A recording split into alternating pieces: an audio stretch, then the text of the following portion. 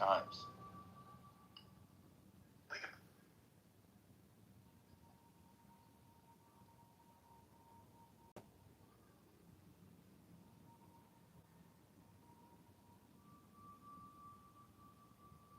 So first lady, aren't super PACs crazy? She's probably gone. I'm here. What are you eating? Are you eating oatmeal and bananas? It's overnight oats. Yogurt with raspberries and blueberries. No, it was close. You what? Greek yogurt. Oh, that's great. Wait, why did you put no granola in it? Yeah, I put a touch. There's a wonderful vegan granola, maybe it's vegetarian, that you can get off Amazon. It's fantastic. Oh, do I get it from Amazon?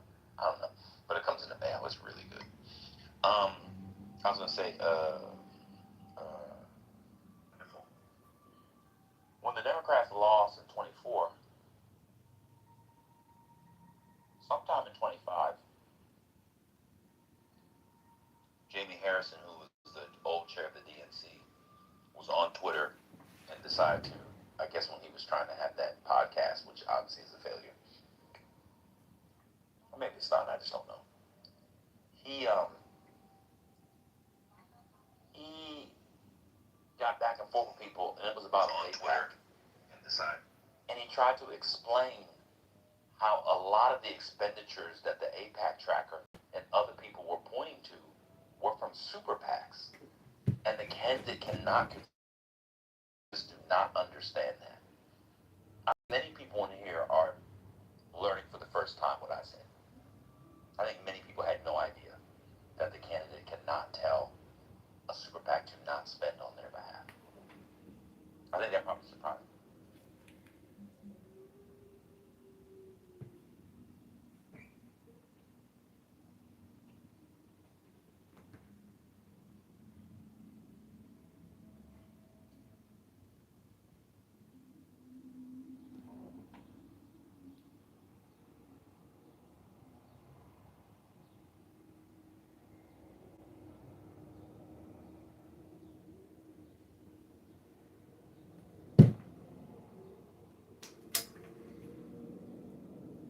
First FEC. And then I think there's some statutes on it now too. So. And by the way, super PACs can raise unlimited amount of money, first lady. Unlimited. I have a woman in my family who, I'm not going to tell the girl's resume, but she's a lawyer. And she clerked for Court of Appeals, I won't say which circuit. You know, you have the Supreme Court, and you have the circuits. And it was a competitive, all the circuits are competitive, but hers was super competitive. That's where law school was and all that kind of stuff. And she could have gone into any area of law that she wanted to. And she decided she's a do-gooder.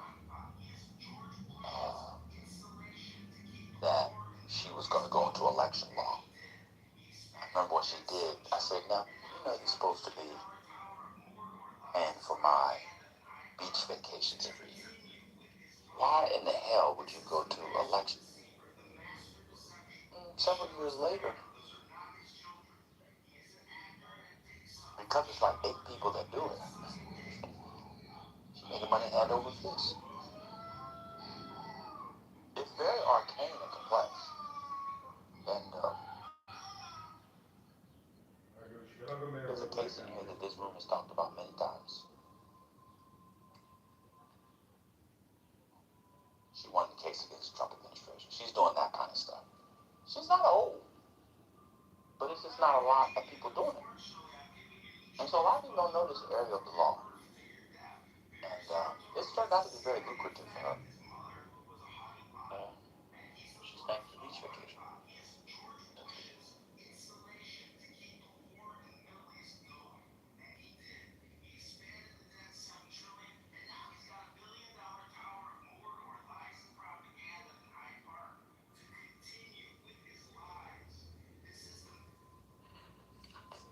there you have it. So she's But the paying. idea that Okay. the idea that you can't put an ad on the cover, the idea that that spiritists or one of us is running for office and we cannot tell a super PAC to not put an ad with my name, image, and likeness on it is absolutely insane. Can I ask a question on that? Two things. So in a most extreme example, you can imagine how insane it would be. You know, like, let's say, I don't know, like somebody like KKK adjacent, whatever you want to call them, basically putting up an ad for whatever, and it being... Well, you can't defend people. You still have to defend the law. Yeah.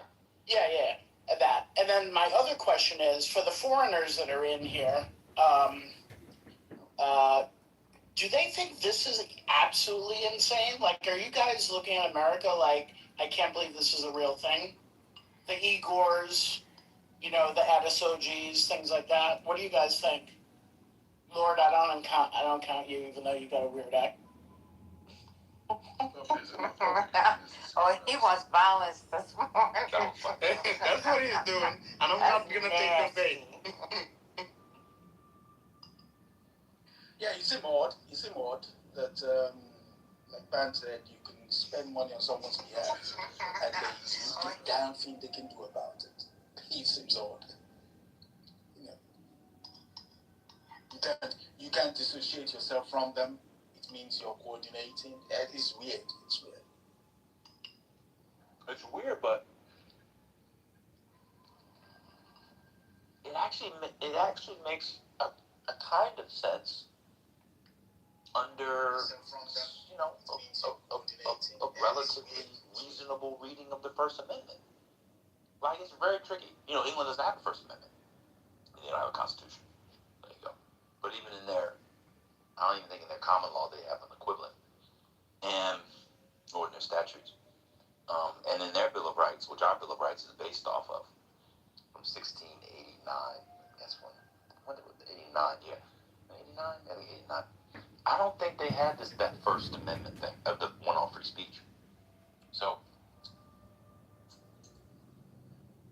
Are you talking about Europeans or? Huh? You're talking about Europeans and no, the UK.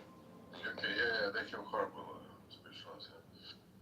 Yes, I don't know, man. It's hard because I can see in reading the First Amendment as part of your free speech, you know, you should be able to advocate on behalf of a political campaign. And, you know, in some ways, what is more democratic than speech on behalf of representation? I think it's very tricky. It's very, very tricky. Because how can the government, you know, what would a law look like where a candidate can tell someone that they're not allowed to exercise their free speech and the government would enforce that? I think it'd be very tricky to get through. It's a mess. Well, because where is the line? You know what I mean? Like something rather like kind of innocuous or like, you know, whatever, and then, or something the most extreme examples. Like, where do you draw that line? How do you legislate that? You put the line that if you're calling for direct violence, that is the line of the free speech, and obviously what is overly criminalized, like pornography, so it's not so hard to. In America, you guys don't have like absolute free speech either. You have some words and some stuff that are, I forgot the legal term, but you can't use them like fire in the theater or stuff like that, right? So that's why I'm upholding the European free speech laws because they're so, you know, they're stupid, I would say, and also the line is, you know, too broad. So I actually like about America the first of all.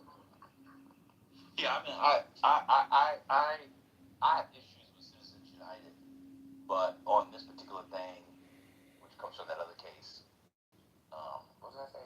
Some Roe versus the FEC. I forgot the name of it already. This one's tricky because if you look at the image, I guess I can put it at the top. I don't know if people want to see. If people see it, I put it at the top. If you look at the Daily News this morning, that's a fair use image. He's a public figure.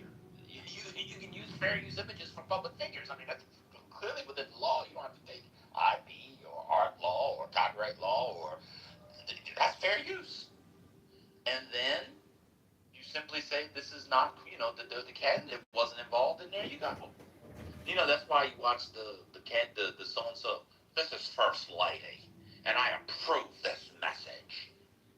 And then you get the other ones. You get the other ones where it says, and "This message is brought to you by the Ku Klux Klan. Was not approved by First Lady, but you should all vote for her." Like that, they tell you it's not the candidate. You have to make those things known.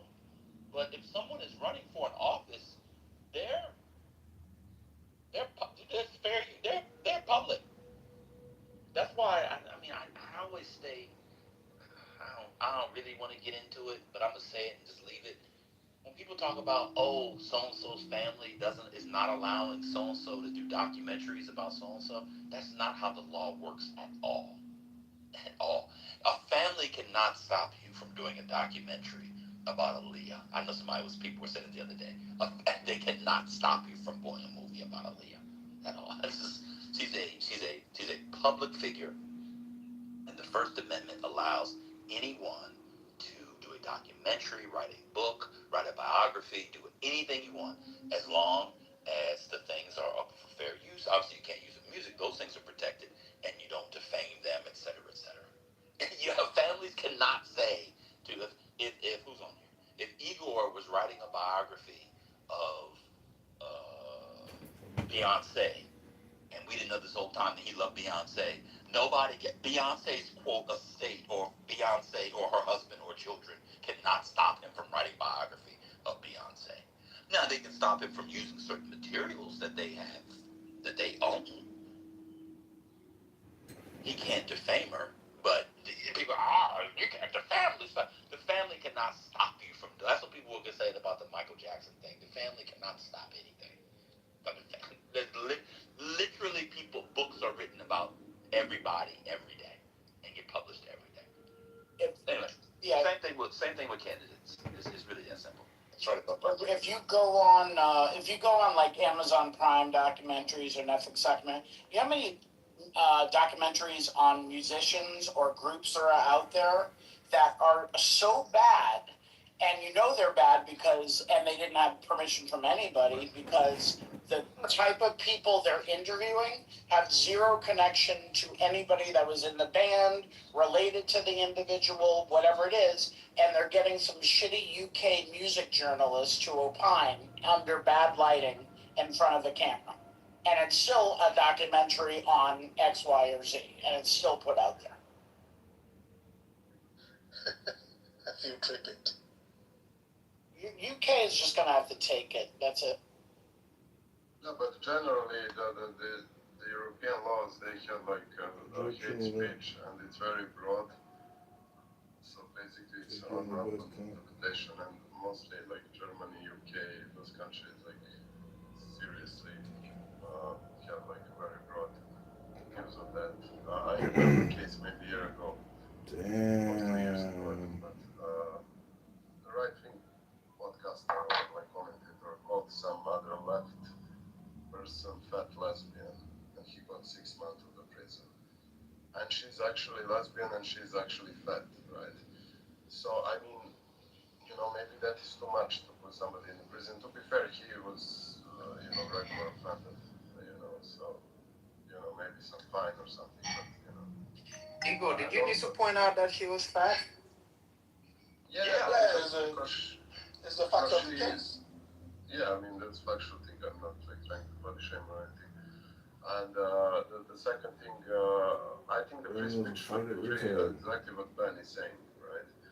About the political speeches, I consider the free speech also the right of the assembly, protesting and stuff like that.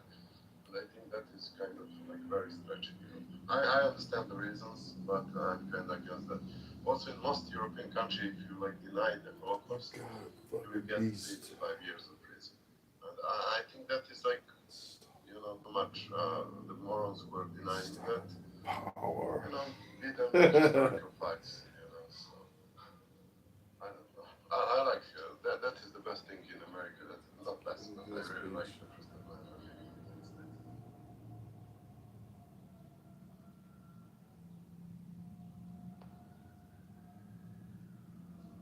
Um,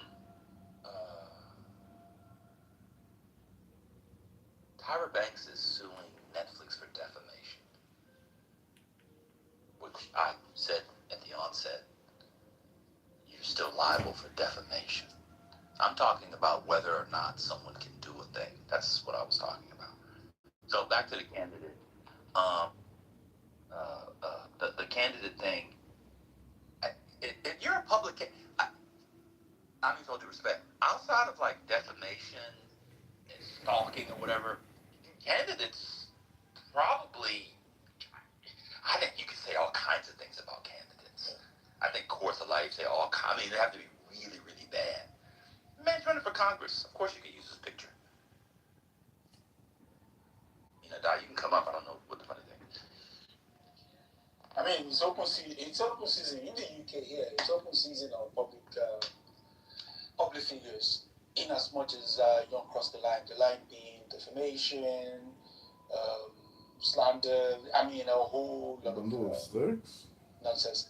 This guy recently won one, which was rather odd. What's his name? Harold against the male group.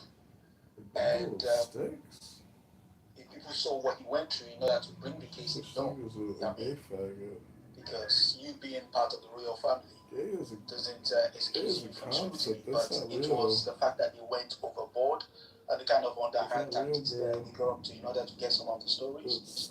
That was how he was able to win the case. It's a concept that's not real, but sticks are. What's that?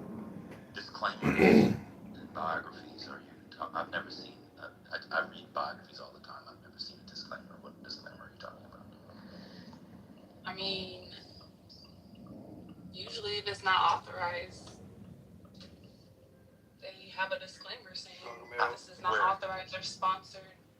Where? Yeah. Somewhere where it's noticeable. I don't. It could be in the back of the book, inside the book. What book? Can you give an example? Is the person alive or dead or has an estate? I mean, yeah. Sure. I'm saying so I have I have 10. I'm in my living room. I've got 10 biographies right here. I'll just randomly choose one of somebody alive from somebody dead with an estate. So this was the one that came out last year of Ella Fitzgerald. I read this. There's no disclaimer in here. Wait, was it authorized by her? It's unauthorized. It's unauthorized? Yeah, there's not one disclaimer in here. It's just a biography by a music scholar. Like, people write biographies all the time. I mean, yeah, okay. I'm just saying, like, to avoid litigation, if it's not authorized or approved, some type of... What do you mean? They could sue them if they find that some of the things about them is, like, not true or... Well, that's true with a disclaimer or not. I've never seen a disclaimer so first of all, you don't need to get you don't have to have an authorized biography. If you're a public figure, the First Amendment allows you to do projects on public figures. I'm looking at the acknowledgments. There's no. It's just a biography. The estate. The First Amendment authorizes you to. I said it allows. I didn't say authorizes. The First Amendment allows you to write biographies about persons who are public persons. As long as you don't defame them, you don't need them. Yeah, that's what I'm talking about. Like, they could come and sue you, and so to avoid litigation, they just say, well, you know, I authorize or sponsored by so and so. These things that are included in this are of my opinion or whatever. Like, people do this all the time. What do you mean? I understand they do it, but even if you do that and you defame them, they can still sue you. What I'm saying is, I don't know what's confusing. I don't know why people are saying Because what you're saying doesn't make any sense. It does make sense. People do this all the time. No, they don't do it. They don't do it all the time. I read biographies all the time. I've never seen disclaimers. I have no idea what you're talking about in a biography. Question, please. So, this is what are you saying that this is required, or are you saying that the disclaimer is required, or are you saying that the disclaimer is advised, that it's something it's recommended? Is it a requirement or a recommendation? No, it's not. It's not required. It's to avoid litigation. It's So advice. so it's a recommendation, is what you're saying. Yes, I never said it was required. People can, yes, they publish stuff all the No, time. so it's fine. I was just trying to figure out if you meant that it was required or recommended. That's it. I wasn't. Okay, yeah, that's all I'm saying. I didn't say it was required. But I don't think that's what he was arguing either. No, but you said you see them in biographies all the time, and I'm trying to understand what that looks like. Well, I didn't say I see them. I said that they do it. They do include them. I don't read a lot of. Yeah, let me weigh in here for 1 second. So sometimes it's also like a marketing ploy. It says like the unauthorized biography of George W. Bush, and it's a wide way to kind of say doing details. And it's not only a disclaimer at times, but it also is a marketing ploy often. I mean, okay. I mean, I'll say, just listening to it, I'm not. It's not clear to me what a disclaimer, what work a disclaimer would do, because you still have obligations to make certain types of representations if you don't want to be sued. Well, So you shouldn't knowingly make false statements about people that are factual assertions that are false. You shouldn't um, say things about people without doing your due diligence to make sure that you're not just out there making shit up and being reckless about it. All of those things apply to people, regardless of whether there's a disclaimer or not. And I'll be honest, I this is not my area, but I've never heard of a disclaimer being warranted or even recommended in this context. Now I know about disclaimers that lawyers add to the bottom of their emails. It's a different context. I just don't know about disclaimers here. I've seen disclaimers for like fictionalizations of events. I've seen that, but I've never seen like, John Meacham, CEO said John Meacham.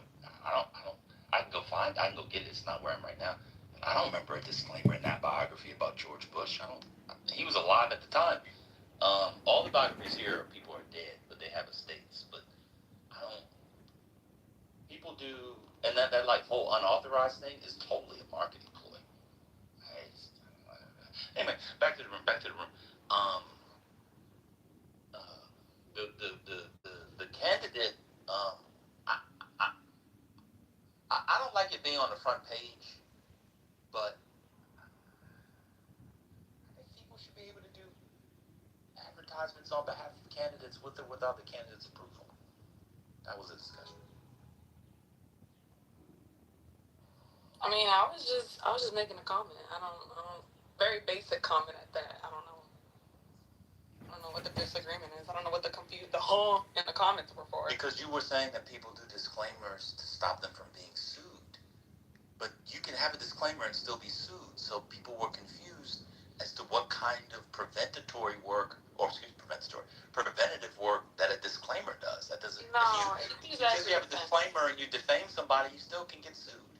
I never. And then you mentioned Tyra Banks suing. That has nothing to do with this. I'm saying that you can't just. Well, first of all, I never said that it prevents you from being sued. I don't even know what that means, for real. But that's what you said. You said they do it so they don't get sued. So that they don't have like a right to sue because it's a defense now. It's like my opinion. Why would they have a right to sue? Oh my goodness! I'm saying that they can use it as a defense. What would the defense be? That it's an opinion. This is not like something like if it's for defamation, it's an opinion. If you say it's an opinion, you can't sue for or you're not gonna win on defamation. That's not how it works. Sorry. That's not how what works. Calling something an opinion doesn't necessarily make it an opinion. You're going to have to show that it's an opinion. The disclaimer doesn't prove that. Let me finish, please, because I don't want to do the hiccup and the ha and the all that extra shit. No, a disclaimer doesn't do any of that work. No. If you make an assertion that's an opinion, you have to do it in a way that allows you to argue later on that what you are doing is making an assertion that is an opinion, not an assertion that is factual. Throwing the label It disclaimer on literally it. negates that part. No. Throwing the label disclaimer on it doesn't do anything if the assertion is factual. Disclaimer, the label, it doesn't do anything at all.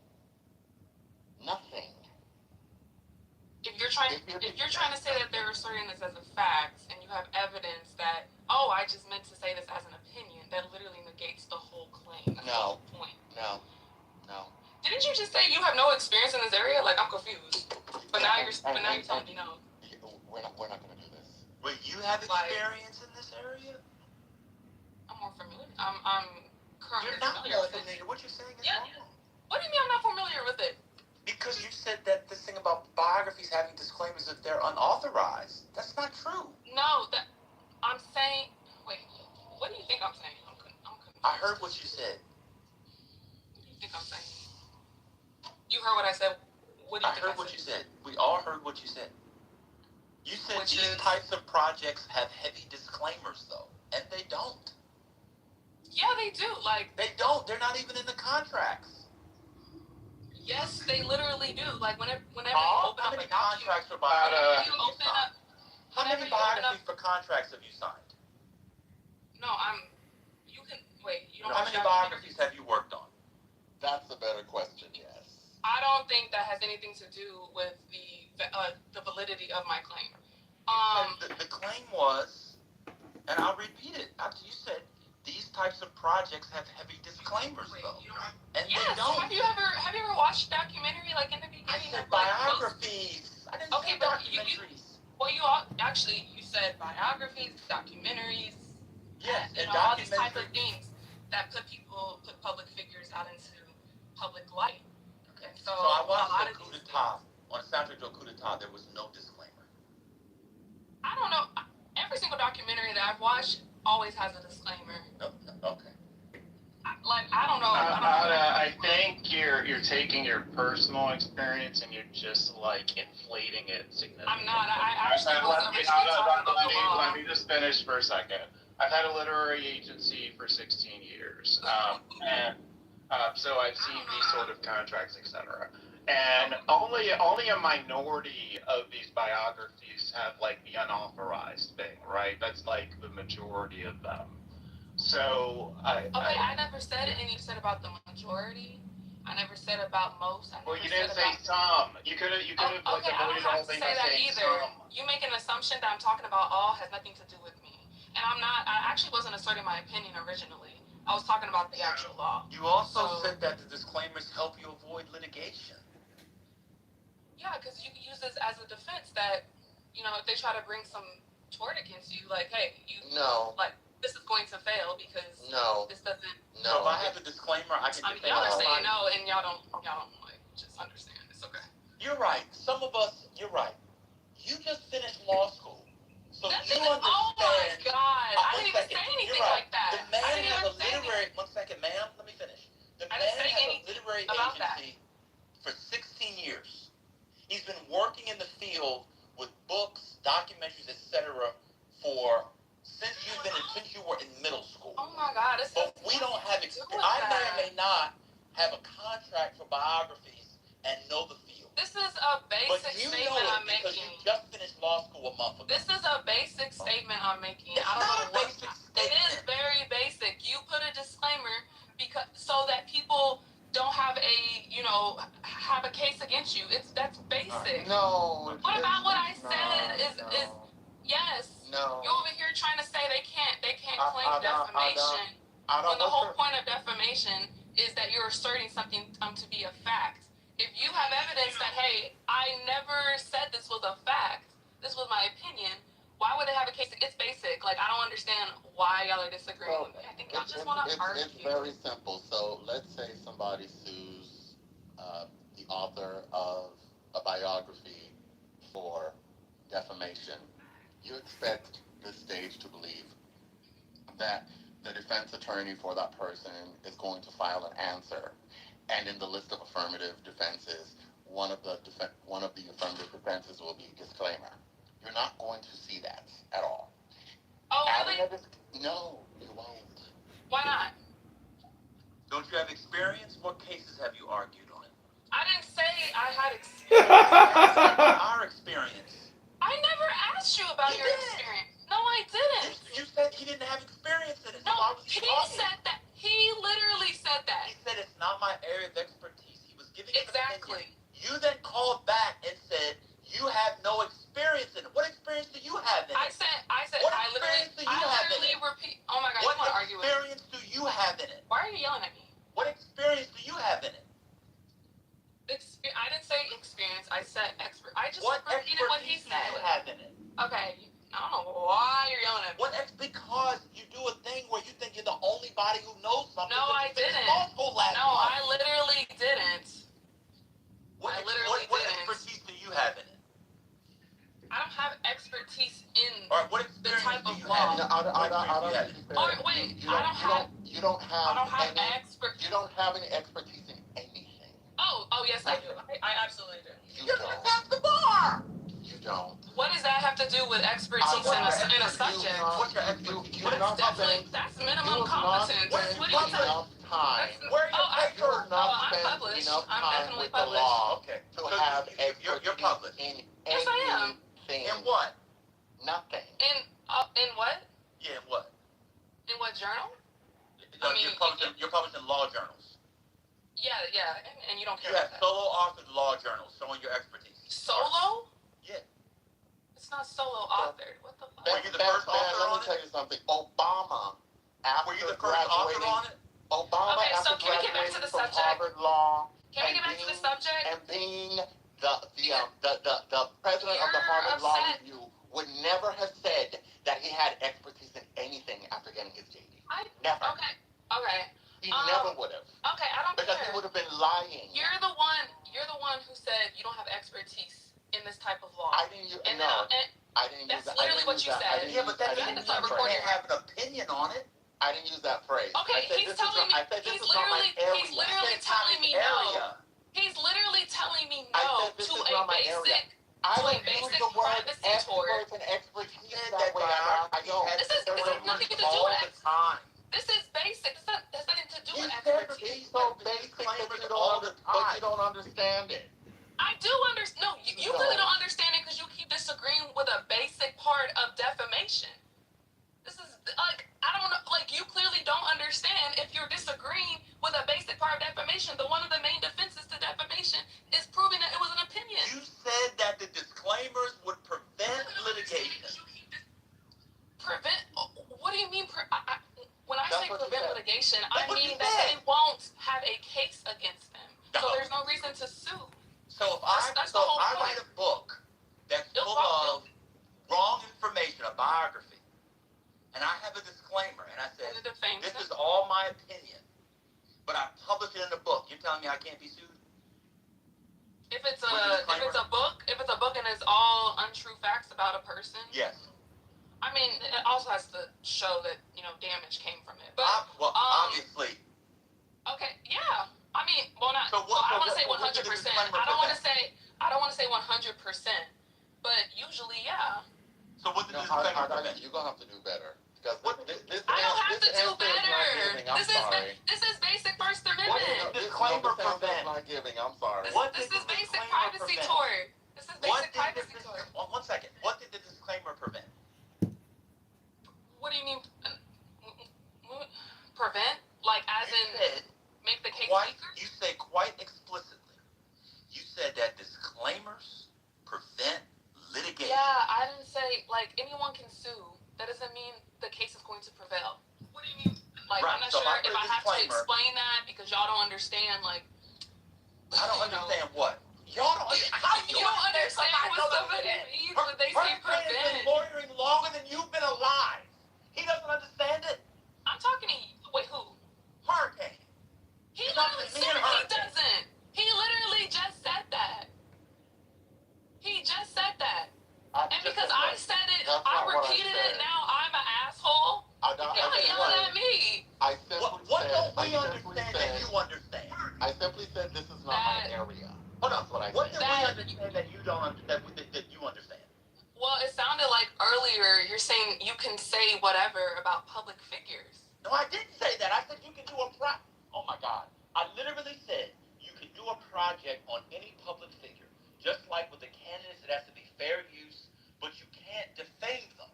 I mentioned defamation 50 times. I said you cannot make things up. But when people were saying the family was preventing them from doing a documentary about Aaliyah, families can't prevent you from doing documentaries about Aaliyah. Now, you can't use things that aren't fair use, public use, etc. You can't use the music. If she's got a set of documents or letters that the estate owns, you can't do stuff with that. But you can do an entire documentary about Aaliyah without their permission. How do we know that? One, we know the First Amendment. Two, there is one. I think it was on TLC or something. So people always say, like with the Michael Jackson documentary, oh, they needed the family's permission. You do not need the family or estate's permission to do documentaries, biographies, novels, etc., based off a public figure's life. You don't. I mean, you can be at risk of litigation. I never said anything close. He could be at risk of litigation about the subject or those adjacent to the subject. I quite literally said you can't do it. So what don't I understand? Ban is not wrong about. Ooh, like look at the chat. Ban is not wrong about any of this. If Ban, oh Lord, no, I'm being honest, he's not. He is never wrong. No, I've been wrong. This is basic. He's not wrong about I'm telling this. you it's basic. Perhaps I'm telling you. Something So why are about you writing disagreeing biography. with me? Perhaps. Is Then it why possible? are you disagreeing? I know I didn't go to law school, but is it possible? I never know even about brought up law school. What? I never even brought up law school. I don't know why you are. Because you're telling me I don't understand how writing biographies for documentaries. I mean, this is actually Hurricane said that. Ironically enough, I did take this area in law school. That's a discussion. But go ahead. Okay. Yeah, yes. I took IP, art law, business law. I took a whole series of courses in law school. Yes, it's just I was interested in. But okay. So I don't know. So what don't I why you're understand about what I disagreeing said? with me. What did I get wrong about what I said? You're disagreeing with me. Why don't you What ask did I yourself? get wrong about what I said? What do you mean wrong about what you said? Just now. What did I say about? I'm saying that you can be at risk of litigation. Did anybody do a documentary on Aaliyah? I don't know.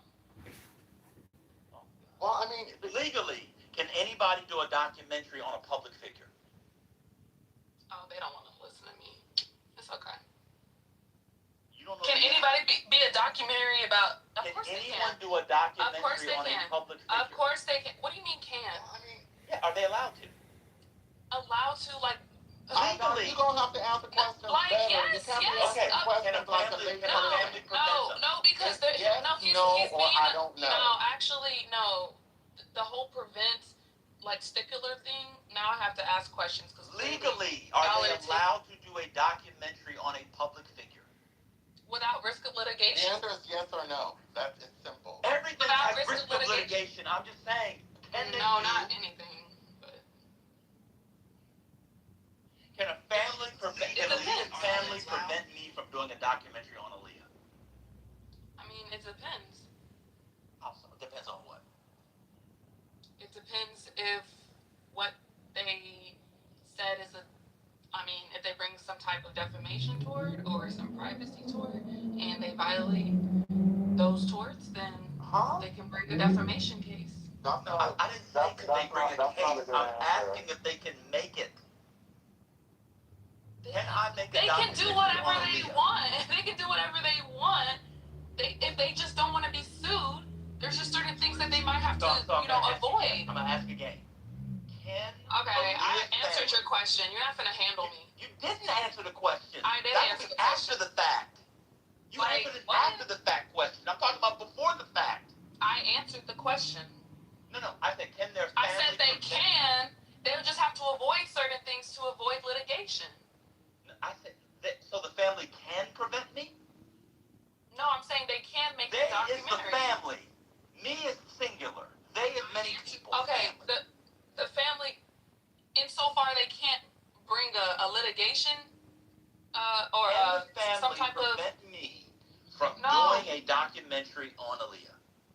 no, unless you do something defamatory or you violate some privacy toward That's or after the something fact. else. What do you mean after the fact? I thought that's what we were talking about. How can I do something defamatory before I've made it? I literally said, are we talking about without risk of litigation? And you said, of course, that's what we're talking about. So yes, we are talking about. I'm talking about to do it. the genesis of it. No, you're not gonna get locked up if you make a film. I didn't say anything about locked up. You can't. I'm saying, can they prevent you from making it? Not on a defamation tort. No. Put defamation aside. Can they I'm sure. stop him I don't know from what. making the movie? I don't know what they can like. That's the question. Can they do it? I don't know what they can sue them on to prevent them from making it at all. No, I don't know that. So is it a yes or I'm no? talking about like No, First you're Amendment changing stuff. the question. That's the problem. I'm not changing the question. You are.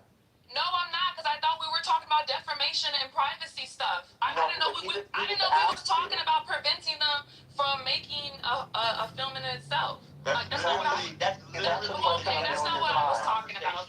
Because we were talking about that's campaign not what I was talking whether about. or not a candidate should be able to prevent someone of using their name, image, likeness, etc. Well, you can prevent them by threatening litigation.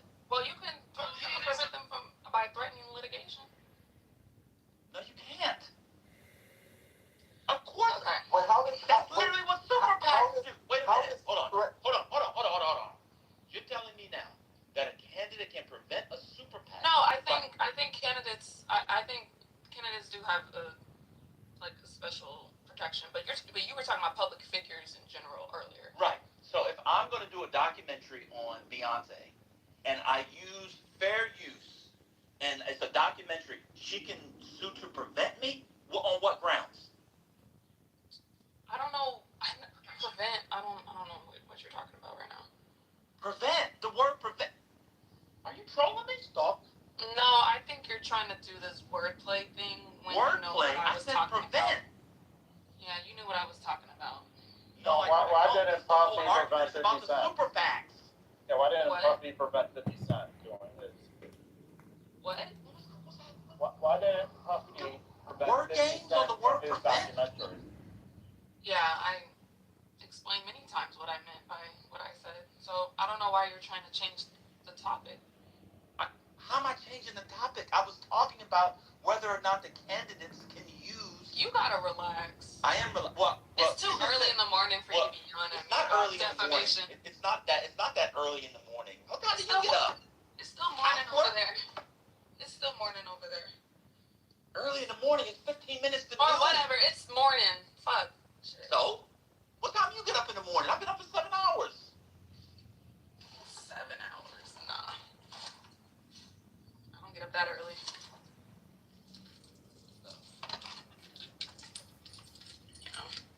You gotta relax. You gotta listen. I was listening. Because I think the only reason why, because you clearly are trolling. I'm not trolling. I'm not trolling. Could a family I said something basic. There's nothing controversial about anything that I've said. I said, could a family prevent it? And you're talking about after the fact. I said prevent. Yeah, and then you said that's what I was word talking about. games. That's what I was talking about. That's what I was talking about this whole time. So you're confused. No, it wasn't. Yes, it was. How you gonna tell me? It's not what you were talking. So, what does defamation have to do with stopping someone from doing something? Because if you are at risk of litigation, like you're always at risk of litigation. No, that's not true. No, wait, when are you not at risk of litigation? You're not comprehending him. For defamation,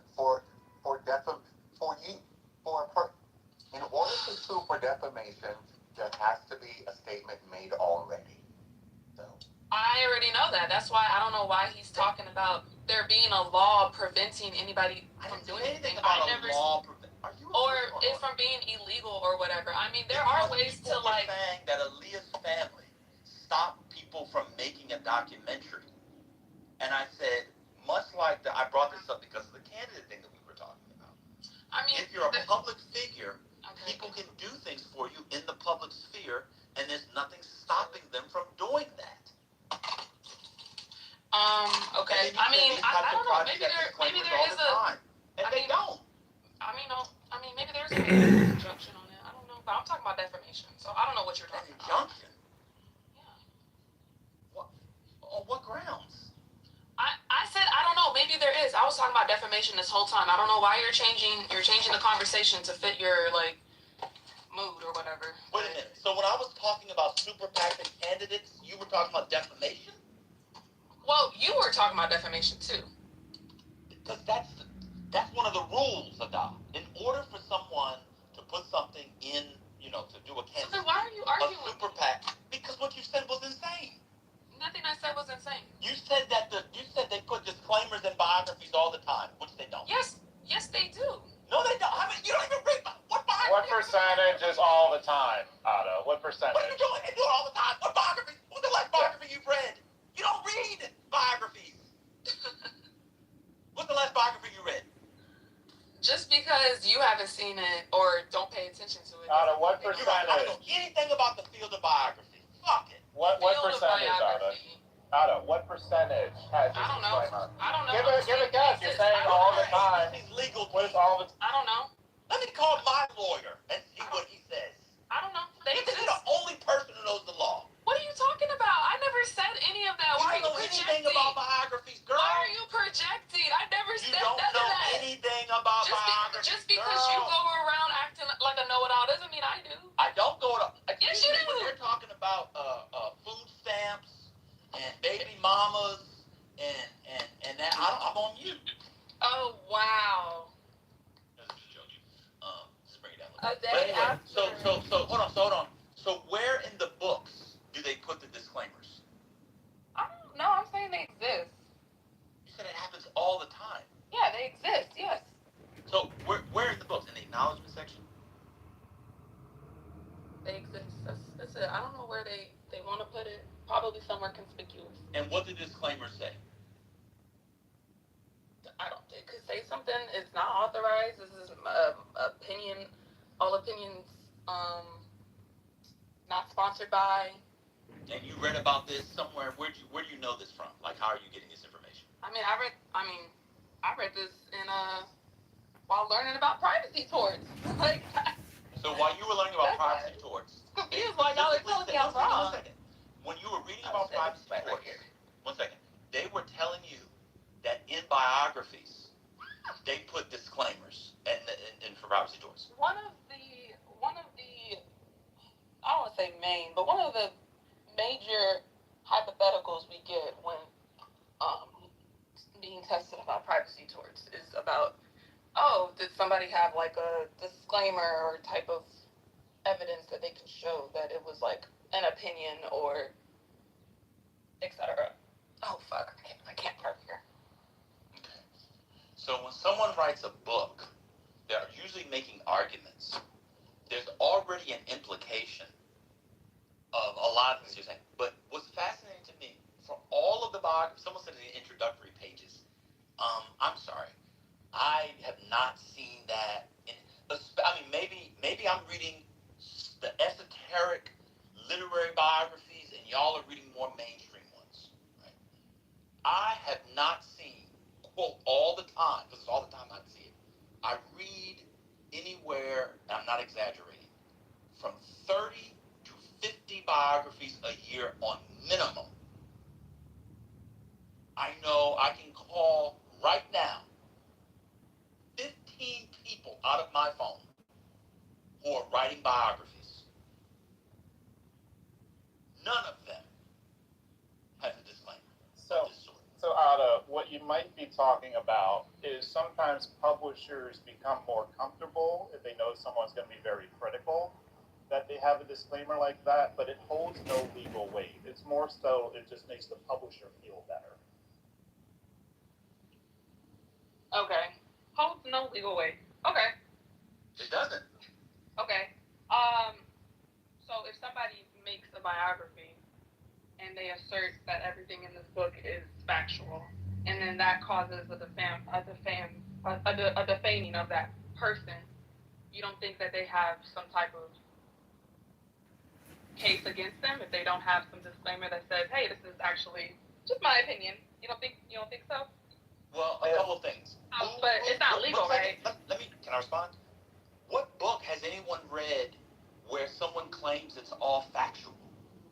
So that would be like a different kind of disclaimer. But where somebody would be saying, can I respond? Oh, okay, I didn't know. Why do you ask questions and then start talking about people? I'm sorry, I got ADHD. You do? Probably. Go ahead. No, I don't want to be. No, continue. I'm already walking. No, you have ADHD. I don't want to be me. I don't want to be ableist. That's too late. You already said the R word. But go ahead. What, retarded? He says it again. Okay. So you're saying if someone claims it's all factual, who's done that? I'm saying that they like purported to be like factual or like, you know, like there's ways of like showing that. Like who? Oh my gosh. No, but I'm saying like in the course of a biography. You have to bring an example, like it's just so boring always bringing examples like for basic things. I'm trying to understand what that would be like for someone to write a book and then to claim it would be all factual. It's just so annoying having to have an example for basic things all the time. Like this. Okay, let's try this. You've never even read a biography. What the fuck is that? I definitely read a biography. What biography have you read? I've read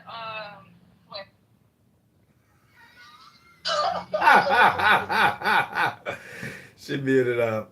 That was so funny. Oh well, I guess I've read autobiography.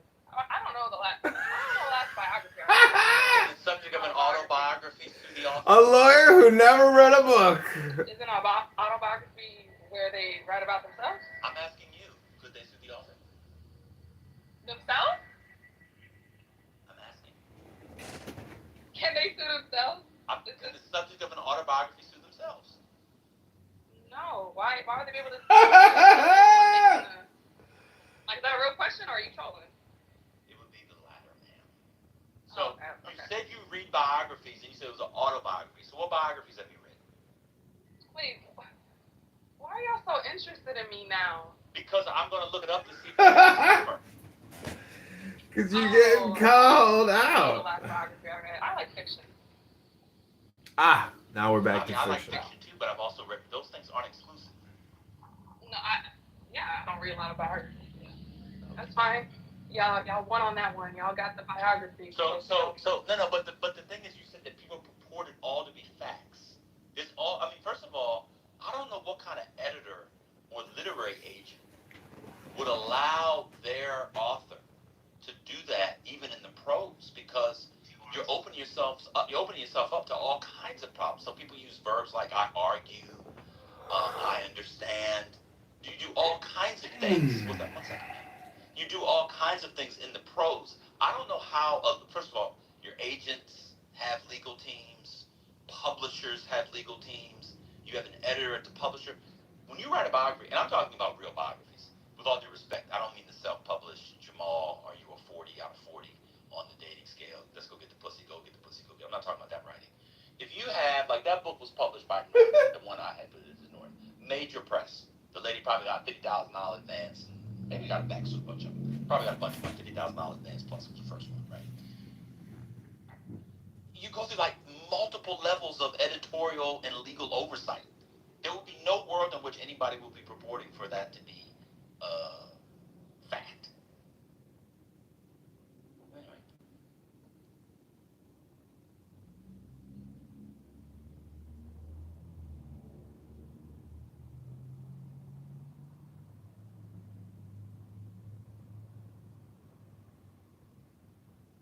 I have to do a better job of recognizing when I'm being trolled. I really do. Why do you think I'm trolled? Oh, breaking news! Oh, okay. Today is the day of big deaths. Alan Greenspan died earlier this morning, and the great music quote hit-making titan Clive Davis just died.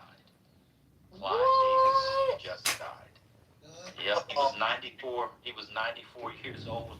Well, let me get a disclaimer. I'm reading from the New York Times.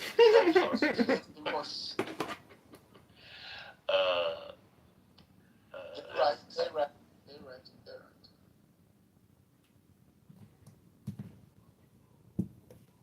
So June 22nd took him out. Yeah. He was 94 years old. That's a long life.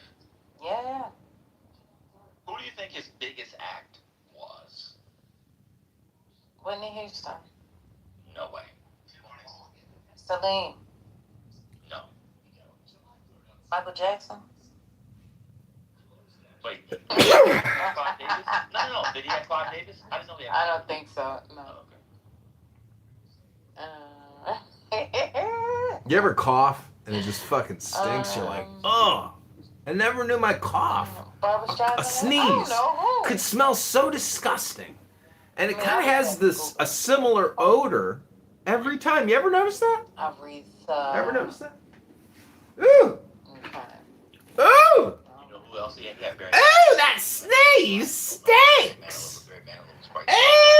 Ew, your sneeze stinks. Gross. Ew, yuck. Okay.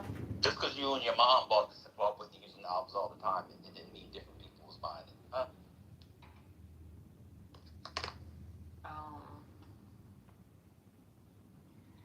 That's what black people do. Black people look at sales, they don't realize. Are you pouring coffee?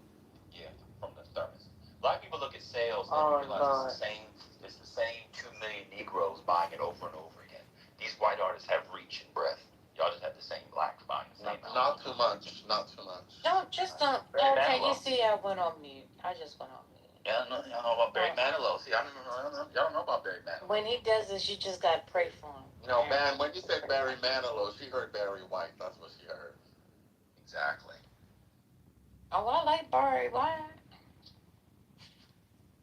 But no, I didn't. I think I may have bought one Whitney Houston album. No, I'm just joking. Whitney I have was more obviously Tina. bigger than. She was obviously bigger than Barry Manilow. I was just joking. You're a rascal.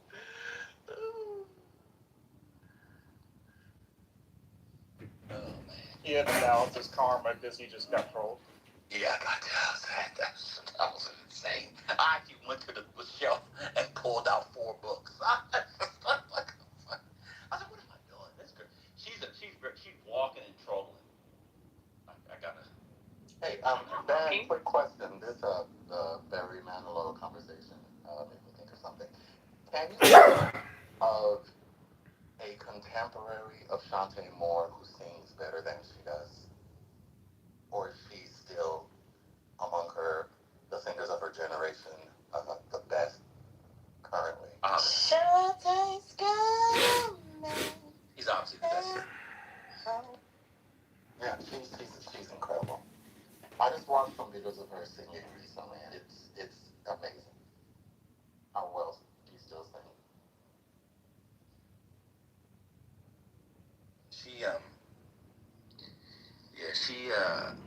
She didn't have the songwriting that the others had, but pure vocal talent, it's pretty unmatched.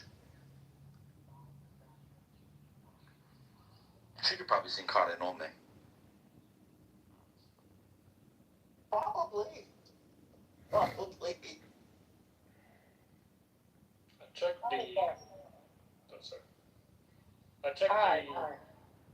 I checked the Elon Musk biographies and downloaded a Trump one. Any legal disclaimer I can find is the standard nonfiction disclaimers, especially with finance-related books that are meant to protect the publisher from the readers, not from an author. Exactly. Yeah. What does that mean? Well, if it's a health advice book, it's the standard nonfiction boilerplate fits biography of Vegan Elon granola. Musk, then any decisions made based on information provided is as is, and there is basically no consequences to publisher for using that information. That is the standard nonfiction boilerplate that is everywhere. Well, not even that it is not everywhere, to be honest, like sometimes. But it's in the finance-related books, And health. biographies, health, stuff that. But all of it is meant to protect from the readers, not from the authors. Not from the subject. Yes. So y'all are just, this is Googleable. Like y'all are just saying like that, like disclaimers just don't help with legal consequences at all. Is that what y'all are saying? Like y'all are just. No, what we're saying is that if somebody reads a book about a witch doctor, a Haitian witch doctor, who drinks chicken blood and goes to soccer matches with Haiti and decides to do that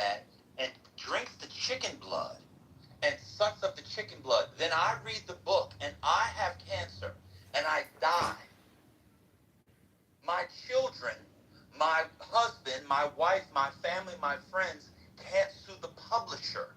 That's standard for health. In other words, this is not health advice. That's not what we were talking about. We were talking about it from the vantage of the subject. Not so the witch doctor's family is not. It's not a disclaimer against the witch doctor's family. Same thing. If you read a biography of Warren Buffett, and somebody details Warren Buffett's investment plan in 1987, 1988, after the savings and loans crisis, I then read it and invest exactly the same way. I lose my 401k, which we all know. The median now is about $85,000 for 50-year-olds. I cannot sue Simon and Schuster for $85,000. That's not what we were talking about. Hello? Hello? What? Hello? Well, Hello? that's not what you were talking about. And frankly, Hello? they Hello? don't even need those Hello? to help the people out. Hello? If you read a book and find Hello? in a book, you'd be very hard pressed to find a court that's going to give you $85,000 back. I think they're just doing it for them just to be nice to the people. That's not what we were talking about. We were talking about being sued from the subject against the author, not the reader. Hello? Nothing I have said has been incorrect. So Gotcha. it's just You said that biographies all the time have them. They don't have them all the time. yes, they do. They do not. All right. You know what? Okay, let's just bring up an example at this point. So if I show one biography. No, if you show one, that does not mean it happens all the time. Okay, so if I showed how many do you need for you to Define all the time. 50? Define all the time. You never defined it. It happens. It exists. Okay, 5% of it is 5% all the time. It's 5% all the time. I told you how I defined it. So I said it exists. For that barn that's coming up. It exists. Doing all that. Oh, it exists? Wait, sure, it exists. It exists. Yeah. Are you happy? It exists. Yeah, it exists. Cool. Oh, Okay. okay, great. Next. Then you conceded on it. No, you said all the time. Yes. Yeah, you're right. all the time. Yeah. All the time. You were right. You never defined. You're right. If you get a disclaimer, it helps you. Yeah, you're right. Everything. You know, just because Van disagrees with me doesn't mean you automatically have to jump on that wagon, right? Man's been in the industry for 20 years. It's my job. It's my job. More than your life. Okay. He's been in the industry for more than half your life. And he doesn't know that disclaimers are in biographies? I literally said, I said this to be authorized biography. I said that earlier. I said there's unauthorized biographies. I said it's a marketing ploy, or it makes a This is a massive troll. Mel, you too. People put disclaimers in their Clubhouse profiles. They do, and it really helps. That's unserious. Like, no one's gonna sue for defamation on Clubhouse. Using the word unserious is comical. Okay. Aretha Franklin was about 3 times bigger than Whitney Houston. Do with that what you will. Aretha 3 times. Well, she lived how many decades? She was ain't talking singing about all Calling me a troll like I'm saying something stupid. I ain't talking about that. I ain't talking about that. You're not talking about what? So she was 3 times bigger. Oh, that's nasty. Mr. Resilient said, I don't gotta read what the man said. Because see, he said, I think Whitney Houston, no, he said, Whitney Houston is bigger than Aretha Franklin in my opinion. And I'm looking at the images and that's just not true. Huh? Shut up. You need help. I told you not to drink that. You sure you want to come up, Payola? I told you not to drink that coffee. I love your dick. Oh. Oh. Alright. They were trying to get the closet.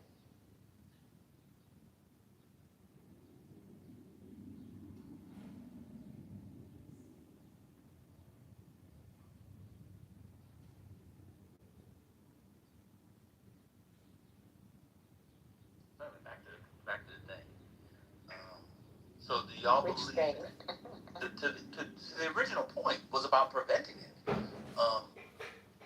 I see y'all's argument about candidates being able to prevent or be able to have a say, but I think I'm a side with the court on this one. I think that people should be able to make political ads without the candidate's permission. So I had a scenario that I was thinking about before I left. I had to take a call. And I'm like, okay, what if, I'm running for, I don't know, whatever. I'm running for mayor. And someone picks it up, a super PAC picks it up. Mm-hmm. But they are KKK associated. Mm-hmm. And then they go picking it up and saying, yeah, go and support her. She's going to do us right. I don't want my name attached to that. Like, I don't want my face. Like, what's going on? Well, they have to have, watch this, a disclaimer. They have to say that the person is not affiliated with the campaign. So they do have to say that. But the problem is that gets you into a land of defamation, because there could be real damages on that. But you don't know. But that's the thing, that it could be an innuendo. I could be saying she supports us as Americans, not as the KKK. I know, it's tough. That's what I'm saying. Election law is very, very tough. Yeah, that's what I'm saying. When you say you side with the court, I'm like, I think the ability to come in and talk about it and then have someone judge is the most likely thing that I would like to see happen. Not that it's an automatic, the super PAC has the power to do so. If I want to be disassociated with it, there should be a process to allow me to do that. No. Especially if I can't contact them and tell them to take this shit down. No, you're a public figure. No, so when you decide to run, all of that is on offer. It's all on offer. Everything's available, from the rooter to the motherfucking tutor. So let me give you an example. Grant Plattner. I'll give a better example. When I run for Senate, all of the back channels of me getting titty pics, requesting titty pics, the videos, the meetups at the Whole Foods for hand jobs, the trips that I've taken with about 5-6 women on here, the foursome that I had on here was a female, male foursome. All of those things, all the Kitover recordings, all of that is on offer. Once I open myself up, to that sort of scrutiny, it's all Graham Plattner's text. If that lady turns those texts over, well, that may also have to do with what's it called when you have two-way consent, both party consent, or whatever that's called. That may be a little different. See, it all falls into different types of law, telecommunications law. Like, it's kind of messy. But all this is to say is that somebody can have a super PAC and say, look, there was this guy named Bam. He was in the back channels. 3 of us met up with him one time. We had some bourbons, and next thing you know, we had the leaning tower of pussy, and he was going up and down, the 3 of us in a bed. That's all available. It's all available. The leaning tower of Virginia. No, pussy. You need the alliteration. Leaning tower of pussy. No. It's too early for the cat word. The leaning tower of pussy. They'll call me the Don Giovanni. Clubhouse knew I had hurricanes in Nadamina. They'd be like, a mille tre. He got 3,500 hoes in different areas. Yes. So different clubhouse houses and rooms and privates and all that shit. 3,500 and counting, okay? In Turquía no vantuna in España. In España son ya mille tres. Huh? That's I got the whole Rolodex. That's all gonna be available. Everything I'm saying in disclaimers is very common and Just show me one. I've got multiple biographies here. But none of them have disclaimers in them. Also, before you go back to that. So remember, ban, she's cheating because it's 0. Oh, sorry, go ahead. Zero. I'm looking at articles. But you never define the number. You never define the number. So if it's 2%, then you're right. I don't have to define a number. But if it's 2%, then you're correct, right? All the time does not mean a fixed number. It can mean 2%, right? Ada, it can mean 2%. I mean, it could mean like it happens. Like it could mean what? It happens. It happens. It could have happened 21 times. Out of a million books. Okay, right? I don't really care what you're talking about right now. I'm reading articles by lawyers. Yeah, but you want people to care about what you're talking about. You want people to care about what you're talking about. I mean, if you don't, it's not going to affect me. She's just making it so she can't be wrong. You're arguing so you can't be wrong. The person that you're talking to, you don't care about the person's assertions, but you want the person to care about yours. Okay, well, CEO has already been rude to me, so it's fine. And Ben, you asked me to come up to talk about this stuff. I don't know why. I know, but we're talking to the room, Hope. No, you're not. You're still talking about it. Well, you see it. We agree. It happens, but it does not happen all the time. Okay, well, I'm reading articles by lawyers that say that it's very common. Oh, it's not a complete... Lincoln. It's not a complete defense, but it's Lincoln. definitely used. Okay, stop. First of all, don't talk to me like you handling me. You're not my dad. Well, you got handled. You handle yourself. You asked what the word prevent meant. You said you didn't know what prevent meant. No, I didn't say I didn't know. You said I was playing word games on the word prevent. Oh my God, you're yelling at my ear. Let me turn because it down. You are a troll. I'm not trolling. I said can it prevent? You said I'm playing word games. The word was prevent. Oh my God. Go to work. Go study. Okay, bro. Hey, let me do you like Let me do you like we did in Kalisha. Go study. Get off the app. Go pass the test. Get off the bitch. No. We want you to win. Stop talking to us. We're old. He passed the bar. I drink at 1. Go. Get off of this. And stop talking to Sandata on here. It's going to mess your brain up. Go. That is too late. Isn't the bar exam like in a week or so? I have no idea when it is. Why are you talking to me? Get in the books. Exactly. Get off this app and go past that bar. Go past the fuck up. Then come back. That's why I'm yelling. Come back with your past and stunt on us and tell us to suck a dick. That's what you need. Yes. Is it Bible study yet? No. Yes. Pass the bitch and say, man, you're a bum. I passed it. I had to move her down. In fact, how can I block her off the app? Block her until July 4th, because she really does need to go and study. Yes, get off this bitch. Alright, first they did. I have nothing. So gotta come back in for a van, quit crash out. Go read a book, retard! But I think the benefits outweigh those kinds of negatives. And I think what the First Amendment is trying to do. I just don't think I don't think a candidate should be able to control my speech. So you talked about all the back channels and all that. Obviously, a super PAC can use it to be against you, right? Yeah. I'm talking about what if, like, they're being positive about it, and I don't want their support. You can't control their speech, though. But I don't want it. It doesn't matter when you're in a... I don't want it.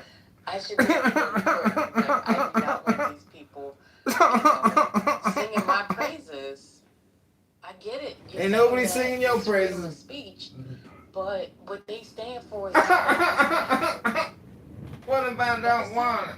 I don't want to be associated with the KKK. Oh. Hello? Hello? Am I audible? Bitch, you a Sure. racist. You laughed your ass off when Well, Charlie where do Kirk you got see that killed. stopping? Hello? So would that be just during the campaign? Um, I mean, because I could imagine, like, you know, it, I mean, I understand what you're saying, but I think the implications of that would be really, could be really expansive, right? So do people in a public setting get to talk about, like, how far does that extend, right? So at a public event, you can't say, hey, I'm supporting so and so. Is it just in commercials or video? Like, like how far would that speech go? I think that would be really hard, um, to sort of disaggregate when you get to support someone or when your freedom of speech, when you get to have your freedom of speech, and then when you're limited, if you couldn't say that. I mean, I think the endorsement is important. So I'm so and so, and I endorse this message. Um, yeah, but you can't disentangle that. I don't see how you'd be able to do it, but that's. Yeah, I mean, the one today is tough because I'll put the New York Daily News piece aside. I mean, the candidate might not like Anthropic, but I'm sure he loves the ad. Today is kind of tricky too. What if you like the ad? To your point for say, what if you like the ad and you want the exposure, and even if it's good, but you don't like the people? So the KKK is an extreme example, but the one from today is really interesting because I think the only way to okay, sorry.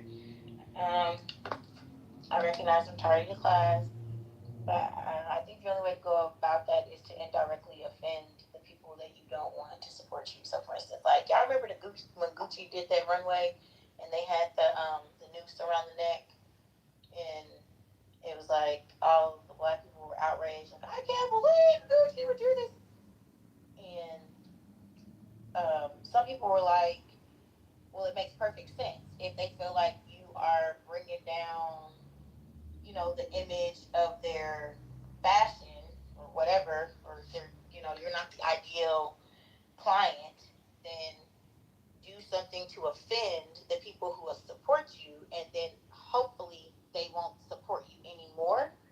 I guess maybe.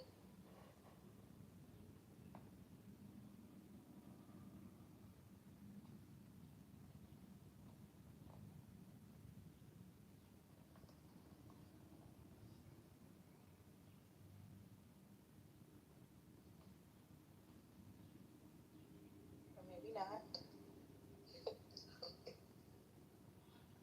Sorry, Penny. I didn't hear I didn't hear your submission.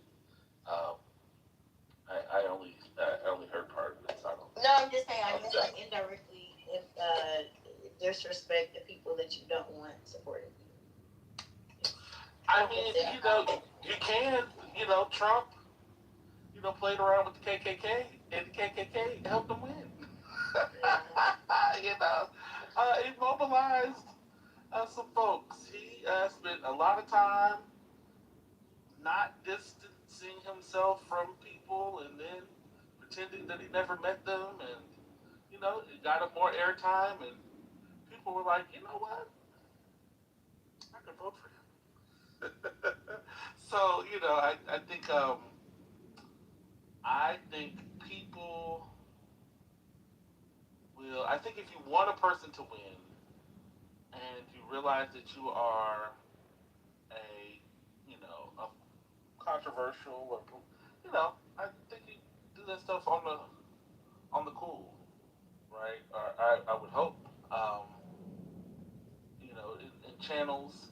I think we have so many different spaces for communication that not everyone is listening to sort of every place, right? So um, only when it becomes there's sort of crossover, crosstalk, and I don't know the extent to which that's always the case. So I think in some spaces, even the most problematic folks, um, are able to get out their support and to the right people, right? I think they have their lanes of communication. I think that works, and the white supremacist, Christian nationalist, white nationalists um, got got enough from the right people, I think, to also help him, get people out to vote for him. Yeah, I agree with that. I agree. I mean, political ads and like this has probably already been said, but I'll just say it for the sake of my own voice being heard. Um, like political ads, for all intents and purposes, are not deciders of elections. And so, like, while they can shape impressions and may feed to sort of the worldview of particular voters, they don't actually like. Normally, it's the people who are persuaded by an ad are people who already had a worldview that sort of aligned with that ad. So I there's an example that I can give, which is from the 90s. There was an ad maker, a political ad maker by the name of Alex Castellanos, and Alex was the guy behind the ad with the white glove. There was a white glove in the ad. In fact, I'm going to try to find it and then share it. Um, and I do believe people talked about that ad forever after the election. Like that was the deciding factor. That was the deciding factor. Similarly, in 2006, I think 2005, six, um, Harold Ford Jr.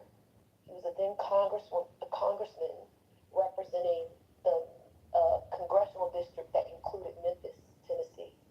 He ran for the United States Senate against a guy named Bob Corker. And the last few weeks of an ad, they ran, or weeks of the campaign, they ran an ad um, that made Harold Ford Jr. look as if he was um, courting a bunch of white women. And he was unmarried at the time. Um, he there were rumors that he dated white women. He eventually married one, but at the time he was not married. And people remember that ad as the thing that sort of like tipped the scale. And I think maybe theoretically those ads that I'm referencing probably did in sort of like a generic, sort of a general way, maybe have tipped the scale. But the voters who were persuaded by that ad already believed that worldview, already had that worldview. So my general view and stake on like particularly money in elections and particularly around ads um, is that piece. I think the most nefarious component to political ads in general are the ones that are on social media because it's harder to track who those are funded by,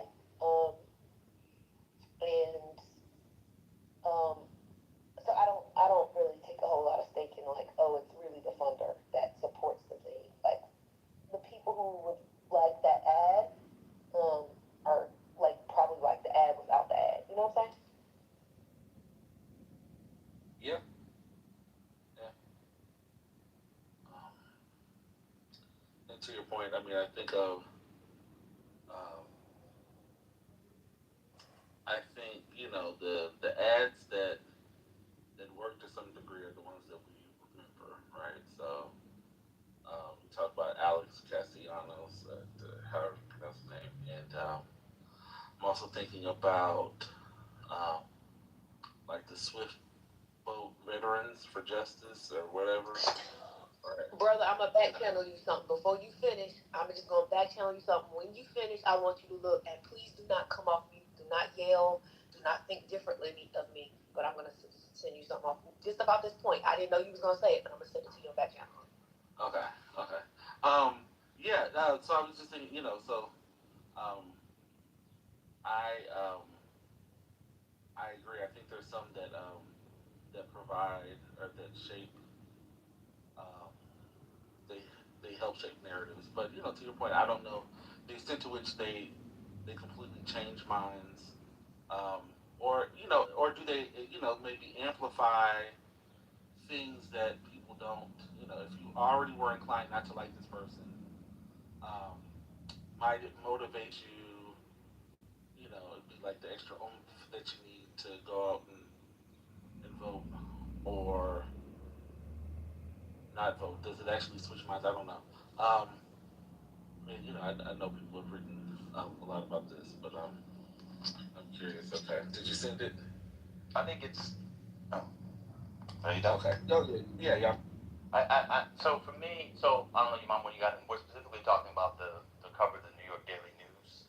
That was a news piece we were talking about because it was paid for by a super PAC, Boras or whatever, had no say in it, but it's the cover and it looks like a real cover, but it was actually an ad that was paid for. Hold on.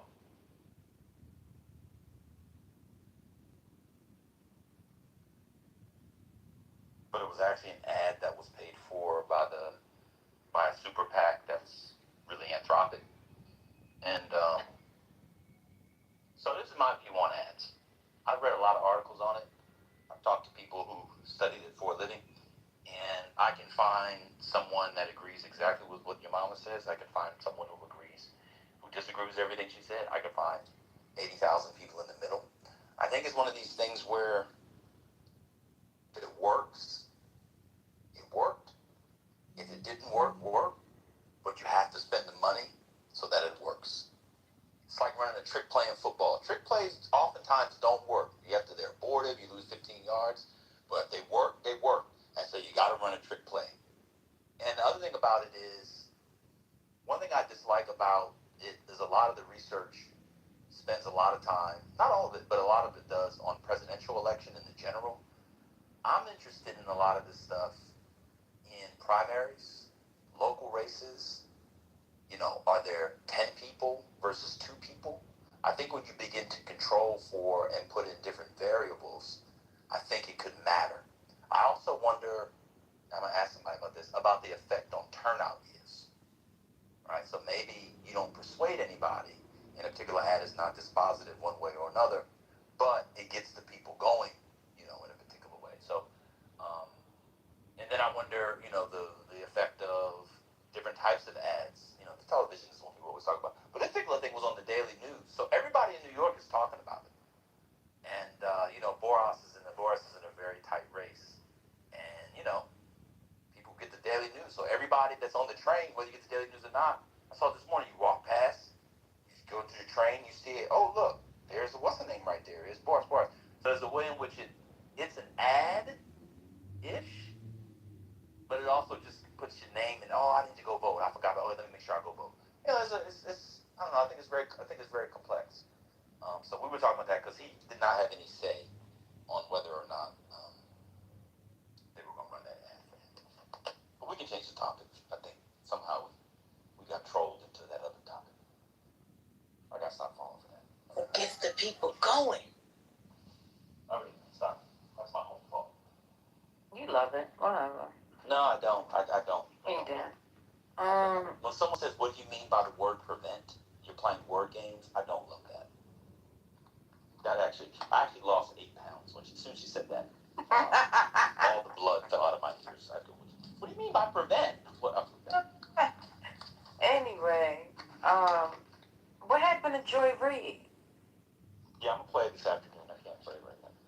Oh, I mean, like I'll be able to play it like 25, 30, like 25, like 20 minutes. If people want. Her Patty's here. She might want to play her. Okay.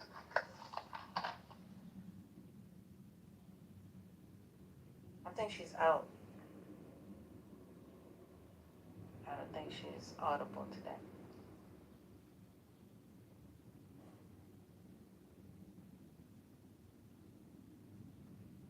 Told you. She said I can't. I'm outside.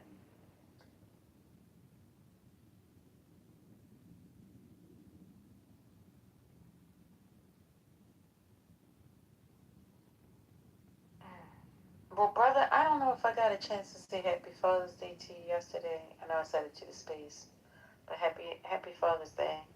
Hope you enjoy it. Happy Father's Day to all the wonderful men that are here, whether you have kids or not.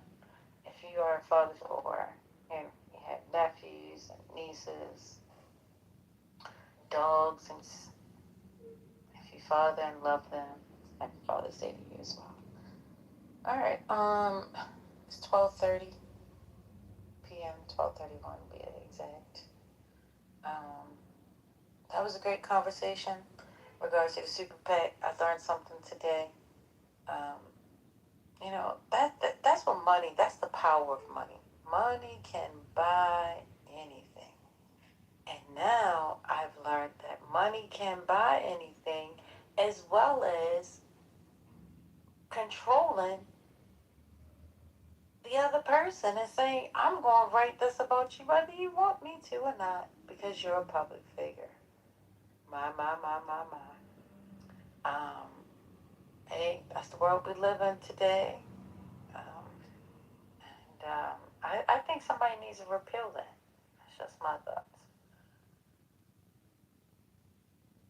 So, that was part of the discussion today that led into another discussion.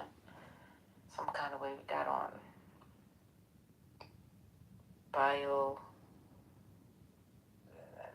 I don't know. Anyway, what's next? Where are we going? Is there a train or a plane taking us somewhere? Any updating news?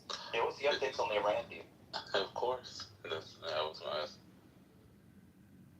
On the Iran deal, I know Vance. CEO isn't here.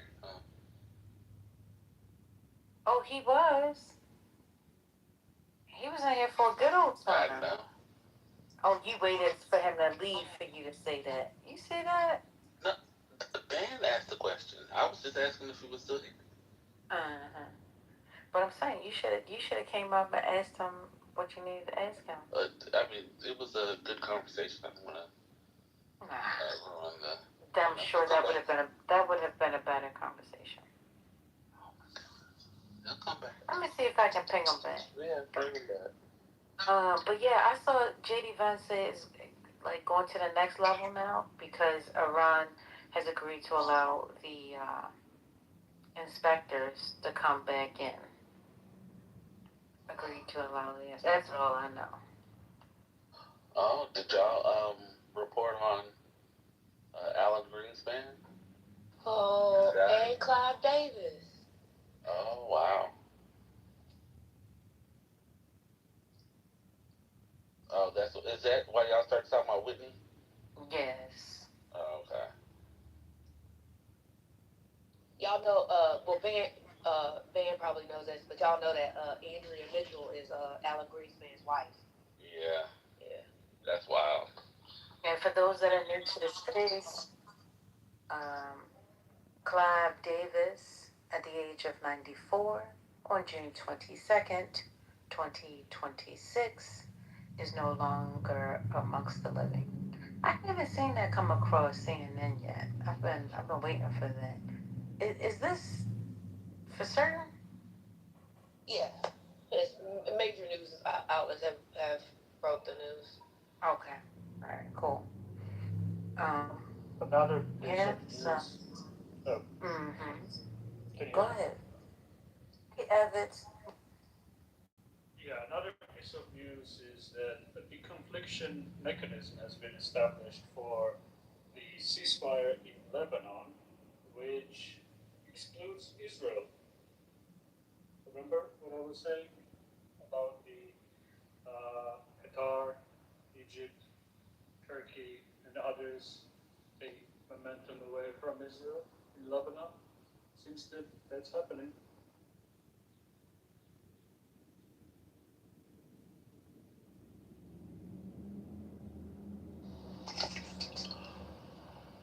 Yeah. I was wondering where you were, Neo. I figured you were hard at work, trying to get this MOU signed. Once it felt like it was all gonna be for naught. So I hope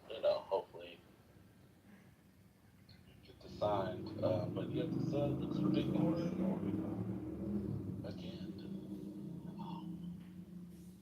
So is this how it's gonna be? Are we?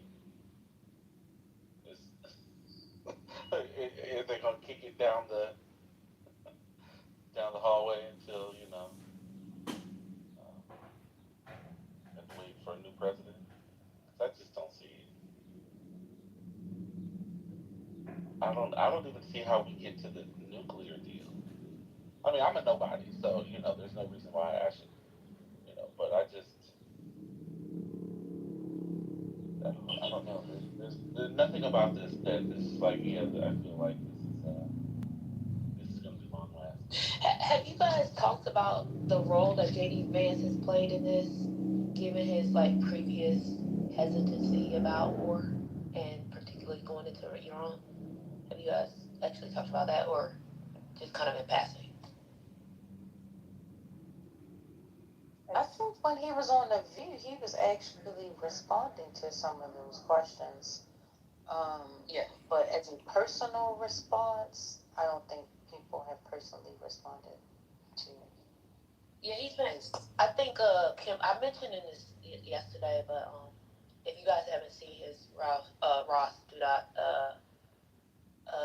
interview on the New York Times podcast, his New York Times podcast, he also gets into this a little bit, but it's obviously less hostile because Ross he was more focused on the sort of like his new book, but I think it's interesting that like he was sort of a complete naysayer to going into Iran and specifically the type of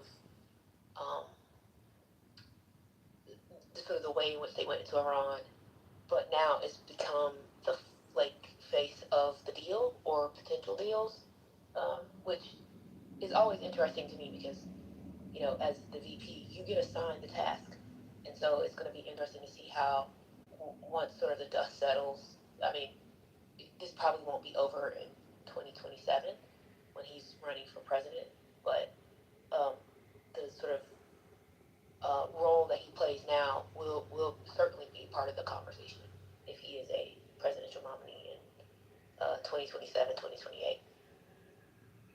Yeah, I think this is a revival of his dead political career and his potential presidential run.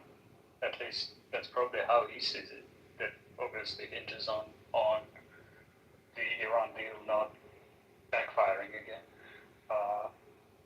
But yeah, he's back in the conversation, and he's back in the conversation sounding relatively sane and,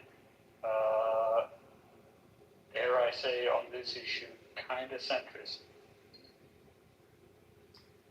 Yeah, I mean, I actually have a very different worldview, and maybe because I think wars are so unpredictable. Foreign policy is so unpredictable and sort of and can make or break presidential candidates.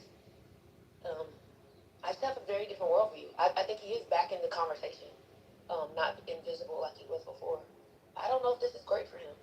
Actually, if I were him, I would be worried because even though he's assigned the face, right, as being the spokesperson for the deal and the administration, but he doesn't get to make the choices.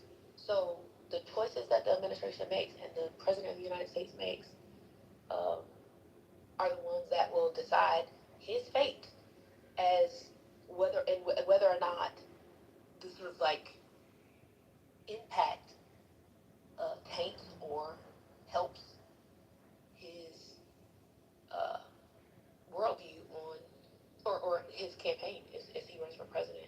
Now, the one thing that always happens in U.S. elections, as you all know, on presidential candidates, there's always about like, oh, they don't have foreign policy experience. So this does give him that, but I think it's largely contingent on like the decisions that's made and whether this deal is actually seen favorably or not. And I think we've heard a lot about this sort of previous week's deal.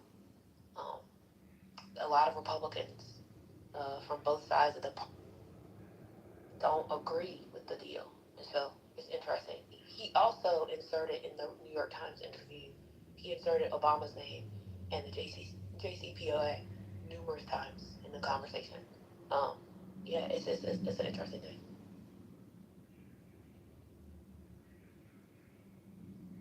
Well, I hope the Republicans, because Marco Rubio will be doing the same.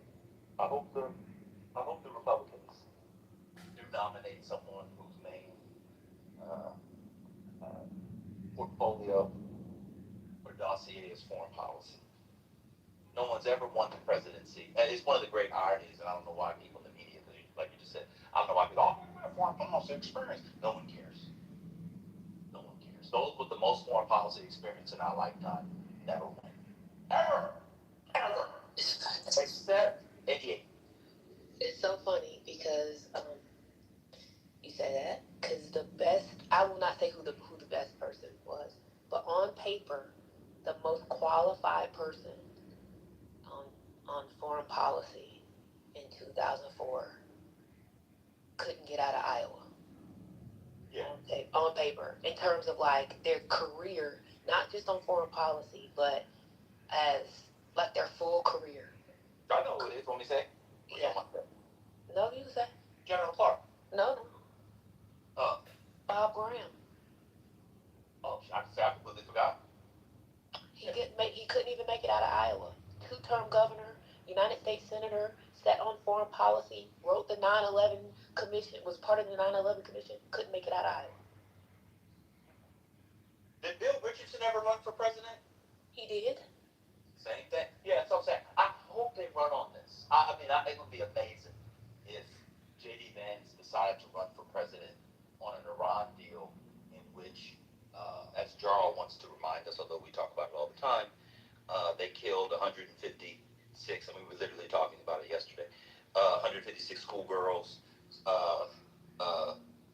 What's the name went up? Gas price. I would love that. And you basically get, I mean, he said yesterday that did you see it, neoliberal, what the big breakthrough was yesterday? Neoliberal, are you there? Or are you marinating meat? I think he's on the phone.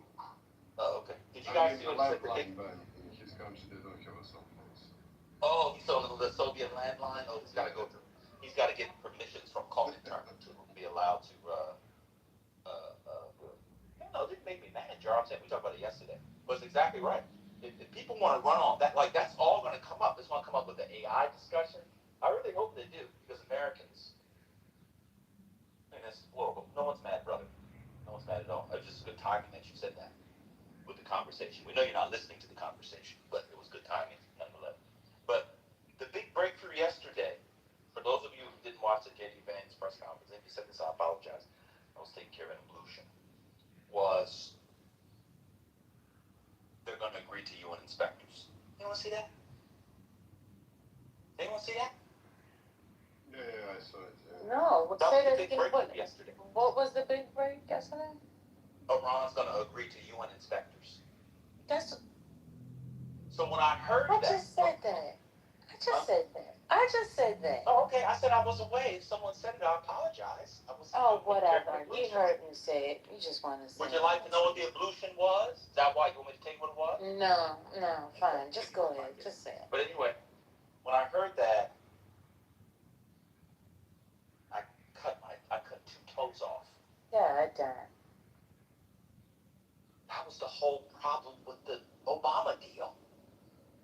Oh, these UN inspectors are just bureaucrats. We can't trust them. Huh? So I hope they run on it. J.D. Vance can't be, I think maybe this is his way to get back in the news before he begins to shift to domestic affairs, because they're going to have to, he's essentially going to be running on the Trump record, right, domestically, and that's what people are going to be voting for. So, I apologize personally. I was taking care of an ablution. Do you want to know what it was? No, I'm okay. I was just teasing. Because you know, if somebody else would did that to you, you'd say, I just said that. I just said that. But did I give a disclaimer? That's going to be word of the day. Can I tell you what my ablution was? No, I don't want to. I'll tell you what it was. I'll tell you what it was. No. I'm going to tell you. You were I getting went to those I went hairs. to my next door neighbor's alligator and told him Oh. the next time he eats a baby, even though it's evil, to get a disclaimer. Oh my It's the same God. person. It's the same person. Leave that child alone. Oh my God. Same person. What does prevent me? And alligators know human notions of evil. Oh, God. Just stay there.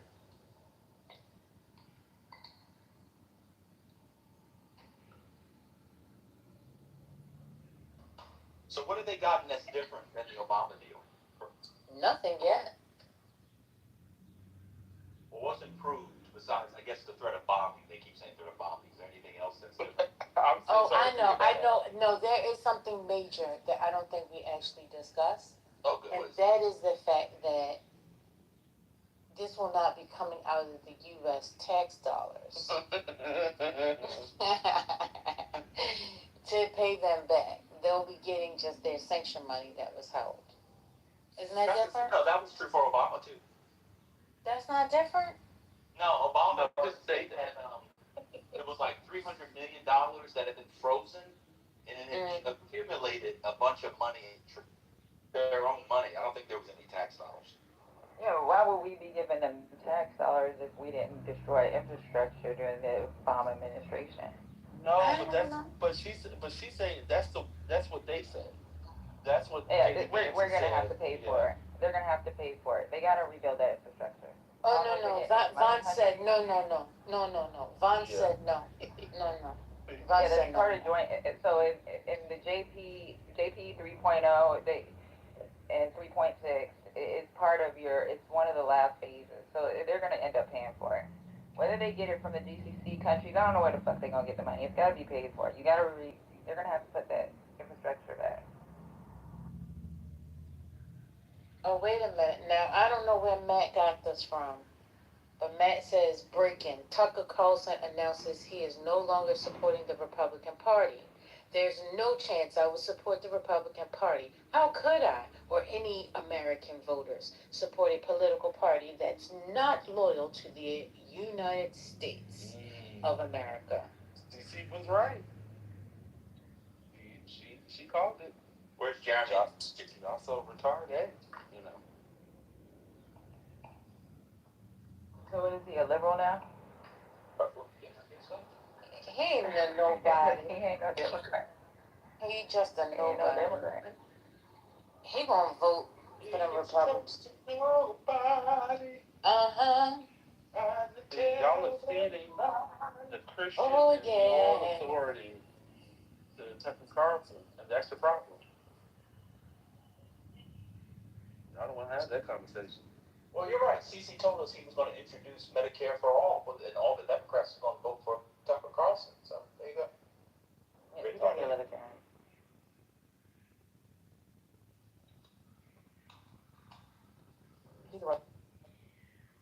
He'll be right back voting for Exactly. Party in 2028. Hello. Kul vad du support J.D. Vance. I think his son actually working for J.D. Vance or was working something like that. They'll do that thing where they'll be like, Trump did so much, so important, but, I think he lost his way there, but we can really pick up MAGA. Yeah, well, you're right, JD. You're right, Marco. Okay, I'm back on it. I mean, I can't vote for a Democrat. I can't vote for Joe Ossoff. I mean, this guy. And so they'll do the thing where they'll say, like a lot of, quote, independents do. I mean, both sides are bad, but I'll spend my 5 minutes bashing Democrats and not saying anything about Republicans. It'll be that sort of thing come election time. Y'all are thinking like retarded, and that's your problem. That's true. I want to be retarded.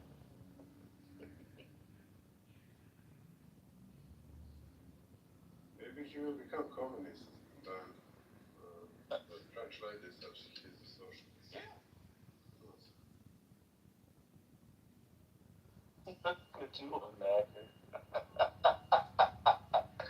Oh, God. She tried to act like she didn't say that either. That was the craziest thing. Oh, yeah, that was wild. I'm going to be honest with you, that was the one thing I did hear. I couldn't understand that one.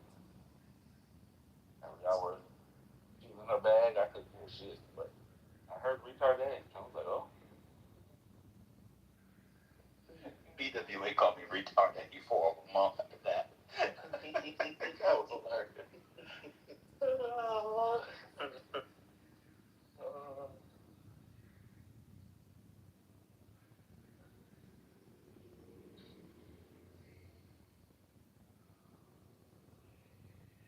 Okay, I have a question. This is not related to You can't be at Costco's again. You just can't. I'm not, ma'am. As if I am. I'm helping stimulate the economy. What are you stimulating? What am I gonna need? Well, I hope to stimulate. You took the PTR. I mean, they're great. Oh, no, I'm sorry. I apologize. That was inappropriate. I'm I need to clean my patio furniture. What do y'all use to clean like the cushions? Yeah, I go to I get it from you can get it from Wayfair or Crate and Barrel or Jonathan Reach. You get new cushions. Yeah, nobody cleans them. They buy new ones. You just buy new ones. No, I'm not joking. You just buy new ones. You buy new ones every year. Yeah. I got 12 kids. I can't do that. They're not expensive. The ones that I have are, yes. Well, you should have covered them or took them back in the house. I did, but I used it. I normally take them. So normally I take them off for the off season. I didn't. I bought a cover, but the cover didn't do a great job. So I'm trying to see if I could. It's not. See, y'all are in a different. I don't know why I asked y'all. I'm clearly. Put plastic on it. You should put plastic on your cushions like the old school people did. Well, I'm gonna have to. So, brother, can you repeat your question because I couldn't hear it? I just want to make sure I understand. Yeah, I was talking to the elite on stage, clearly, but I was just asking, does anybody have like a solution or that they use to help clean their patio furniture? Like like if people use a mix, like buy something already pre-made, or mix their own. I saw like white distilled vinegar and stuff like that. I have that stuff, but I was just asking. You can actually reach out to the manufacturer and they can give you like the guidelines for cleaning. Okay. Yeah, they're gonna also send you a pamphlet on how to reorder. Well, a lot of times for people will buy extra casings because they're like different components. Like you have the foam and then like the outer shell, like the zipper. Yeah. Sometimes casings can be washed, but not all the time. So it's usually the easiest to just reach out to the manufacturer and just figure out what can be used to clean it. I'll at least do that before I just buy all new stuff. I've already looked at the stuff, and it's more than I want to spend. But I'll do that first. Thank you. And depending on how long you have it, it might be like a limited warranty. So depending on like what actually happened, like if it's fading, because it might not be. Is it dirty or is it fading? Yeah, it's just like no, it's just dirty. I had a cover on it, but it's still like dirt that got on the cushion and stuff. It wasn't when you cut the grass, some of the grass got underneath the stuff. So I just want to clean it. I just want to sort of clean it. I have a little hose and for the pressure, a pressure washer. I'm gonna use that. I just want to know. I don't see anything out here, but I'll see if the manufacturer has something, and I'll start from there.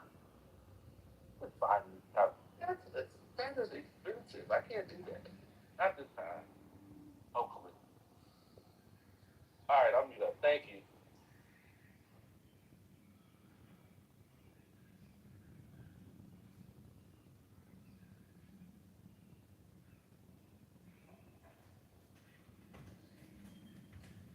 Well, for the fourth time, because it's on the chat again, wonderful contributor to music, Clive Davis. Mr. Clive Davis, has passed on somewhere. Not sure if it's glory. But wherever Clive he Davis. rest in peace. No. And thank you for all the wonderful Greenspan, the music that you greatest. have brought to us throughout the years. 94 is a long time.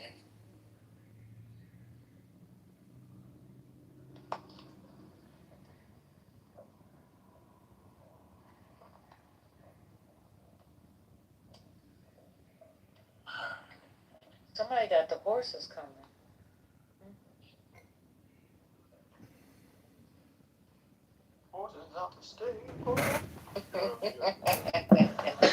कि बड़ी हैरानी की बात है कि जब से यहां आए हैं समय कैसे गुजर जाता है पता नहीं चलता।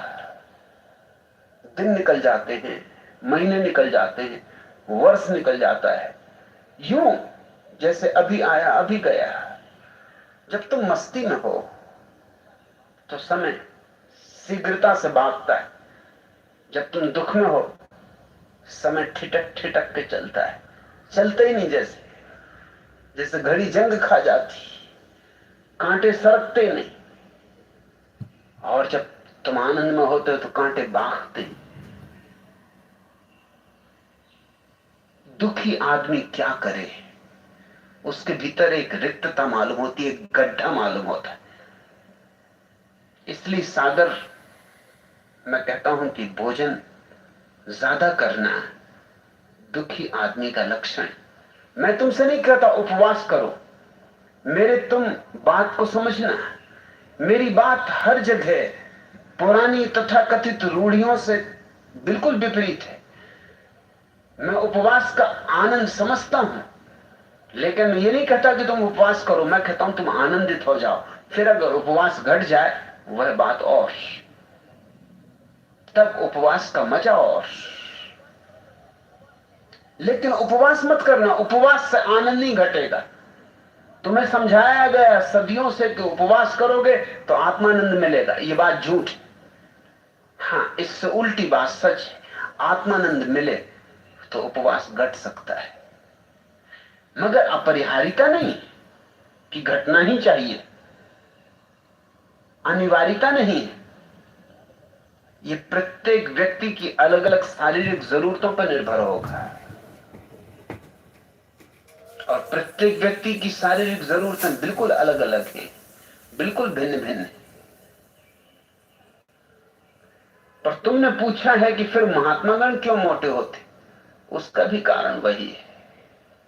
वो भी दुखी लोग हैं, उनका दुख तुमसे ज्यादा है। तुम्हें तो कम से कम थोड़ी आशा है कि संसार में हो तो आज नहीं कल कुछ ना कुछ पालोगे, कभी ना कभी सुख मिल जाएगा। दौड़ रहे हो, लड़ रहे हो, संघर्ष कर रहे हो। महात्मा गण ने तो संसार छोड़ दिया, अब उनके एक और दोहरी चिंता हो गई कि पता नहीं उनने ठीक किया है नहीं। न मालूम मुझसे कितने महात्माओं ने कहा है कि कई बार ये शंका मन में उठती, ये संदेह मन को पकड़ लेता है कि हमने ठीक किया। अगर हम ठीक है तो संसार के करोड़ों करोड़ों लोग गलत हैं। क्या इतने लोग गलत हो सकते? और फिर सब छोड़ के भी हमको कोई आनंद तो मिल नहीं रहा है। तो कहीं ऐसा तो नहीं हुआ है कि हमने भ्रांति कर ली है, अपने साथ अपने को धोखा दे लिया है? तो महात्मागण क्या करें? न काम है, न धंधा है, न ताश खेल सकते हैं, न क्लब जा सकते हैं, न सिनेमा देख सकते हैं। कोई और दूसरी तो संभावना बची नहीं। सिर्फ एक ही बचा है सुख उनके लिए, स्वाद का सुख। सो तुम देख सकते हो तुम्हारे अखंडानंद, पखंडानंद, अनुमान नाम तो उनके सबके आनंद में है। आनंद ही आनंद मालूम होता है नाम से, तो अखंड आनंद। मगर अगर उनका ढंग देखो तो साफ जाहिर होता है कि आदमी दुखी,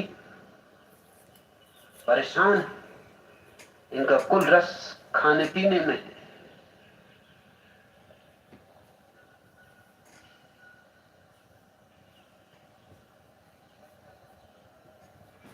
मटकानाथ ब्रह्मचारी 15-20 आदमियों का भोजन हजम कर चुकने के बाद बोले, यजमान पानी लाओ। यह सुनकर यजमान के प्राणों में प्राण आए। उसने पानी का लोटा दिया। तब मटकानाथ ने कहा, वत्स, मेरी यह खानदानी आदत है कि जब तक आधा खाना ना हो जाए तब तक पानी ना पिया जाए।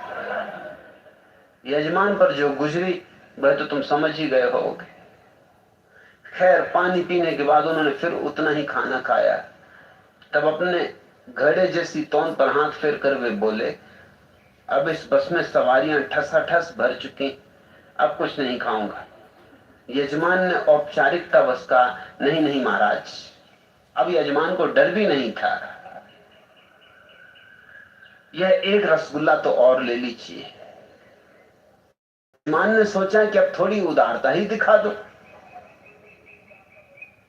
जब महात्मा ने इतनी उदारता बरती है तब अपनी तरफ से भी क्या कंजूसी दिखानी। अब बर्बाद तो कर ही चुका है ये।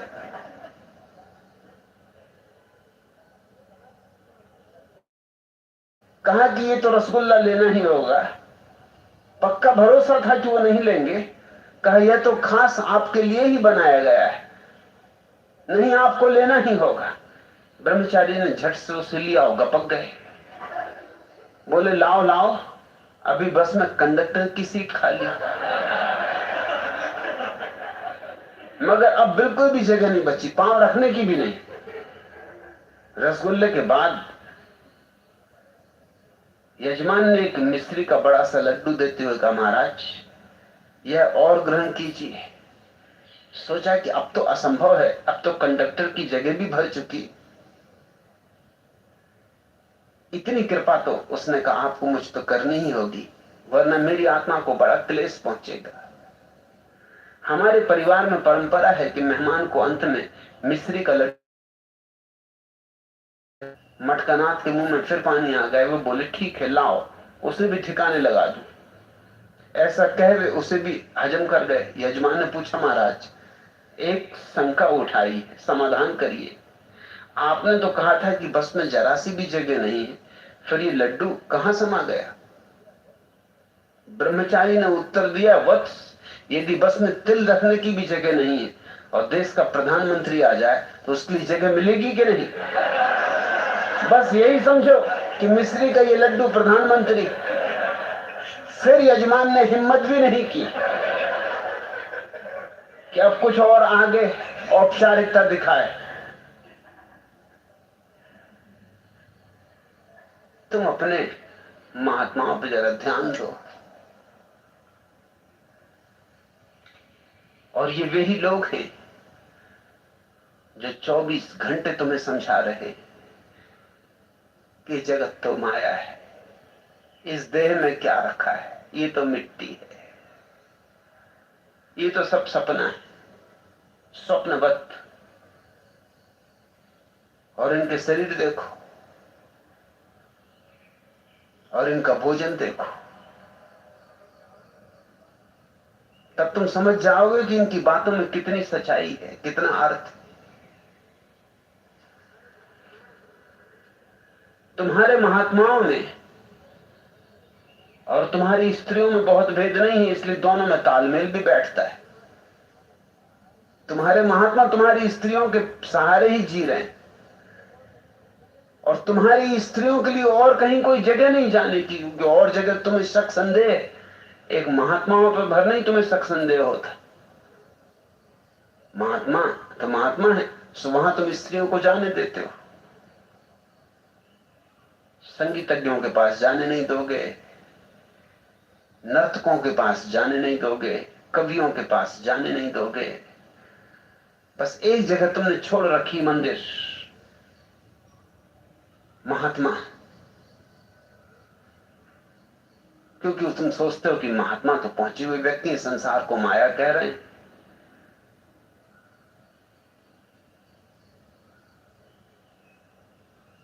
तुम्हारी स्त्रियों में और तुम्हारे महात्माओं में एक तालमेल है, एक षड्यंत्र है। स्त्रियां ही तुम्हारे तथाकथित महात्माओं को चला रही, और तुम्हारे महात्मा भी दुखी हैं और तुम्हारी स्त्रियां भी दुखी हैं, और दुखियों में सहानुभूति पैदा हो जाती। दुखी एक दूसरे के कंधे पर सिर रख कर रोने लगते। 3 मित्र अपनी अपनी मोटी पत्नियों के बारे में चर्चा कर रहे थे। एक बोला, मेरी बीबी इतनी मोटी है कि रिक्शे वाले उसे बिठाने से मना कर देते, और तांगे वाले कहते, माफ करिए, एक बार में तो हम नहीं ले जा सकते, यदि 2 फेरी में ले जाएं तो क्या आपको कोई ऐतराज? दूसरा मित्र बोला, मेरी बीबी इतनी मोटी है कि पिछली बार जब हम लोग स्टेशन से घर आने के लिए टैक्सी में बैठने लगे तो टैक्सी ड्राइवर का झगड़ा हो गया पास में ही खड़े ट्रक ड्राइवर से। कुछ मामला यह था कि ट्रक ड्राइवर कहता था कि भाई तो हमारा धंधा चौपट की दे रहा है, ट्रक की सवारी टैक्सी में ले जा रहा है। तीसरा मित्र बोला, यह भी कुछ नहीं, तुम मेरी बीबी के किस्से सुनोगे तो सुनकर गस्त खा जाओगे। परसों शाम की ही बात है, मैं उसका पेटीकोट धुलवाने के लिए धोबी के यहाँ गया तो धोबी ने कहा, क्षमा कीजिए श्रीमान जी, हमारे यहाँ टेंट तंबू वगैरह धोने का काम नहीं किया जाता।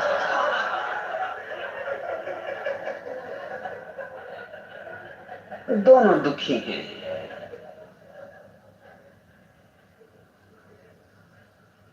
स्त्रियां महात्माओं का सत्संग करती, महात्माओं की सेवा करके उनको सांत्वना देती, और महात्मा पौराणिक कथाएं, व्यर्थ की झूठी कपोल कल्पित कहानियां सुना सुना के स्त्रियों को सांत्वना देते।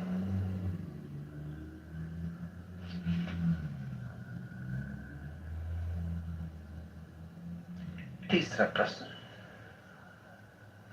भगवान, मैं आपका संन्यास लेने से बहुत ही डरता हूं, कृपया अपनी शराब कुछ ऐसी पिलाएं कि मैं साहस कर सकूं।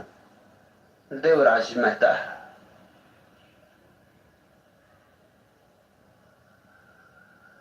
मेरा संन्यास है तो खतरनाक,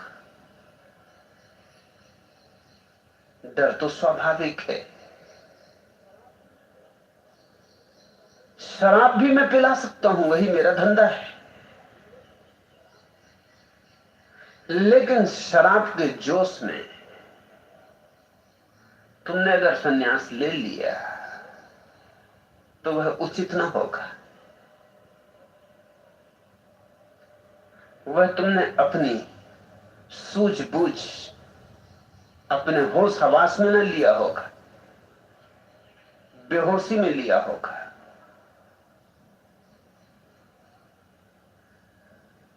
और शराब जब उतर जाएगी फिर क्या करोगे? यहां से जब घर जाओगे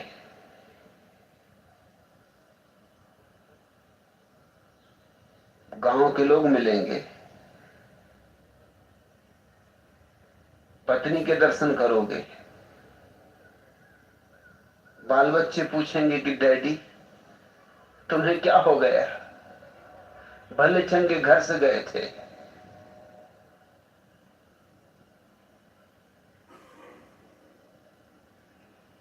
उन सबको देख के नशा तिरोहित हो जाए। नशे में लिया गया संन्यास नशे के तिरोहित होते ही गिर भी जाएगा, उसका कोई मूल्य नहीं। होश हवास में लो। फिर एक खतरा और भी है, नशे के साहस का कोई भी मूल्य नहीं। नशे के साहस में तुम कुछ ऐसा काम भी कर सकते हो जो करके तुम पीछे पछताओ, बहुत पछताओ। नशा तो मैं पिलाता हूं और ऐसा पिलाता हूं कि जन्म जन्म ना उतरे, मगर सन्यासी हो जाओ तभी पिलाता हूं, उसके पहले नहीं। सन्यासी होना मेरे मैं कदे का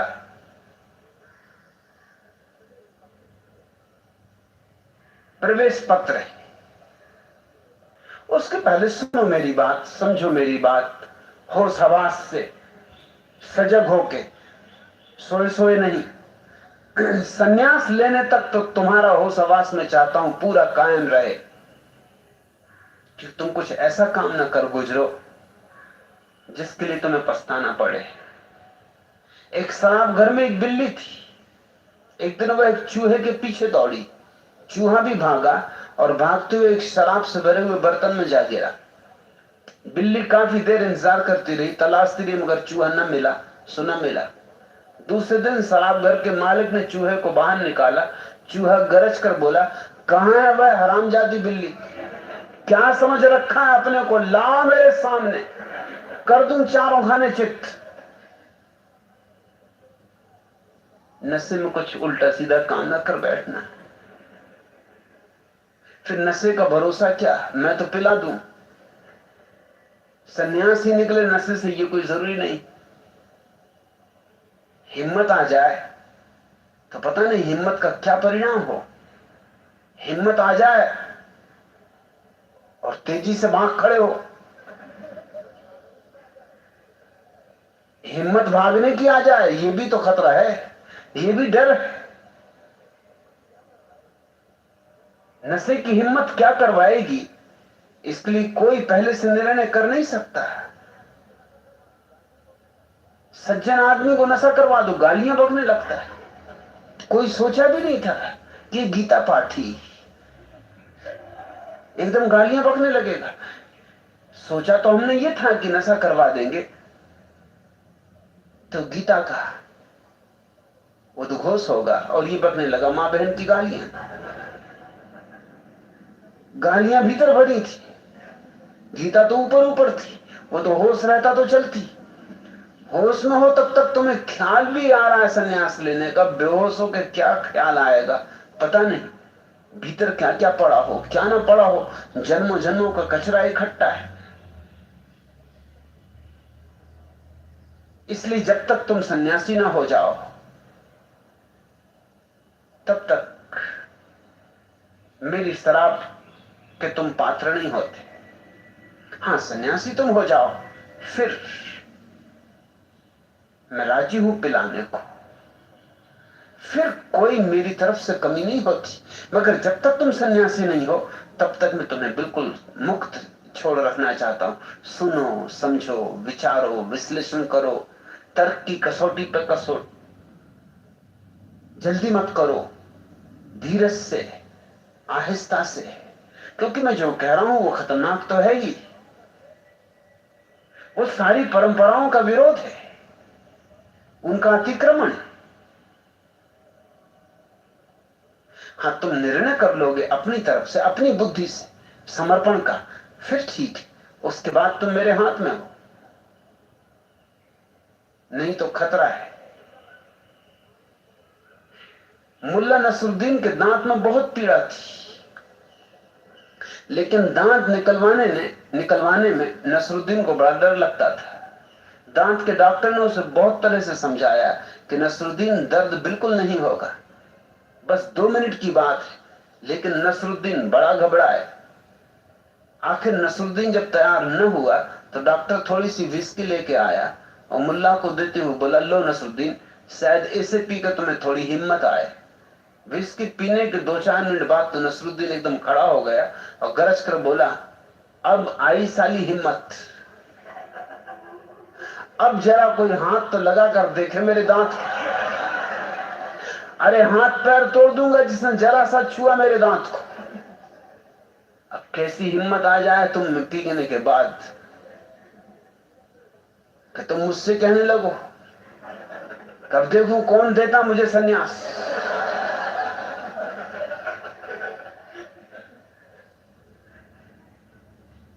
या नशे में ऐसे भागो कि फिर कभी लौट के ना आओ।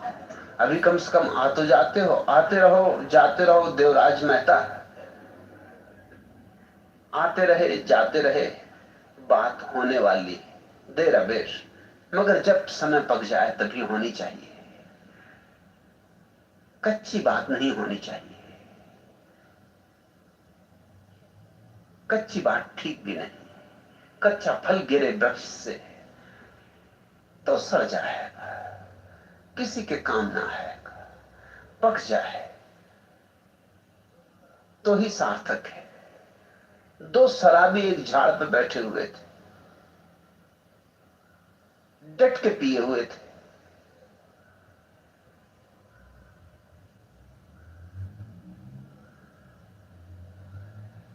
झूल रहे थे, झूम रहे थे, गीत गुनगुना रहे थे। एक उनमें से झाड़ से टपक पड़ा।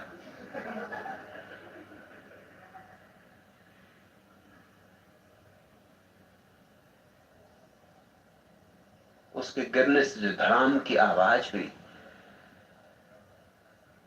तो दूसरा जो अभी भी झाड़ पे बैठा था उसे जरा होश आया। उसने नीचे झांक कर देखा और कहीं कहा, भाई मुझे बड़ी पीड़ा हो रही, तुम झाड़ से नीचे गिर गए, चोट वगैरह तो नहीं आई? उसने कहा तू फिक्र मत कर, अरे तू गिरता तो हमें दुख होता, तुझे दुख करने की क्या जरूरत? पहले ने पूछा तुम्हारा मतलब? उसने कहा कि अरे हम तो पक चुके हैं, तू कच्चा है।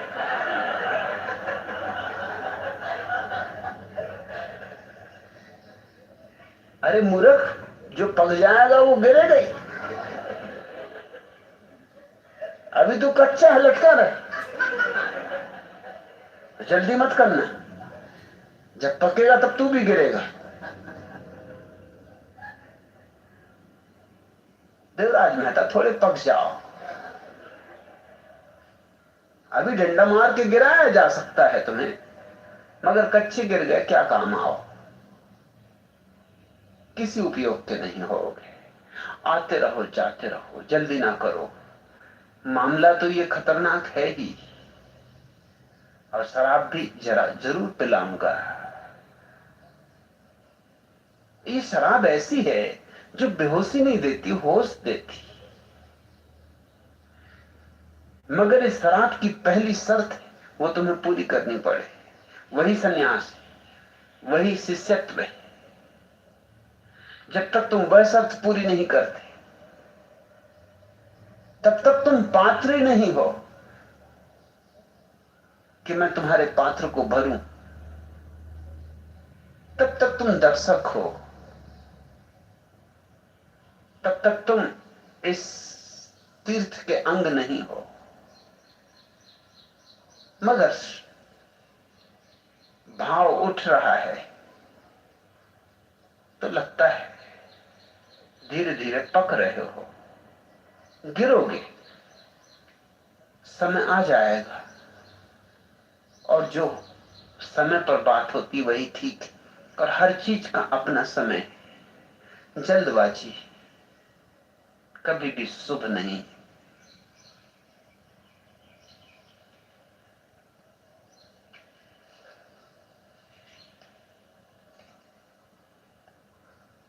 आखिरी प्रश्न,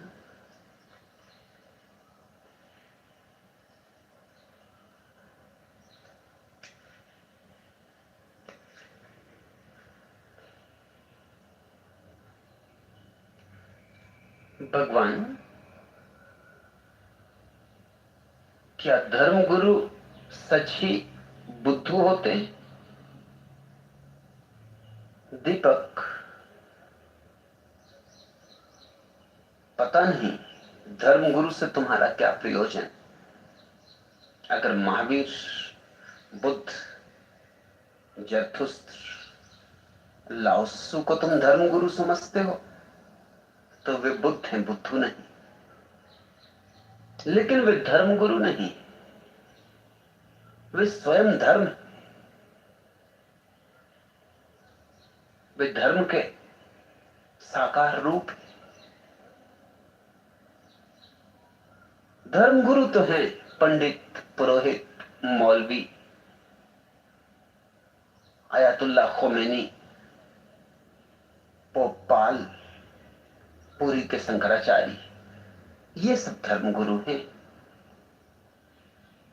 और ये धर्मगुरु निश्चित ही बुद्धू हैं। इसमें मैं जरा भी संकोच नहीं करता हूं। मैं सत्य को बिल्कुल नग्न ही कह देना पसंद करता हूं। ये अगर बुद्धू ना होते तो धर्मगुरु ना होते। आदि शंकराचार्य धर्म है, मगर ये नकलची, ये कोई शंकराचार्य है, ये कार्बन कापियां हैं। और इस जगत में इससे बड़ा कोई अपमान नहीं है आदमी का कि वो कार्बन कापी हो जाए। प्रत्येक व्यक्ति मौलिक है और मौलिक होने में ही उसका अपना गौरव है और अपने गौरव में ही परमात्मा का गौरव है। जो कार्बन कापी होकर रह जाता है वो दो कौड़ी का हो जाता है। यहूदी फकीर झुसिया मृत्यु सैया पर पड़ा था, विद्रोही था, बगावती था। मैं जिन थोड़े से लोगों को प्रेम करता हूं उनमें से एक झुसिया भी है।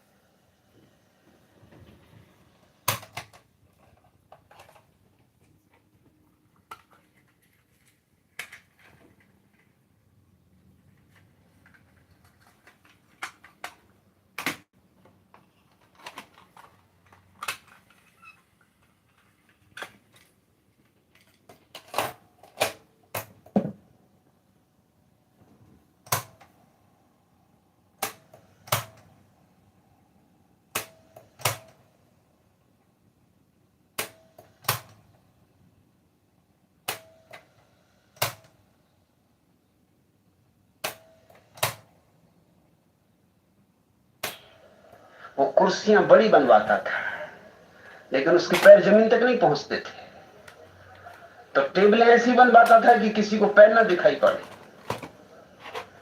नहीं तो वो बड़ा भद्दा मालूम पड़ता था। उसके पैर कुर्सियों पर लटके मालूम होते, जैसे कोई छोटा बच्चा बैठा हो। वो अपने पांवों को छिपा के चलता था, वो पांवों से हमेशा पीड़ित होता था। उसने अपने पत्रों में अपने मित्रों को लिखा है कि मैं सिद्ध करके बता दूंगा कि पांव मेरे कितने ही छोटे हों लेकिन बड़े से बड़े पद पर मैं पहुंच सकता हूं। मेरे छोटे पैरों से मैं बड़े पद पर पहुंच के बता दूंगा। एडलर की बात में कुछ सच्चाई है। राजनेता कैसे मेरे संबंध में कुछ कहे, मैं उनके संबंध में जो कह रहा हूं उससे उनके प्राणों पर गुजरती, बुरी गुजरती।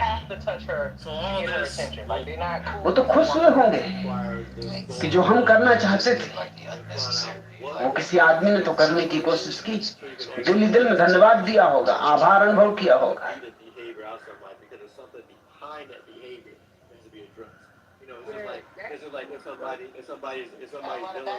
इसलिए तुम इसकी चिंता न लो कैलाश गोस्वामी कि क्यों किसी उच्च दर्जे के व्यक्ति ने कुछ नहीं कहा। उनका ना कहना ही बताता है कि कोई उच्च दर्जा वगैरह नहीं। सब दौड़ है ऊंचे होने की, मगर ऊंचा कोई पद से नहीं होता। आत्मवान व्यक्ति ही केवल ऊंचा होता है। ध्यान ही एकमात्र धन है और परमात्मा को अनुभव करना ही एकमात्र पद है। इसलिए तो भक्तों ने उसे परम पद कहा है। बाकी सब पद तो थोथे, बचकाने। तुमने छोटे बच्चों को देखा नहीं? छोटे बच्चे कुर्सियों पर चढ़ जाते और अपने पिता से कहते हैं कि डैडी मैं तुमसे ऊंचा हूं, देखो मैं तुमसे ऊंचा हूं। ये जो पदों की दौड़ में लगे हुए लोग, ये छोटे बच्चे जो शरीर से भला बड़े हो गए हैं लेकिन मनोवैज्ञानिक रूप में जिनकी उम्र ज्यादा नहीं, यह जान के तुम हैरान होगे कि आदमी की औसत मनोवैज्ञानिक आयु 12 साल। I got resurrected, bitch! 80 साल के आदमी की भी औसत उम्र 12 साल से ज्यादा नहीं होती। मानसिक I'm a goddamn cat, bitch! मन तो I वही got अटक 10 जाता, lives 12-13 out! साल के करीब। फिर खिलौने बदलते रहते, फिर खिलौने बड़े होते चले जाते। लड़कियां गुड्डियों से खेलती हैं, गुड्डियों के विवाह रचाती हैं, फिर बड़े होके वो बच्चों के विवाह रचाएंगी, मगर खेल वही है। फिर रामलीला होगी, राम सीता का विवाह रचाया जाएगा। खेल वही है, नाम बदलते, रूप बदलते। ऐसा हुआ कि मैं पहली दफा रायपुर गया, मुझे कोई पहचाने नहीं, मैं किसी को पहचाने नहीं कि कौन मुझे बुलाया है। उसी दिन संयोग वसात उसी एयर कंडीशन डब्बे में बाबा राघवदास को भी आना था। Hello? बाथरूम जाते हुए मैंने देखा कि तख्ती बाबा राघवदास की लगी है। Hello? वे एक सर्वोदयी सन्यासी थे। Hello? महात्मा गांधी और विनोबा के बड़े भक्त थे। तो मैंने पूछा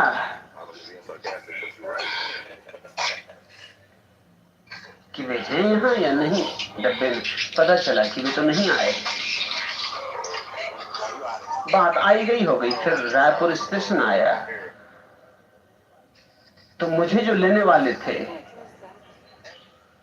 वो तो नहीं पहुंचे थे, लेकिन बाबा राघवदास को लेने वाले डब्बे के सामने ही फूल मालाएं लिए खड़े थे और मुझे देख के बोले कि बाबा राघवदास की जय। मैंने भी सोचा कि भेद भी क्या है, नाम ही रूप का भेद है। चलो बाबा राघवदास सही। मैं कुछ बोला नहीं। उन्होंने फूल मालाएं पहना दी तो मैंने भी पहन ली। उन्होंने सामान उठा लिया तो मैंने कहा उठा लो। मुझे कोई और लेने आया भी नहीं था। मैंने कहा आखिर मुझे कहीं तो जाना ही पड़ेगा। फिर बाबा राघवदास आए भी नहीं है, इनका भी काम बनेगा, मेरी भी झंझट कटी। आखिर मैं कहाँ जाऊं, कौन मुझे लेने? वो लोग मुझे को दिखाई नहीं पड़ते जिनको मुझे लेने आना चाहिए। मैं पहचानता नहीं उनको। आए होते तो वो खुद ही दिखाई पड़ते। उनकी कार को रास्ते में ट्रैफिक में कुछ अड़चन पड़ गई, पहुंचने में 5 मिनट की देर हो गई। जब हम स्टेशन के बाहर निकल रहे थे तब वो भी आ गए फूल मालाएं लिए हुए। एक आध ने मेरी तस्वीर देखी थी, वो बड़ा चौंका कि कौन लोग इनको ले जा रहे हैं। वो मेरे पास आया, उसने कहा कि आप कौन हो? मैंने कहा मत पूछो। फिलहाल बाबा राघवदास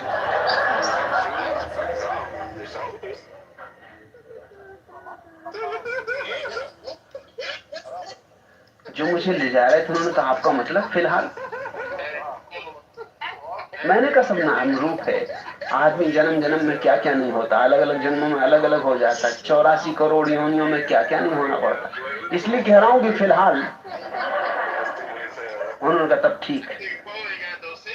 मगर जो मुझे लेने आए थे उन्होंने कहा हम ऐसे आपको नहीं जाने देंगे। ये क्या मामला है? अरे बाबा राघवदास तो हम जानते हैं। उनमें से एक बाबा राघवदास को जानता है, तो आप बाबा राघवदास नहीं है। मैंने कहा इस संबंध तुम आपस में तय कर लो कि मैं कौन हूं, क्योंकि क्या फर्क पड़ता है।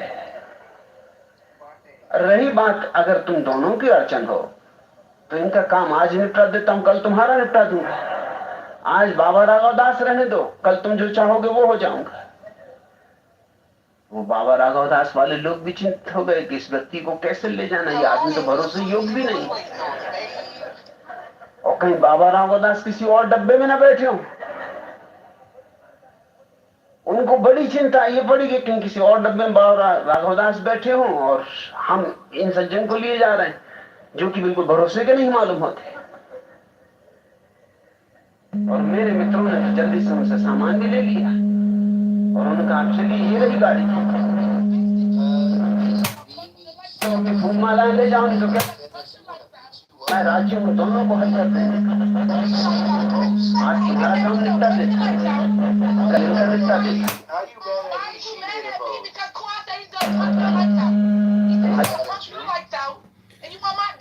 I'm mad. You angry. Leave me alone. You angry. I can't argue with you. I can't argue with you. You angry. I can't argue with you. Hello?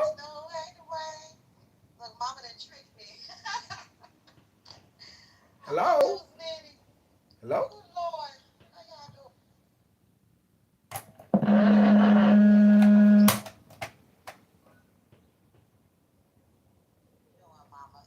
Hello? Hello? Hi, is this Frank? It is Frank. Can I be frank with you? You can be frank with me. Are you a retard faggot?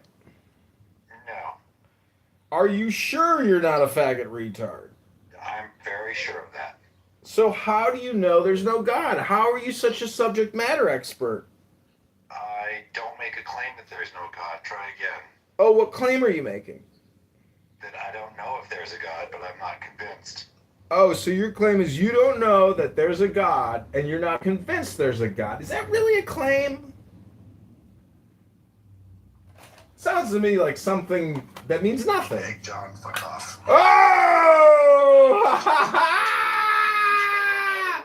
Didn't want to do it. Fuck yourself. Didn't want to do it. Couldn't do it.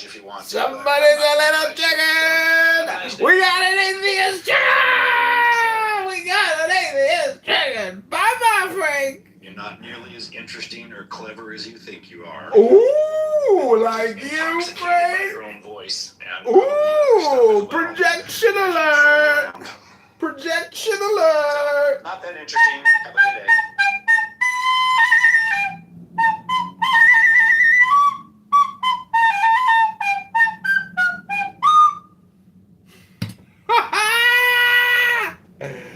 Uh-oh, somebody got a little triggered. Somebody got a little triggered. So watch this. We're going to put a link to the YouTube live stream in the chat. Somebody got a little triggered. Somebody got a little triggered. Somebody got a little trigger. He kicked me before I could put the link in the chat. Somebody got a little triggered. Somebody got a little trigger. Somebody got a little triggered.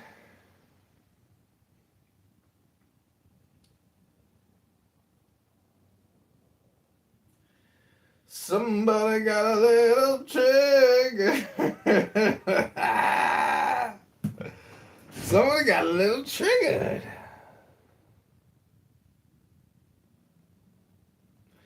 Somebody got a little triggered. Somebody got a little triggered. Somebody got a little triggered. Somebody got a little triggered. Helps out lots of entrepreneurs, open to every subject from what are you working on right now to how can we as a community help you and vice versa. How can you help the community? Gotcha. Somebody got a little triggered. Somebody got a little triggered. What everybody thought about CRM. We got concrete. Talking about CRMs. CRMs. That's what's on my mind. Somebody got a little triggered. Because I know, like everything. Somebody got a little triggered. On top of the real estate. Somebody got a little triggered.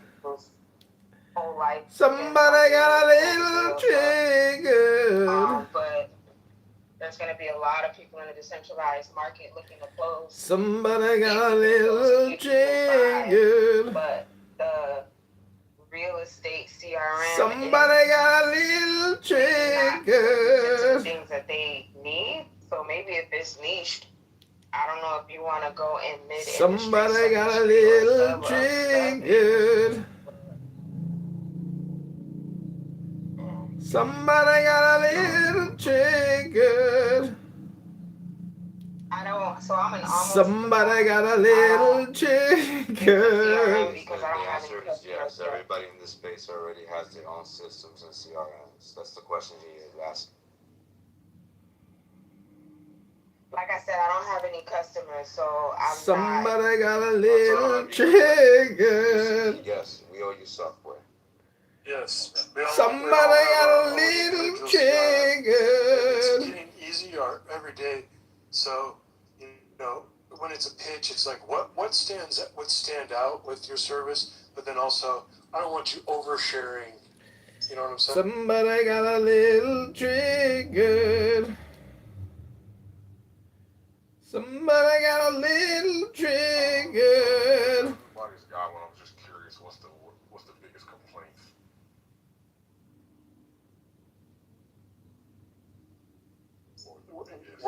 Whether it stays updated, or interoperability, or maybe could you fire a task off from the dashboard? Gotcha. And I imagine you guys are using like the premier CRMs like Salesforce. I know HubSpot's got one. HubSpot, yeah. Burner or one. So, gotcha. Those all have the same problem with interoperability, and I guess you mean like between.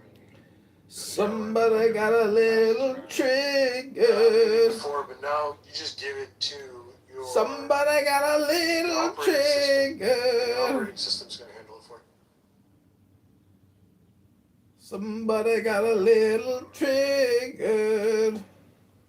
Earlier when we started Launch's room, I was talking about launching your own cloud operating systems. This is how everyone's self-hosted operating system. Yes. Influx has its own self-hosted operating systems. Oh, okay. So Influx. We all do. Oh, okay, I got it. So I'm trying to wrap my head around this. So pretty much everybody comes from a tech stack world, right? Me as a software developer. Concept is based on Oh, we found a winner room. We found some winners. You need to maintain some real winners. That very basic that is always going to lead to a morally decaying society and to oppression.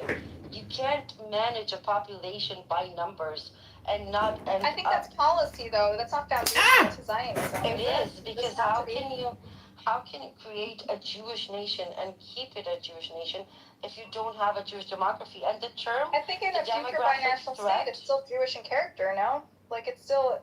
Again, we're not talking about Jewish character. We're talking about institutionalized supremacy. That's very, very different. And any ethnocentric state, especially that of a closed society like Judaism, is bound to end up morally rotten. You can't manage a population according to the ethnical characteristics. I mean, what Danny said, Danny left already, was talking about Islamic Republic doesn't mean all the Muslim land is correct. Just because you're Islamic Republic does not mean that all the Muslims can live there, and that they never claim. But the thing that he missed. I object to the concept of an Islamic Republic just as much as I object to the concept of a Jewish state. I believe church and state need to be separated. Yeah, that's a fair point. But what I'm saying is that the whole concept of being being a state only for a certain group of people was not never an idea of Islamic Republic. It was only half the people. But theoretically, neither is Zionism. They don't claim to be only for Jews. That's the opposite of what they claim. This is how they whitewash it. But the only thing is that the country used to be called Persia. There was a reason why the Shah at that time changed the name from Persia to Iran, because Iran is more inclusive. Persia only belongs to the Persians. Many, this whitewashed Iranian diaspora keep calling themselves Persian. That's fine. You can be ethnically Persian, but there are many Arabs, many Armenian, many Kurdish, Azeris live in Iran too. They're not Persians, but they're Iranians. So that's why they changed the name of the country from Persia, so that not to get into the same trap of the Zionists. But then they change it to the Islamic Republic. They changed it to Iran. That happened like 70 years ago. Yeah, but adding the Islamic Republic after the Shah is doing the exact horseshoe theory. It's the same thing. But that's a government system. You can disagree with that, but does not mean that only have to be. Again, but the same goes for Zionism. A state that claims to be pluralistic and democratic cannot inherently uphold any group, whether it's based on religion or ethnicity, above all others. You simply can't. Once you do, and not to mention the fact that not separating church from state is a bad thing to begin with, but especially if you're trying to incorporate religious beliefs into the state system, that's where you get an oppressive authoritarian regime. And it doesn't matter which religion it is.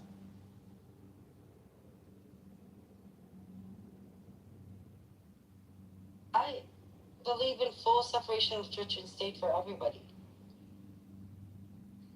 Emrose, what do you think of this idea that Israel is, because it's constrained in Lebanon and Gaza and Iran, is now looking towards, I saw the Israeli government tweeted about Turkey being linked to Hamas. It seems like they're priming the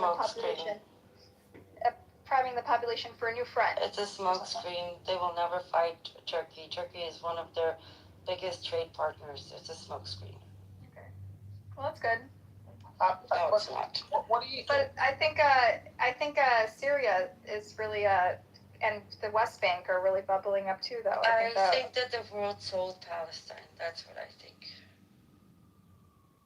So let's take this to its logical end. What happens after they sell Palestine and divide it up and give it to the highest bidders? They don't do that. By selling Palestine, I mean that they will look the other way while Israel continues to annex, expel, exterminate, genocide Palestinians.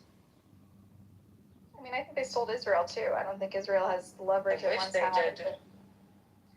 I don't know. It looks like I don't know if they're going to ever get their leverage and their... What they're doing now is looking for a scapegoat. They're going to use a scapegoat at the form of Ben Gvir, Smotrich, or it might even be Bibi, because just like I predicted, we just saw a big chunk of liberal Zionists that were visiting no other than the Emirates. So they're going to say, there you go, we got rid of the crazy ones, now we have the normal Zionists back, we can talk to them. They sold Palestine. Until somebody shows me otherwise, I will not stop saying it. Motherfuckers, the entire fucking world sold Palestine for the millionth fucking time.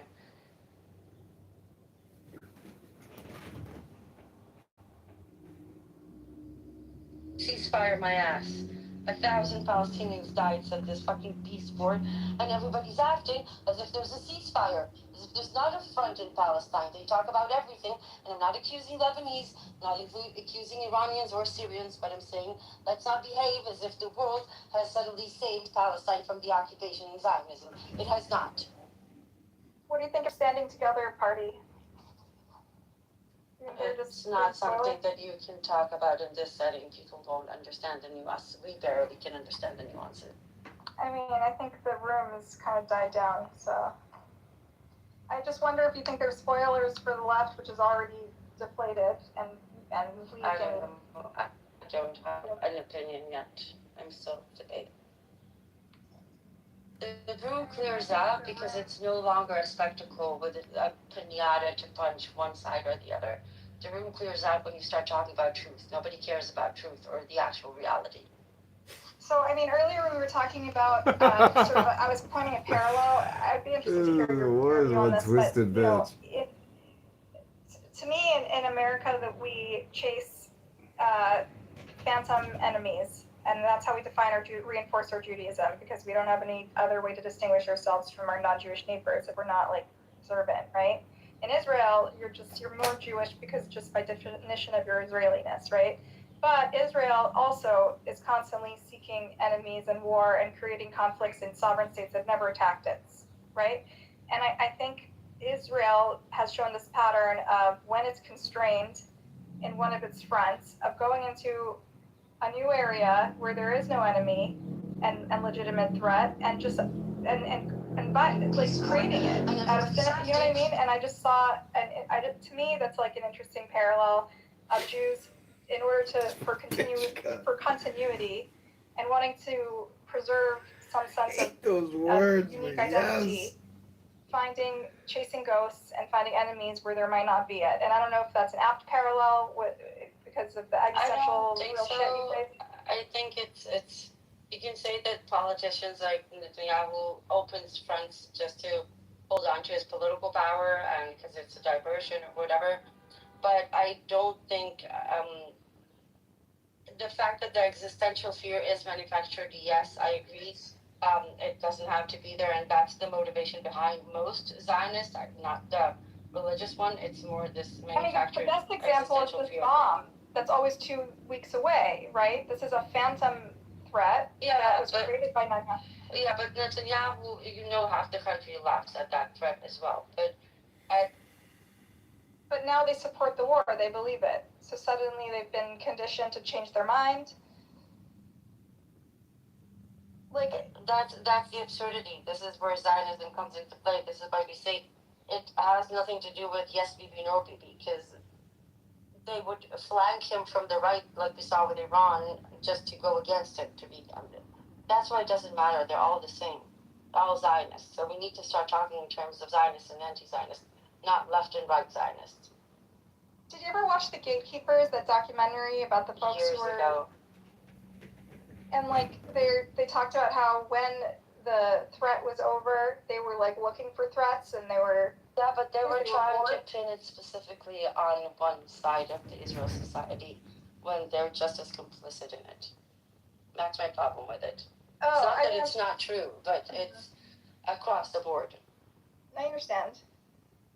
I think it's a pathology and a maladoption of Jews in general post-Holocaust, where we don't face the same level of anti-Semitism that we did pre-World War II. It's what they need to justify. It's not to create enemies. Israel needs anti-Semitism to justify its existence. Zionism needs anti-Semitism to justify its existence. This is why we say Zionism is anti-Semitism. Zionism doesn't exist without anti-Semitism. Okay, so perfect. And so what is that? What's the natural conclusion that if it doesn't exist, we must find it, or you can't justify your existence, right? In America, we've enjoyed a level of prosperity and acceptance that we've never experienced before anywhere in the world in history for like 50 years. There's zero discrimination. There's zero like even institutional barriers, right? And we've decided to like expand the definition in order to create hatred, because without it, not only does Zionism not exist, but secular diaspora Judaism doesn't exist. And so we cling to haters and ghosts and like the mayor of New York City's wife's like on October 7th, because it's all we have to distinguish ourselves. And that's sort of the point I was trying to make. But this is part of the Zionist doctrine. The entire idea, and you can see this in the state of Israel, is Zionism is aimed at replacing Judaism. This is why the symbolism is so important. This is why the flag is intentionally designed to look like the Talit, as you the flag. This is why the parliament is called the Knesset, because you create a situation where Judaism is the Zionist state. You annex the symbols, that becomes your religion. And along the way, they actually ignore what Judaism really is. Yeah.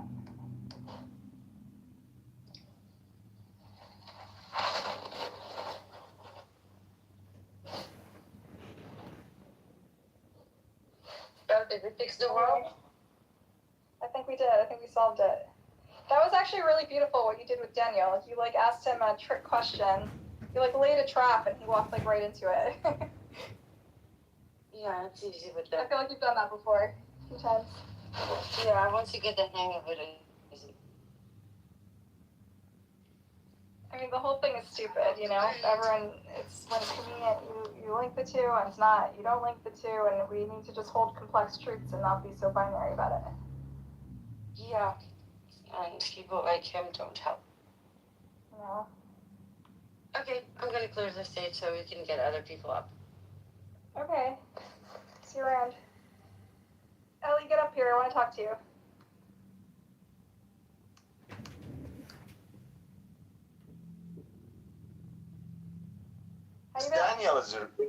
Daniel is really brainwashed as fuck. Seriously, since he was baby, I think he was drinking milk and brainwashed at the same time. Like he is obsessed with Qatar, Muslims. Like I don't think he's being honest.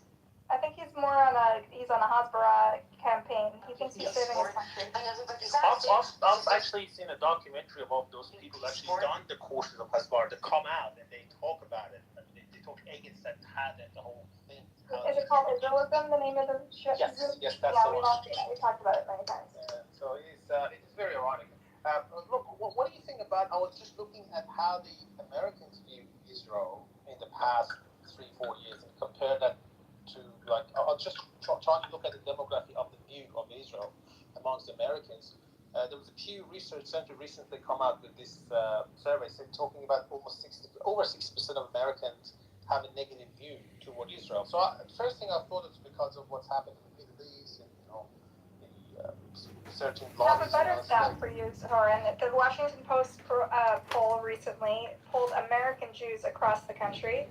60% think war crimes were committed in Gaza. 40% think it's a genocide. That is a huge number when historically American Jews have overwhelmingly supported Israel. Exactly. So I was looking at that, trying to find out why they have actually shifted, and I realized that most of the people that they asked this question, majority of the people have a negative view. They're under the age of 45, and those people still have a positive view toward Israel, regardless of what happened. And they are mainly boomer generation. Because they remember a different Israel, by the way, Soren. Exactly. They remember when Israel actually had existential threats and wasn't backed by a world power, right? They were once existentially threatened. Now they're not. And they don't realize that they're the giants. They think they're still the midget. Yeah. They still think they're still David. They don't realize they're Goliath. I think that what my understanding was that they probably see Israel through the lens of Holocaust. That what happened there was horrific things happened in Europe. That's why if you're a small content creator, Israel for them. But now the generations after, they were past the matter. They see Israel through the lens of Gaza. Yeah, I think that's true. And that's why they shift them to say, hang on a second, they're already a nuclear state that no one can block. Yeah, it's David becoming Goliath and not realizing they're Goliath, basically. Ellie, what's going on with you? How you been? Not bad. Yes. You like the title of the room? What is there to like? What to dislike? I don't know. No thoughts? No riffing? If you're another room. Listen, I know your content, you know? You're not surprising me. Okay. We're talking about the phantom anti-Semitism and the sort of maladaptive nature of post-war Jews to even when we're flourishing, try to find haters and hate in obscure places. Look, as soon as you will figure out the discrepancy between how Americans, for example, react and view Russia and Russians versus how they view and react to Israel and Israelis, when you figure that shit out, we'll be able to have like a real discussion on the matter. Before that, like it's all, pushing air, boring. That's actually a very interesting perspective, Ellie. I want to hear your perspective. This is not a. We talked about it before. He just told you. Are you not listening? You just don't like what you're hearing, huh? Little pushback's difficult. Arm wave it away.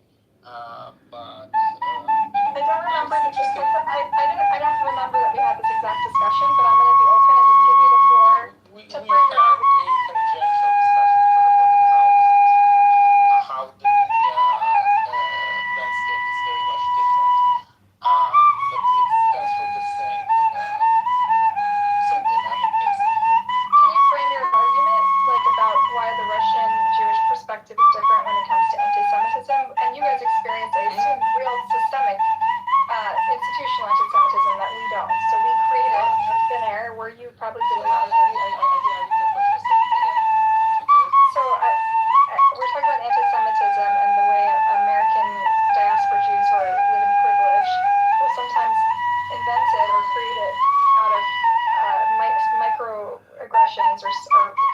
slides, I right? have no idea. We're not talking about anti-Semitism at all because I don't care about what happens to Jews in America, how they feel, how they perceive it. Like it's not what I'm talking about. I'm talking about how Israelis and Israel is being perceived versus how Russians and Russia is being perceived. They go in the comparative order. Got it. Okay.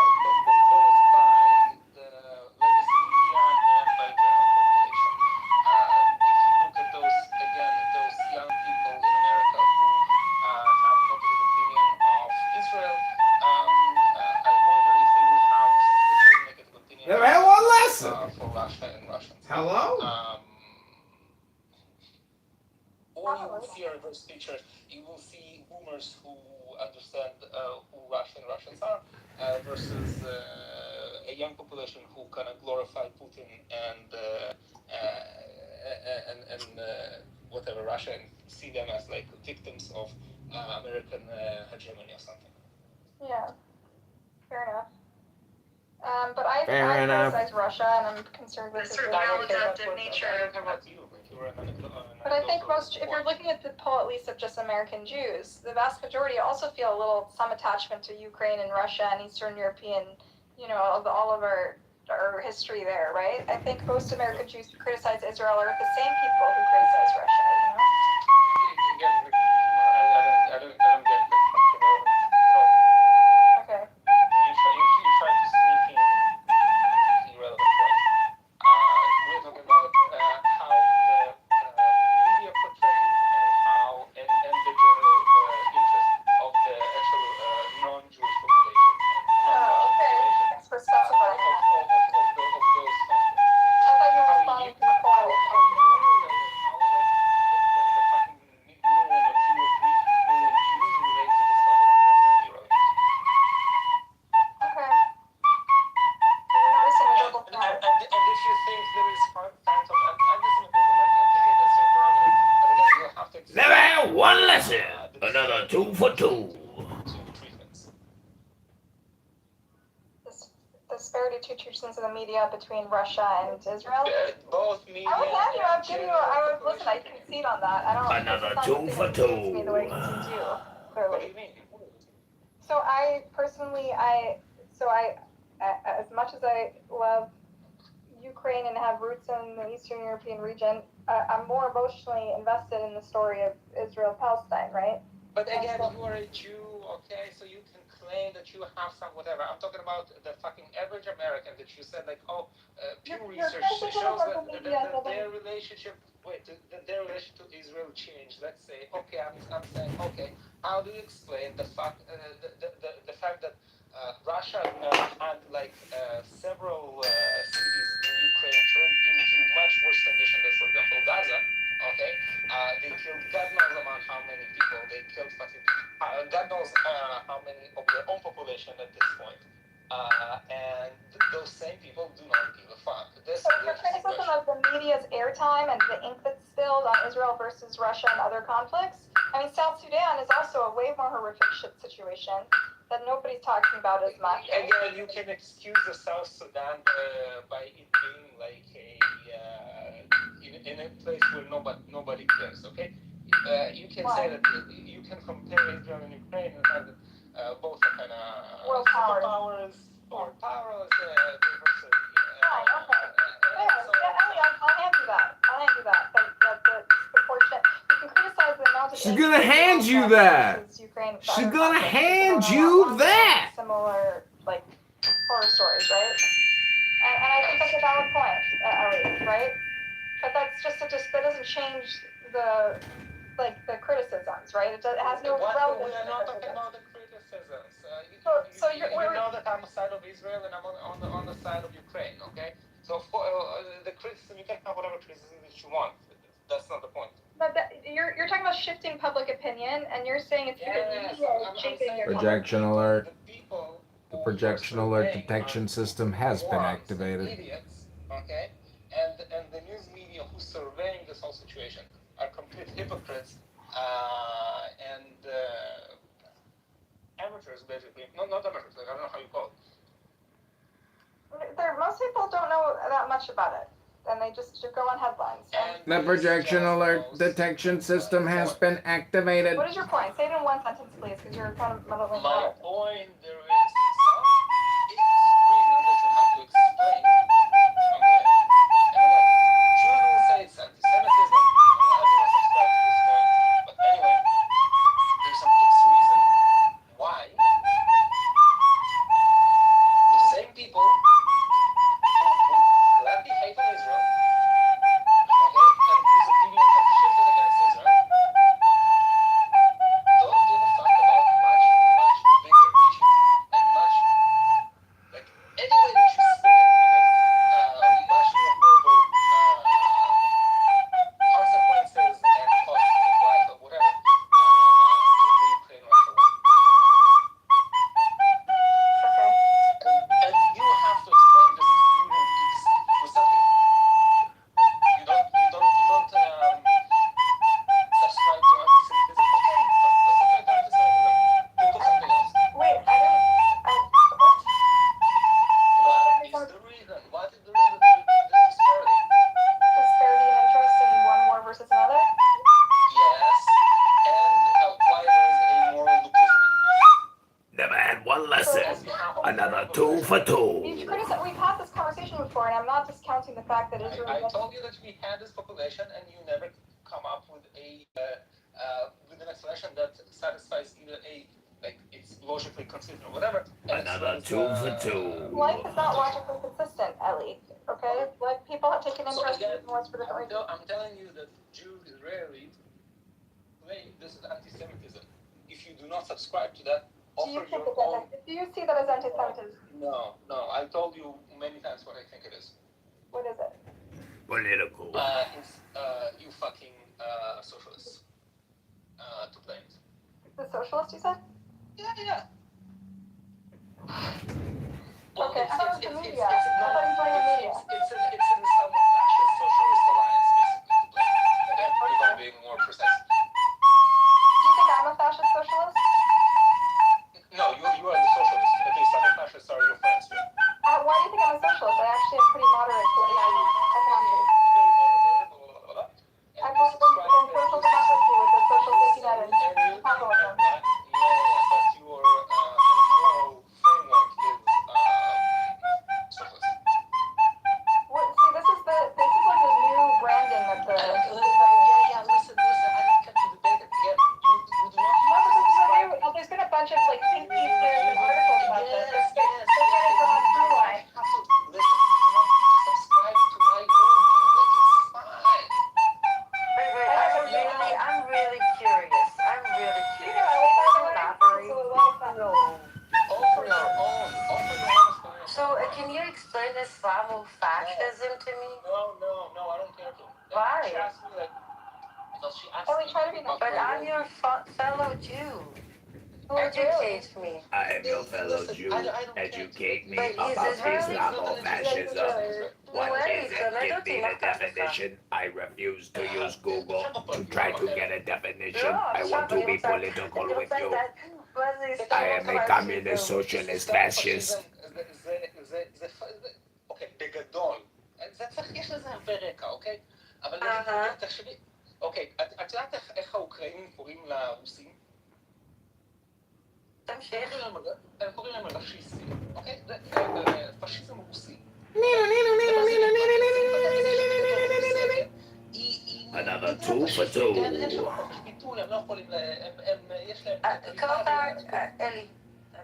He's bald, bitch! I know all about Islamofascism. I know all about the green belt. I'm just really curious in here because I was surprised when you say I don't label it anti-Semitism. That was curious, but that's my bad because I should have expected you to attack it from the Islamophobic angle. So that's your argument, Islamophobia. Wait, what is Islamophobia? How do you explain the charity?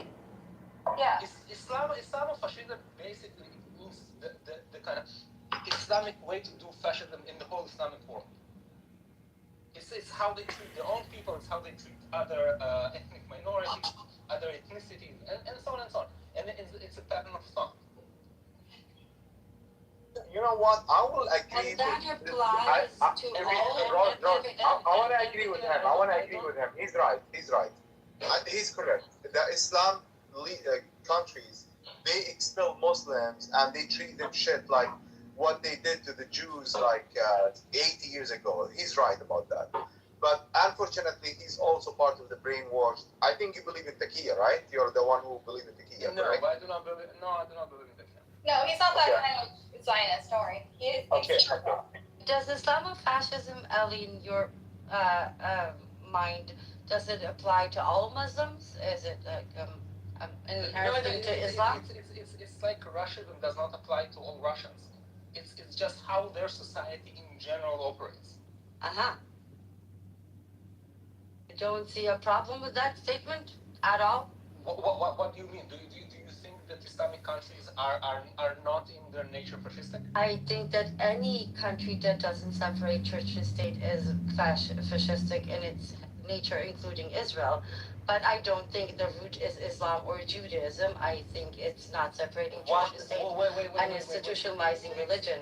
You mix a lot of things. First of all, you can have gradation of fascism. Let's start with that, okay? So you don't have to lump like. I agree with you. The same way you have different manifestations of level of apartheid, for example. Yeah, fascism can manifest sometimes more severely, sometimes less. Let's say I would agree, for example, that Israeli society under the unfortunate rule of Benjamin Netanyahu became more fascistic. I agree with that. Where I would put Israeli society on the fascism.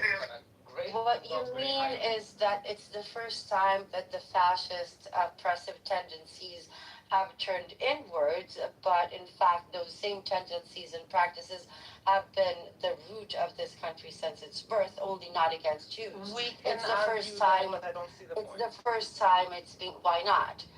This is exactly the problem. No. Because again, this shifts the conversation. Islamofascism. Why not talk about Jewish fascism? AKA Zionism. Because this is not the point of the conversation, and AKA I do not agree with that. Why? You claim that Islam is in nature fascist. Wait. If I understood you right, you said that their societies. Didn't you say that's how their societies? I said that Islamic countries manifest themselves today. What do they have in common? Do they and that? That thing they. That thing they and that. That thing they and that. That they are that the fascists. That the Zionist Jewish fascism versus that Islamofascism. They don't know what that they doing. Are labeled fascistic. Hello? First of all, you have semi-Islamic countries who are much less on the fascistic gradation. When I asked you, does it apply to all Muslims? You said, well, that's what their society. That's what they say. They don't know that. I asked you, does that apply to all Muslims? You said, well, that's what all their society. That's what they say. Point to the least fascistic Islamic. Turkey. Or no, Turkey is considered a secular state. Listen, if you point to Turkey as the least fascistic... Did you hear me justify the existence of Islamic countries? I believe all countries need to be separated. I think church and state is a bad thing across the board. I think that any authoritarian... I think that any autocratic regime is going to end up anyway other than fascist. We have been talking about the cause, okay? The cause. What cause? The cause of the changing. My cause is liberating Palestine. What cause are you talking about? We're having two different conversations here. Listen, I had a nice conversation with Buttercup. Like you try to pull the conversation to something that it's your. Are you not interested in having a conversation with a fellow Israeli? What? Listen. No. I'm your countrywoman. No. Congratulations, Asma. No, but Ellie, I wanted you to meet her too because she's very interesting and you're very interesting. She's an listen, you're an out-of-the-box Zionist, and I think you guys would have an interesting dialogue about it. This is boring for me. Again, like, Why is it boring you? Because I heard this a million times, okay? Yeah, you heard what? The what? What shtick? What is my shtick? About all Muslims, such a separation of church and state. So first of all, and by the way, your tendency to kind of subscribe me to things that I haven't said and do not believe in. Like, come on. Okay, approach it with open mind. Ali is boring, not interesting.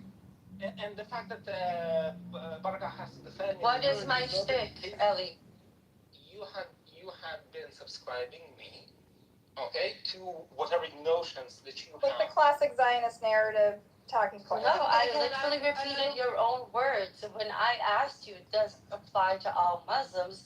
Your response was, well, that's what happens there in their societies, right? I specifically asked you. You could have said their countries, and I told you that they manifest fascism. So again, you did not make the distinction and say, well, some Islamic societies can become fascist. Exactly. So you're inherently relating Islam and fascism to be one and the same. No, How I told you. I told you. How no? If you just said all of them. Give him a chance to clarify at least. Give him a chance to clarify. The comprehension of like a third grader is obnoxious. Billy, you said all of their society. Roast. For example, so apparently not only Muslims can be fascist, but apparently all the Islamic countries are very fascist. Not all fascists are Muslim, but all Muslims are fascist. Is that the Venn diagram we're going with now? And again, this is subscribing to something I haven't said. Again, obnoxious. Listening comprehension of the third grader. And Harmonim is the best indication that you're losing the debate, honey. All Muslim countries. He's losing the debate, honey. Muslim countries are fascist.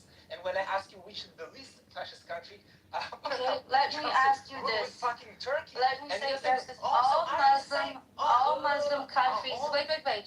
You're saying all Muslim countries. Wait. You're saying all Muslim countries. Ellie, all Muslim countries are fascist. What do those... אלי, אם אתה אומר שכל המדינות האסלאמיות, אם אתה אומר שכל המדינות האסלאמיות הן פשיסטיות, משמע יש גורם מקשר בין כולם. What is, oh no, then explain it to me. This is the way I understand it. When you say all Muslim countries, when you say all Muslim, then you can happily educate me. When you say all Muslim countries are fascist, then I'm asking, if it's not Islam that you're indicating as the common denominator, then what is the common denominator making all of them fascist? Because you chose to describe them as Muslim countries, so I have to assume you're blaming Islam. Well, don't assume. Ask him. No, I just did. If anything, for example, I blame probably Arab culture more than Islam. Because the Asians, for example, that's so much better. Are less fascistic.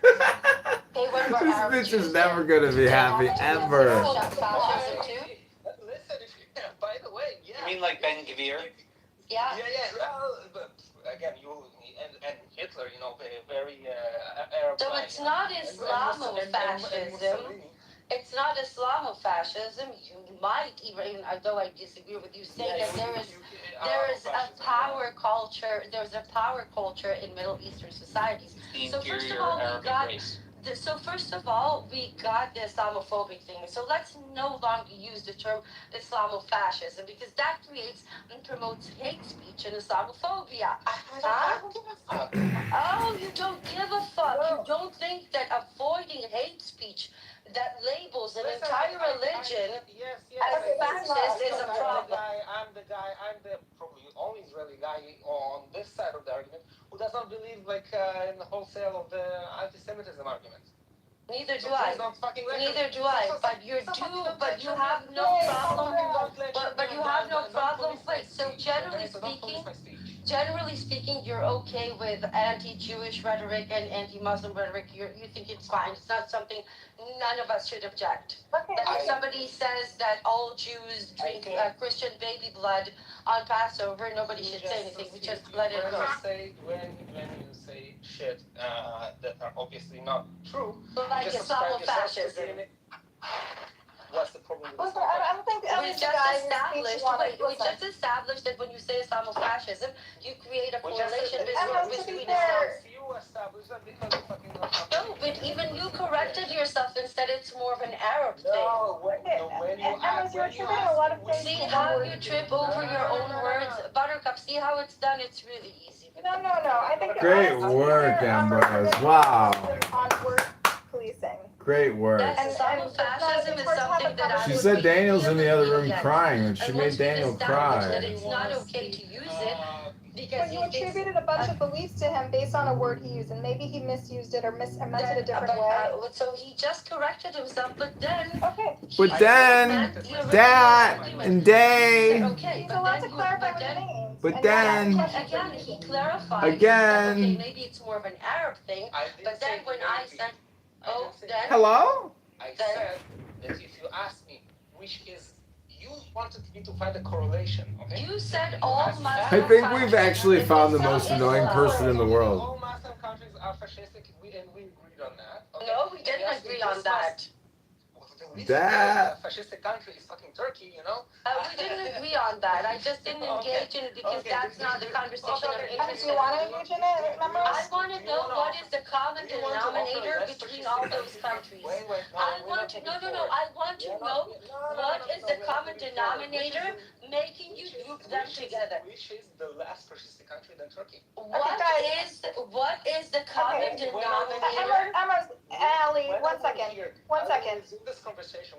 Guys, less fascistic country than Turkey. Okay, listen, let me say something. I think that there, as you know, because you're both really smart people, that like there are many geopolitical reasons why. I don't know about Ambrose here. Fascistic, right? And to attribute to one cause is overly simplistic. We're not gonna right now solve why specific countries are or are not fascistic. I don't think it's constructive. Okay.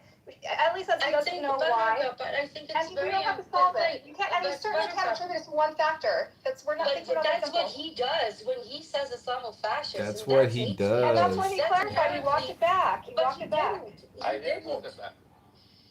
There you go. He did walk it back. Ellie is like a libertarian. He wants to use whatever words he said when he says Islamophobia, it's no different than saying any other blood libel about Judaism. And allowing it and letting it go unchallenged, the same thing as letting blood libel against Jews go unchallenged. I'm sorry, but it's not a word that is acceptable to be used.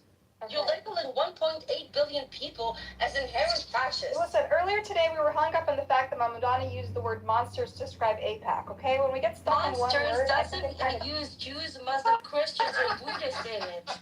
But he uses Islamofascism as an acceptable term.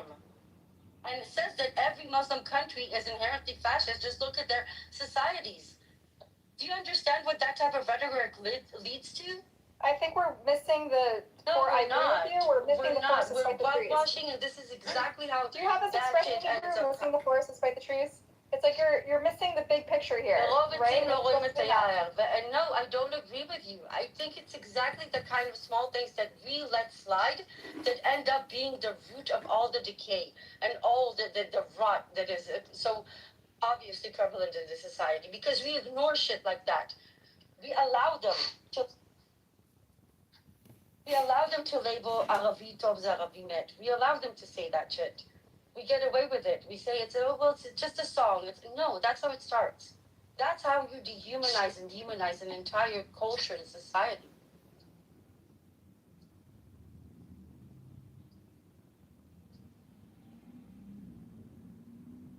Are you finished? Anybody wants to object to that? He goes off on the fascist Muslims, and I don't know if you lived in Arab countries before. Have you ever lived? Do not talk about it! Don't be specific! Ellie is sensitive to fascism from growing up in the former Soviet Union. American, right, Ellie? Like, I feel like his perspective is a little different than coming from the sort of classic Zionist narrative about demonizing the Arab world. Ellie, do you want to jump in? Listen, I'm tired arguing with stupid people, so I don't know. Like, when shit will come down, we can have this Stupid conversation people? again. Honey, you're the only one having a tantrum. How am I stupid? Do you want to debate other things with me? Come on. I dare you. No. Pick a topic. Oh, you dare me. I dare you. Pick a topic. Pick a topic, honey. If you dare me, like I dare you. Pick a topic. You want to talk about the green belt? Do you? Do you want to talk about what the Bundist? Do you want to talk about the genocide? Do you want to talk about the starvation policy? Do you want to talk about annexing the West Bank? Do you want to talk about what they do in Silwan? Okay, so Do you want to talk about what they did in Taipei or Tel Aviv? Do you? No. There's a reason you don't want to talk about it. Talk about what happened in Ukraine.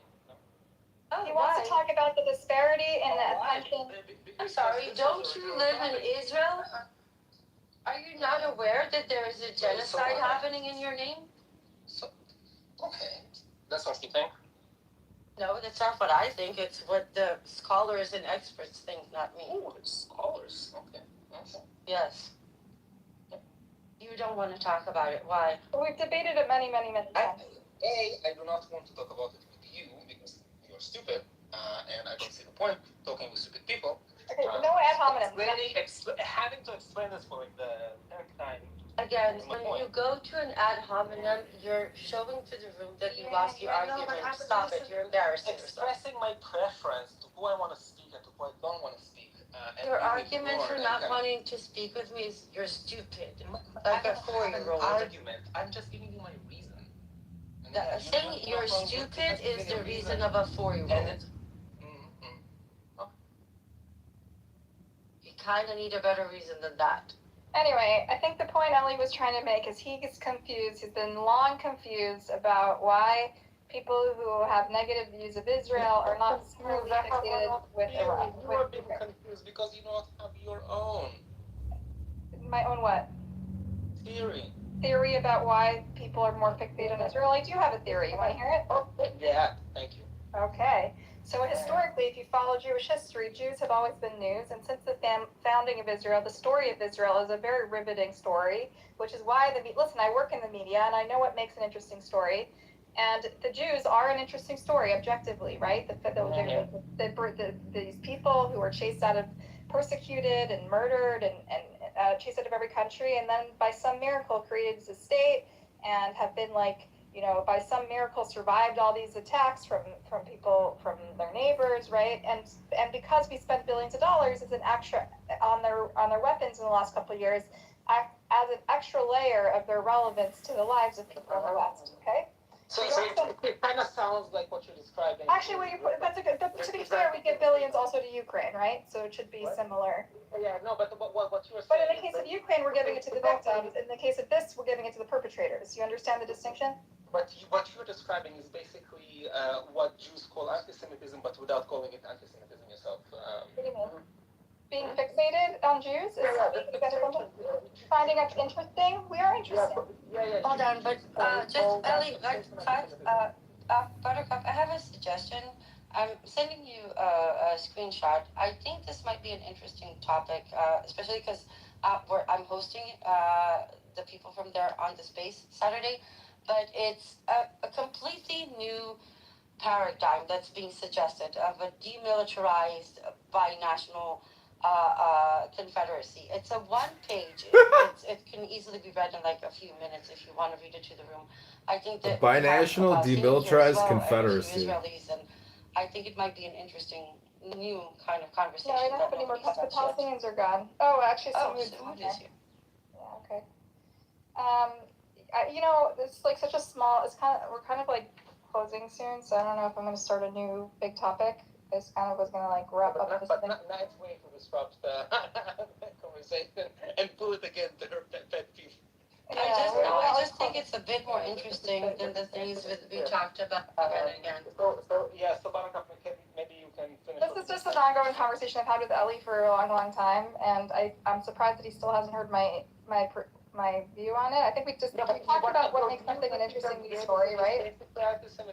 Ellie, do you recall discussing what makes something newsworthy? For those of you interested, I put the link to that page in the chat. Thank you. Cool. We'll check it out. Yeah, I'm always interested in out of the box.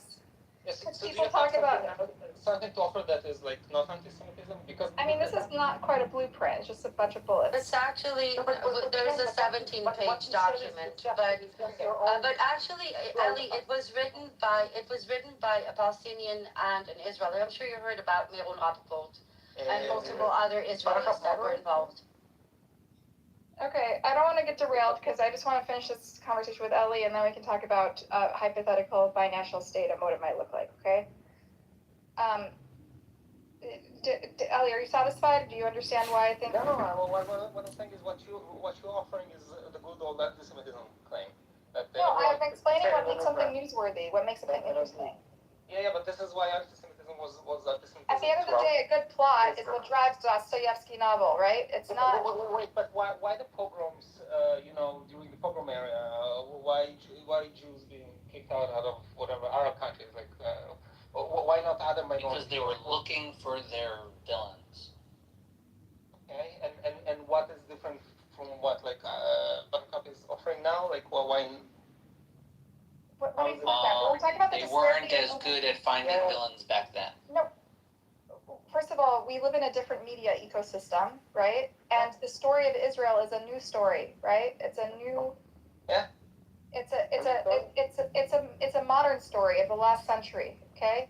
And we have been linked to it in the West financially, militarily, and countless other ways, because we also are host to the other large Jewish population. And so as a result, we have we're riveted. We have a more fascination with what happens there. Wait. Do you think that there is, such a thing as anti-Semitism as a unique phenomenon? So, a unique phenomenon, it is unique, yes. But all types of hatred are unique in their own way. Let's roll back. Anti-black racism is also unique.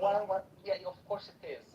I'm not saying it's unique in the sense that there's no other thing that is unique. But you think it's eternal. You can never get rid of it. It'll always be there. It's like a living force. Let's say we raise. You see there's some mystical force in the universe. I don't know. Like magnetism? You'll have to explain. You're like the cold heart.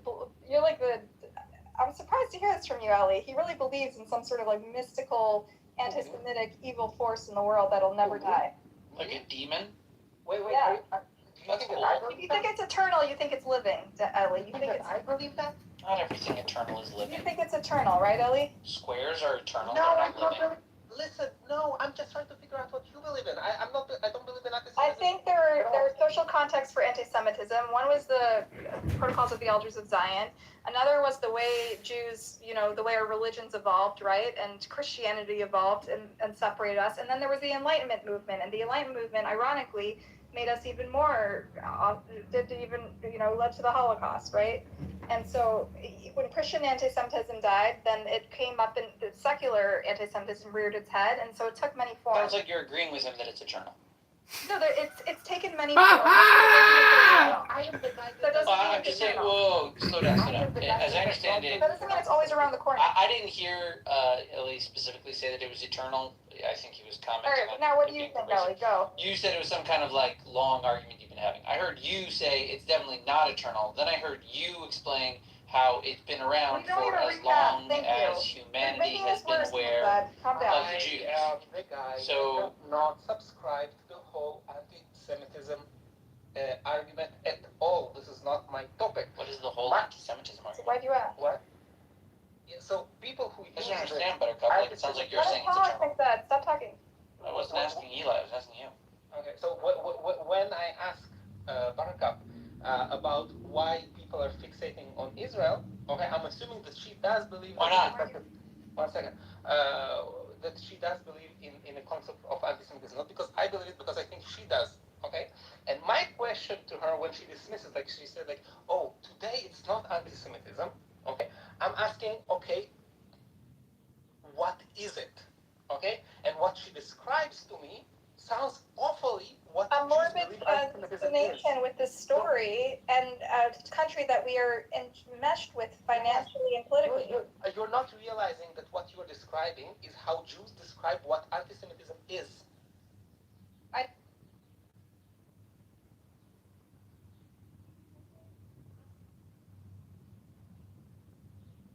Is it?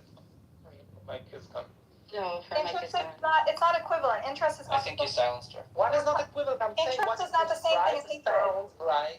Sounds like how being interested in someone is hatred. What are you talking about? I'm interested in you, Ellie. I don't hate you. Oh, he's not wrong. A lot of the interest is due to anti-Semitism, but It's more about obsession than like interest in. No, but it's by design, and the people who are attracting it is the Zionists.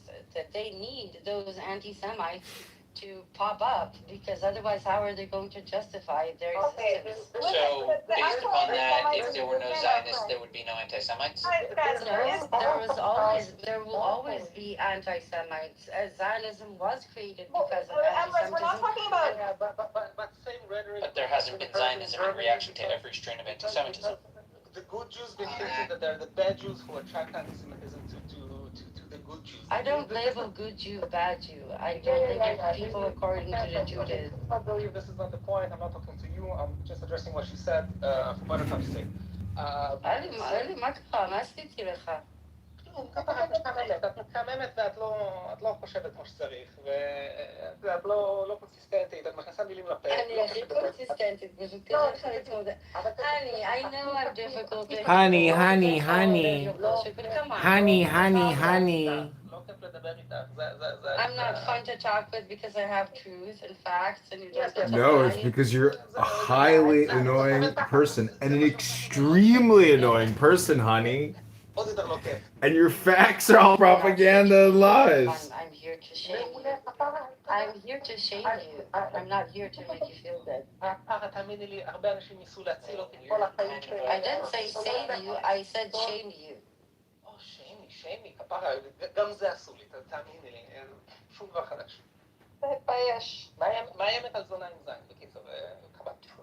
Did you just admitted to being a whore? מה? Nothing. אבל אתה נשמע, באמת. כן, מאיימת, איך מאיימת על זונה עם זין תופס כל המשפט הזה, נו באמת, אלי. אין לי כוח עליך. כמה פעמים צריך להגיד לך? I know. תודה. I ruined your fun.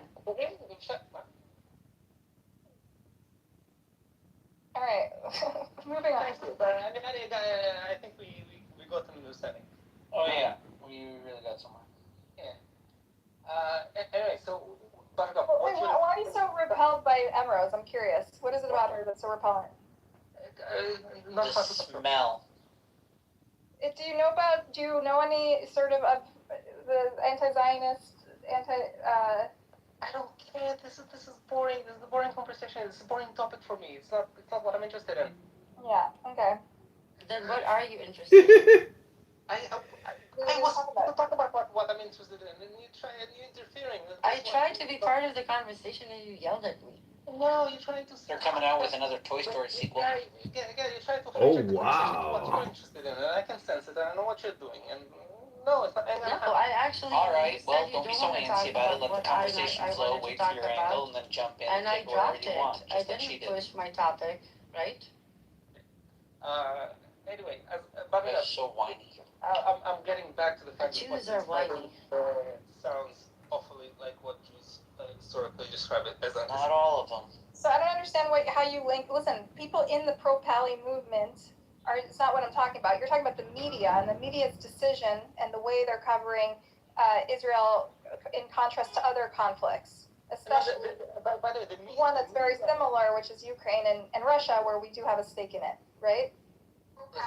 The media just does what brings money mostly, be it... So I work in the media, and and as I've explained to you many times, Ellie, but I think it's going one ear out the other. I don't care. This is not my point. Ellie, you know there's a church and state. There's a church and state between the money side and the reporting side. We don't make decisions on what to report based on money. make a decision based on people's interests and what's a good story, right? Yeah, except for the paid Yeah, articles. and I believe that, and in Santa Claus.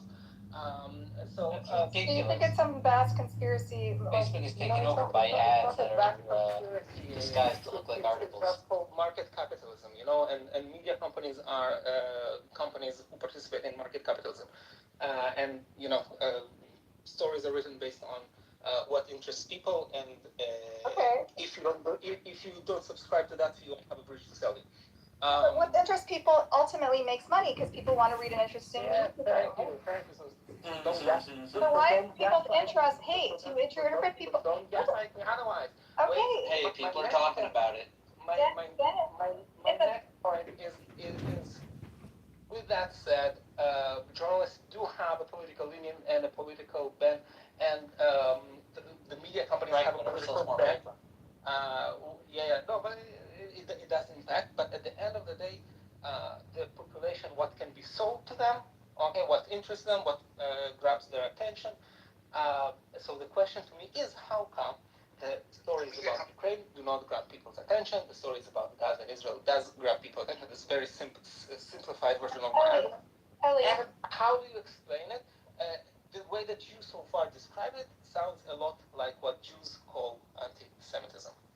Jews don't say a morbid fascination is anti-Semitism. Yes, no, they do. Ask any Jew here. Morbid fascination is anti-Semitism. They actually do. What is that supposed to I'm morbidly fascinated by Israel. I'm morbidly fascinated. What he's trying to say is that it's this no Jews, no news kind of narrative. Exactly, which is not anti-Semitism. It is. No, it's not. Let's ask. Buttercup, the point is, Jewish exceptionalism can both be. It's a two-edged sword. Jewish exceptionalism is responsible for both supremacy and both anti-Semitism. That's the problem with it. I understand. I'm not supporting exceptionalism that Jews are special or any. That's the argument Ellie's bringing. I understand that. But I just want to say. I'm bringing. Also, no, Ellie, but also objectively, Israel is interesting for reasons beyond just people's cheap morbid fascination. Oh, you're saying objectively covering Israel is good journalism? Listen, the people are drawn. First of all, we do write about quite a bit about Ukraine and Russia, but not enough for your preference. I understand that, Ellie. You think it's disproportionate. No, but the thing is that there's nothing wrong with it. Can I take a stab at this? I think Ellie's trying to say that this whole grab a knife. no Jews, no news is what Buttercup is. Feels a little anti-Semitic, hold on. I'm not advocating for it. I'm just saying it's a fact of life. I know, I get it, and I Ellie's acknowledging that that's the argument you're bringing. But I think if I'm trying to understand, it's just a fact of life. It's been that way for centuries. So you're claiming that one of the reasons that people are super interested in covering the whole Palestine-Gaza genocide is because of the Jewish aspect. Now, what Ellie's saying is this is the Zionist argument when it comes to this. But he, I think, is claiming, and on this I will agree with him, that it actually roots in many other reasons, like Islamophobia, like anti-immigration, like white versus brown, West versus the global South, not necessarily the Jews versus the Muslims. That's exactly the point I was making, Emrose. I said objectively, so I think this is what Ali didn't I know this is what you think. This is why I kind of went on a Otef road, because I think he doesn't understand that that's what you're trying to say. I think the story of Israel is objectively an interesting story for one, geopolitical reasons, two, our domestic policy and politics reasons, three, just the story of the Jews is genuinely a moving story of twists and turns and drama and peaks and falls. But it's not because of that. It's because Israel is considered to be look at it as a gladiator battle. Israel is the West, the white, and Palestine is the brown, the immigrant, the Muslim, the non-Judeo-Christian. It becomes a representation. So everybody, yes, people project their politics onto it. But you're really describing a fight poster marketing. But it's not the It's a marketing fight. necessarily the Jewish angle. It's the fact that Israel is considered to be the white Western representative in this. All you're describing is marketing. That's not what's his name? Amir projects his Al-Aqsa fantasies onto it, right? Everyone. What does he know of Al-Aqsa? Amir No, from the other room. Yeah, did he work at Al-Aqsa? It's part of his So why does he give a shit about Al-Aqsa? This is why we say that when people here shove the holy war narrative, they're doing the Zionist job for them. Zionists really want this to be a holy war, but the fact is that it's not. Yes, they do. This is how they create anti-Semitism. But the fact is, oh my God, McZed, can you please stop? To be a holy war. Okay. I think what Ellie was trying to say, and Ellie can correct me, is that this Palestine-Israel genocide occupation is often looked at as a representation of a battle between white and brown, West or global South, so on and so forth. That's just marketing. He's interested in why we care more about Israel. I hate when you try to say what I'm trying to say. You are so fucking atrociously awful. All right, just explain yourself, Ellie. Go. The mic is yours. What? The mic is yours. Go clarify. I said the Islamo-fascist alliance with the Marxists, with the socialists, and again, I'm talking about the general. Okay, so he's saying it's capitalism versus social communism representation. Let him finish his point so we can move this forward. Love for you. Tears in my heart. All right, I think we killed it. We beat a dead horse. Tears in my heart. My love for you. The Islamo-fascism.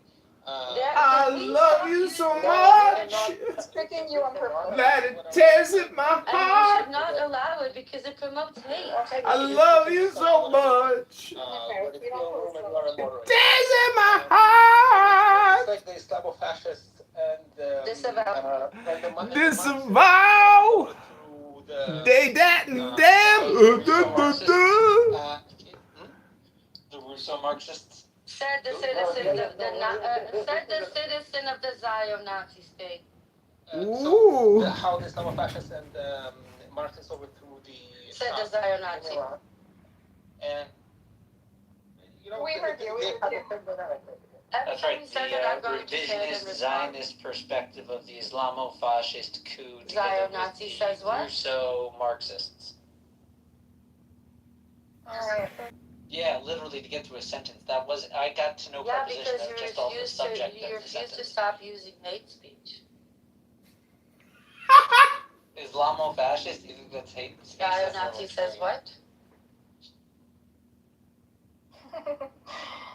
Anyway, how's the baby? How's the kiddo? Are they talking yet? Nice. No, what did you ask? I said, how's the kiddo? Are they talking yet? Are they? Hebrew or Russian? What language are you talking? Mostly Hebrew. Mostly Hebrew. Are you trying to do trilingual situation? Yeah, but it's like all the media in English and all the grandmas in Russian. Yeah. Okay, that works. That's a good system. Oh, let's see. It's good when you put it in like different settings, you know, because they can compartmentalize, you know. Exactly. No, he's doing great. He's very smart. Of course he is. And he's very fun to be with. So you speak Russian? I do. Здравствуйте. Здравствуйте. Я хотел предлагать... Can we talk about what I sent you, Buttercup? Это украинский акцент, да? Yeah. Нет, это мужчинский голос. Что? Не понял? Это мужчинский голос. Мужчинский голос? Да. I'd like to see more on this. Can you have like a document you can, like a link you can follow it up with? The thing is that the big document, for some reason, I can only locate it on their website in Hebrew and in Arabic. Can you make it with the Hebrew one? Yeah, I can. Okay. I'll use a Google Translate. Is it a PDF file? It might be. Yeah, it's a PDF file. Yeah. Don't use Google. It's like taking ChatGPT or something. Yeah. I have a profound respect But I for specifically screenshotted that specific portion because I thought it's short enough to read, and I'm interested to get opinions on. Okay, let's see. This is like a tried and tested path to mutual security. what we've learned. Who are these people that is we? That Okay, so it's two state, one homeland organization was established by Israelis and Palestinians long before October 7th at the genocide. And this is their shortened bullet point about mutual security, that specific topic. Okay, this group is called A Land for All. It's a joint movement of Palestinians and Israelis who share a simple but transformative vision. Two democratic sovereign states, Israel and Palestine, linked together in a confederation of gradual steps towards freedom of movement and residence for all. I think I've seen something similar to this, right? I've linked to you before, probably, because I'm posting them this Friday. This isn't, but there's an older version where basically there's two governments, but they allow residency In Arabic, maybe you've seen that one before. Is this a new plan or I think these documents are relatively new. I think before that they were they were drafted differently. Okay, yeah, I think this is actually good. It's almost like a hybrid between one and two states, right? It gives exactly, and it's an intermediate step on the road to a one step. It talks about as an intermediate step and not yet, but we should read it for everybody and not talk over it. Okay, so here's what it says. They don't believe in separation. What doesn't work is separation, which has impoverished Palestinians and delegitimized their public institutions while failing to deliver security with Israelis. What it does work is respect for human dignity and economic opportunity. What also works is mutuality and cooperation. And then they outline what they propose. Their vision, each state would have a sovereign authority over its own internal security, while both would commit to partnership in managing borders, shared intelligence, and cooperating to prevent violence and bring perpetrators to justice.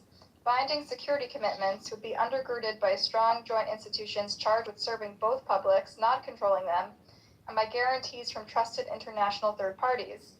With the state of Palestine, Israel's military and security presence would rapidly be replaced with international forces. Within the state of Palestine, freedom of movement and residence across the Israeli-Palestinian border would be phased in gradually to minimize security threats and economic shocks. Cooperation to address external threats would be embedded within a regional security framework. Beginning immediately, Israel should be pressed to revive its security paradigm and focus on individual threats emanating from either side, not collective restrictions on one side.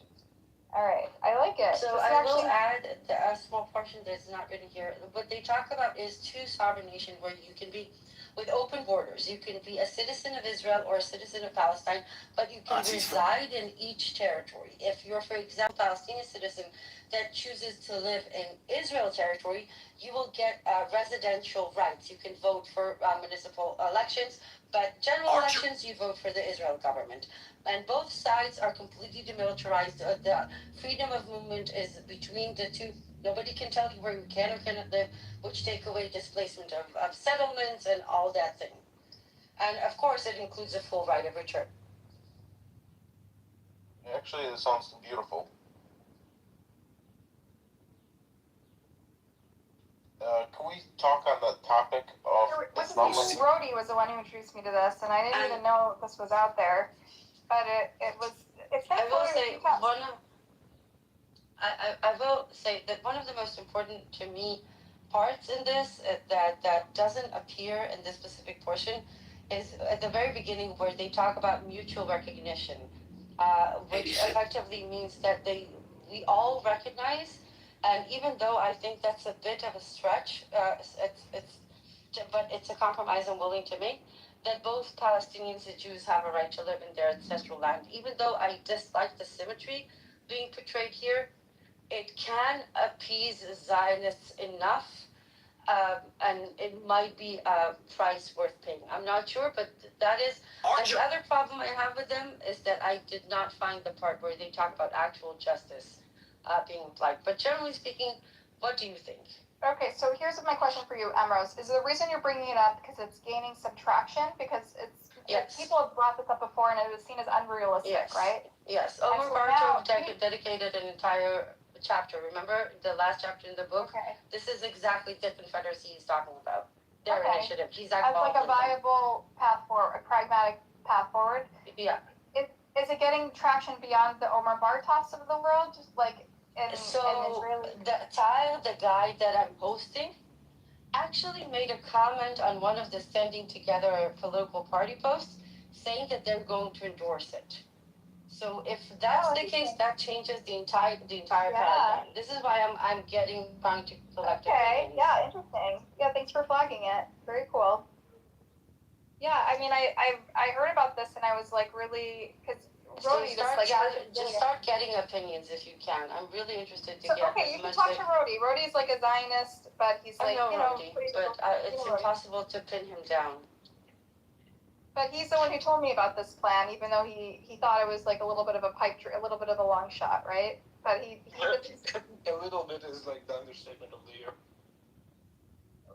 Listen, at least it's a plan. I think it's something that the international community can get behind and impose on Israel.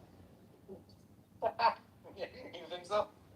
Yeah, I do, Ellie. You really don't understand how much people hate us right now. You have kind of misguided understanding what the international community cares. You have to go straight to insults, Ellie. Come on, try to be a little more gracious. What was insulting? You just insulted her intelligence. Please be nicer. Thanks. No, he's right. She's delusional. You're just making me look good and yourself look bad. Yep, that's what's happening. We're in the United Ritzaham room, okay? So just behave yourself accordingly. They don't even recognize the genocide, and they probably celebrate. Who are you talking to? Who's this? Not you, Val. Who's Val? They're drama queens. They're talking to the audience always. Okay. Who's Val? That was a guy named Michael. He used to be Seymour Butts. He's just an idiot. Is he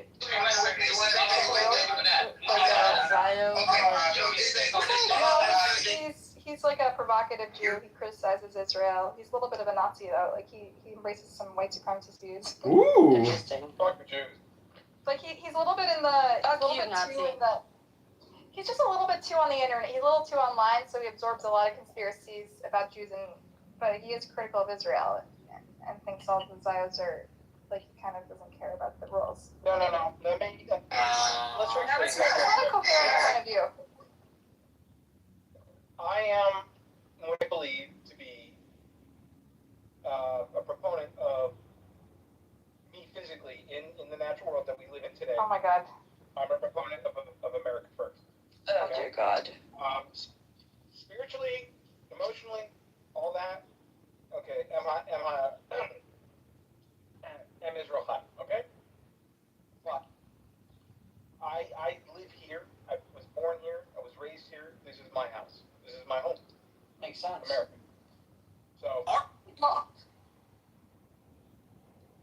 But yeah. All right, thanks for stopping. Are you against the genocide? That doesn't sound like a Nazi. No. Are you against the genocide? Am I what? Against the genocide. We define genocide. Are you against what's happening Creating conditions of life aimed at the destruction of a population in whole or in part. Are they indigenous? Okay, so he's one of those. He's one of those. You can't even communicate with him.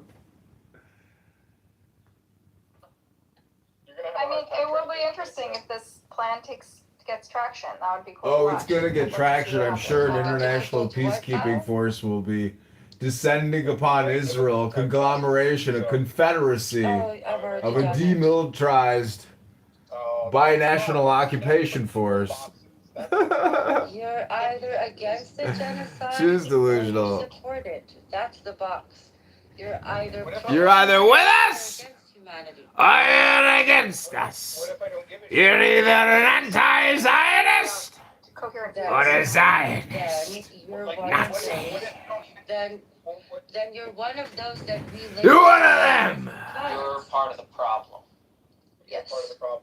What if I don't even know what's going on? What if I'm not intelligent enough? That's right. Your ignorance is part of the problem. You're an ignorant problem maker. What if I am not intelligible enough to make a decision or to have an opinion for those? You just did. did. Well, then you're just ignorant and explainable because of your stupidity. You're a stupid, ignorant troublemaker. Didn't you just say Am Yisrael Chai? You did. Like a stupid, ignorant It's not troublemaker. inherently offensive to say Jews should live. No, but you know exactly what that stands for, so that's why I continue to ask. I'm sorry, one second. Am Yisrael Chai is In offensive order to you? in order to make sure, I asked him about the genocide. Did I or did I not ask you about the genocide? Figured it out. Did I or did I not ask you about the genocide? Is that a dog whistle then? Yes. You're either against the genocide or you're not. Some people are just morons, okay? Some people are just allowed to be morons if they want. You have afraid that you exist. If I represent my country, the United States, and I fly the American flag, does that make He hates APAC. He hates American Israel meddling in our politics. I don't care. It doesn't matter if you're American, Japanese. They play both sides all the time. Either stand against murdering 22,000 children or you're not. I got a better one for you, Ambrose. What if I'm Puerto Rican? Doesn't matter. Are you human? Then you are the problem. Are you human? Do you believe there's any justification for starving any child anywhere ever? What if I were to surprise you and tell you that I'm actually in the film? It has nothing to do. I asked you whether you think there is justification for starving children anywhere, everywhere. No. Then why are you not speaking against what is being done in Gaza? Starving children. Starving children in America too. Because that's the only. America also has starving children. Okay. That's true. That's wrong. We're going to starve every starving child. That's wrong. But and he's America first, so he's worried about American children. Shouldn't we focus on starving children? That's fine. This is why I asked him. I didn't ask him why he's not acting against the genocide. I asked him, does he support it or does he or is he against it? Apathetic. And what was his response? And his response was, "What is a genocide?" I gave you the definition of genocide.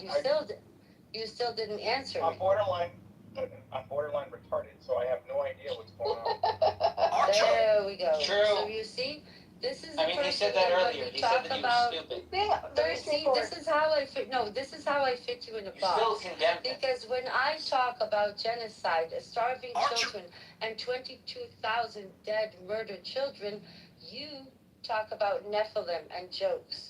This is how I know which box to put you in. See how easy it was? Wow, good one, Ambrose. You got him! I think she condemned you.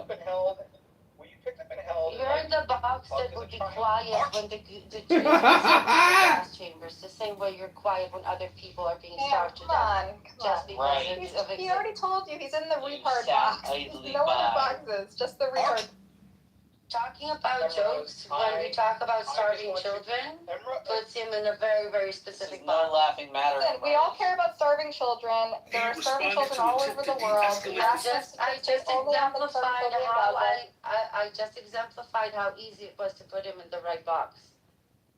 That's it. What if I care about black kids dying? What if I care about black kids dying in the United States? Like a disproportionate amount of like African Americans. That's very good. Why don't you care, Emirates? Why aren't you concerned about it? Why aren't you talking about it anymore? Yeah, I do care, but right now I'm more busy and Why what's being done. Yeah, but it's not being done in my name with my tax dollars. Ambrose, are you not a member of the West? Do you not hold the responsibility of the slavery of the transatlantic?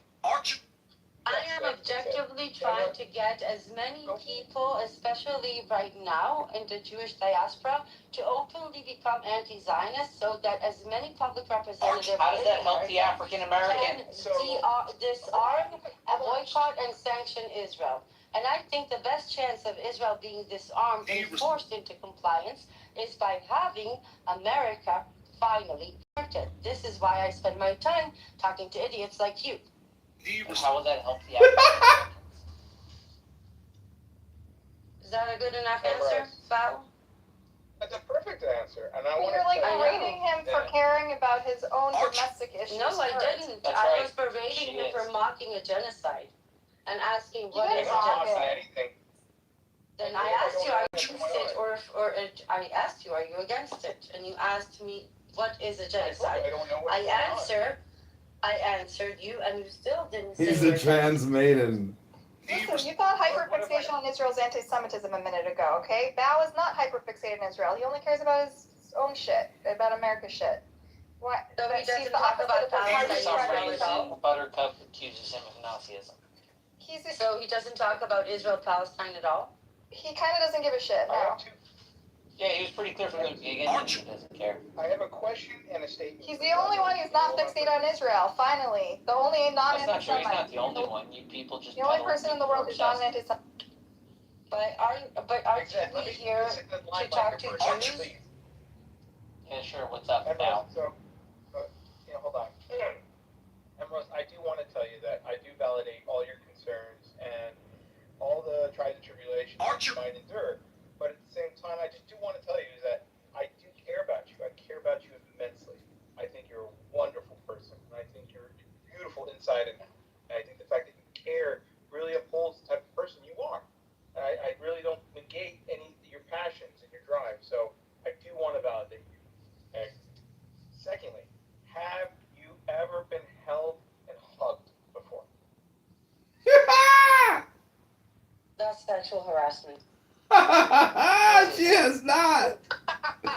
Holy shit, Bronstein's roasting that bitch, buttering her up. For the fatal fate de compute. Emrose, like I said, I am always here. Jesus Christ is always here. If you ever need him, and if you ever need him, we're both. 22,000 children were murdered on behalf of your faith or ethnicity or 22,000 slaughtered babies for your Zionism side. He's half Jewish, half Catholic. The October 7th genocide! Jews reject him, the Catholics reject him. He's a reject, but he did just roast you. So what's it like getting roasted by a reject? Very quickly and fully. Israel. No, they won't, because he's Yeah, they will. Yeah, they will. Yes, they will. the state will Because of his father. The religious establishment won't. I'm just trying to highlight to you the concerns of He's individuals. Jewish enough to be part of the demographic set up. majority, but his kids won't be Jewish enough to. Look, I gotta find a nice idiot. No, you will still be forced into conversion. No, get a Cuban and say that she was a crypto. You won't be allowed to get Like your dad did. Because it's a fascist state. My mother has never like espoused the fact that nothing about being crypto anything. That's fucking weird. I know, just like throw it in there. Listen, if you move to Israel, backstory it up. She's a crypto. There's so many hybrids in Israel, it's insane. Like, Well, a ton in the Americas. The Spanish pushed them out just as the Americas were discovered, so a lot of Jews ended up in the Americas. Especially those islands that were Spanish occupied, like Puerto Rico. Emrose, I just want to let you know that I'm not here to be your enemy. I'm here to kind of just be jovial and fun, like real talk. So I'm not your enemy. You don't ever have to attack me. Just FYI. Okay? Right now, I see you more as a potential sexual harasser than an. That's true. Jesus Christ, what did your husband think of you? Fuck. That's not nice. Hyperbole. Ellie, you still there? I am. I'm enjoying this very much. The roast of Emrose. While doing my house chores. So do you agree that Bao is the only becomes non-anti-Semite that in the way. world because he doesn't give a fuck about Israel? Whoa. I You're don't boxing subscribe me. to the. I do not subscribe to the whole You're boxing me. topic. You're boxing me. In the spiritual sense, I believe Israel has a place in my heart. Manipulation tactic. There we go. But again, objectively now, here and now, my current concern is America and where we are going from here. Did you ever visit Israel? Yeah, many times. So effectively, you can't say that you are not a part of this because you took advantage of your ability to come to Israel at the expense of people who are denied returning to their homeland. You took advantage of your own Jewish supremacy and privilege by coming here. So effectively, you are part of this. So if you have taken advantage, because this is dangerous, because this is dangerous, because I was born here and I have nowhere else to go. Hence, I am still a beneficiary of the occupation and I have an obligation to fight it. Ah, shit. So if you had a chance to leave, would you? No, if I had a chance to leave, I would. Because of my daughter, by the way, not because of me. If I wasn't a mother, I would stay and fight the occupation until my last breath. But that doesn't change the fact that when you say that She's gonna fight the occupation to her last breath. that's not true because you have actively used your Jewish privilege at the expense of the Palestinians that are now Jewish being privilege. genocided. So when Oh, look, don't YouTube take a disabled stance on one of my this, live but at streams the again. same time Aw, use the YouTube privilege can't given to handle you me. by the same state Over and over and committing over a again. genocide YouTube on gives your me community behalf, guideline your strikes, silence deletes becomes content. compliance. It's not even me saying shit. It's what people are saying on the internet. How about I join your side and whatever organization you're part of right now that you're actively campaigning with, I will join you arm in arm, side to side, you and I together. You and I will parade in the marches and in the crowd, like you and I. What organization are you part of, and like what group of people do you belong with? Like who can I join? I can give you a list of organizations you're welcome to support. So you're actually actively like outside parading and like It's none of your business what I do. Okay, so do you sit on Clubhouse all day, or are you outside and about? Like I'm very. Do you think that this is the trap that I'm going to fall for? I don't know. I'm just curious because I will. You think you're the only one who tried? You think you're the only one who tried? I mean, that's not an interesting line of questioning what I do in my private life and how I advocate and act, what type of an activist I am. Right now, I'm an entity talking to you. How not? It is private. Do you see my full name here? No. Melanie. Did I choose to be Melanie? anonymous? Then it is private. Then by asking, what are you doing? It's like saying it's a secret. It's no longer a secret if I tell you. It is. No, it's no longer a secret. Yes, it is. You being outwardly public no longer it invalidates, it nullifies everything about you being private. Like wholeheartedly. Like you out here. The fact that I choose to have an anonymous persona online doesn't change my activism in real life. And I am under no obligation to provoke. I'm not public though. How am I public? Do you see my name? Doesn't matter. Do you see? How not? Yes, I'm a voice. That's all I am. But again, I'm not going to let you derail the conversation. If you want a list of organizations, yes, if you want a list of organizations you can support, if you want to promote anti-Zionism and ending the genocide and the occupation, I'm happy to provide it. Any other question before I explain to you again why you are in the box of people who didn't speak up when the Holocaust was happening? Wait, which Holocaust are we talking about? You're like the people who didn't speak during the Jewish Holocaust, and you're one of the people who are not speaking. You're also one of the people not speaking. There's only 276,000 people, Buttercup. Anyways, was it really 6 million, Buttercup? Alright, so anyways, Emerald, so what is the Holocaust? Somebody get Benny Adam here. I think that's his job to deal with these lunatics.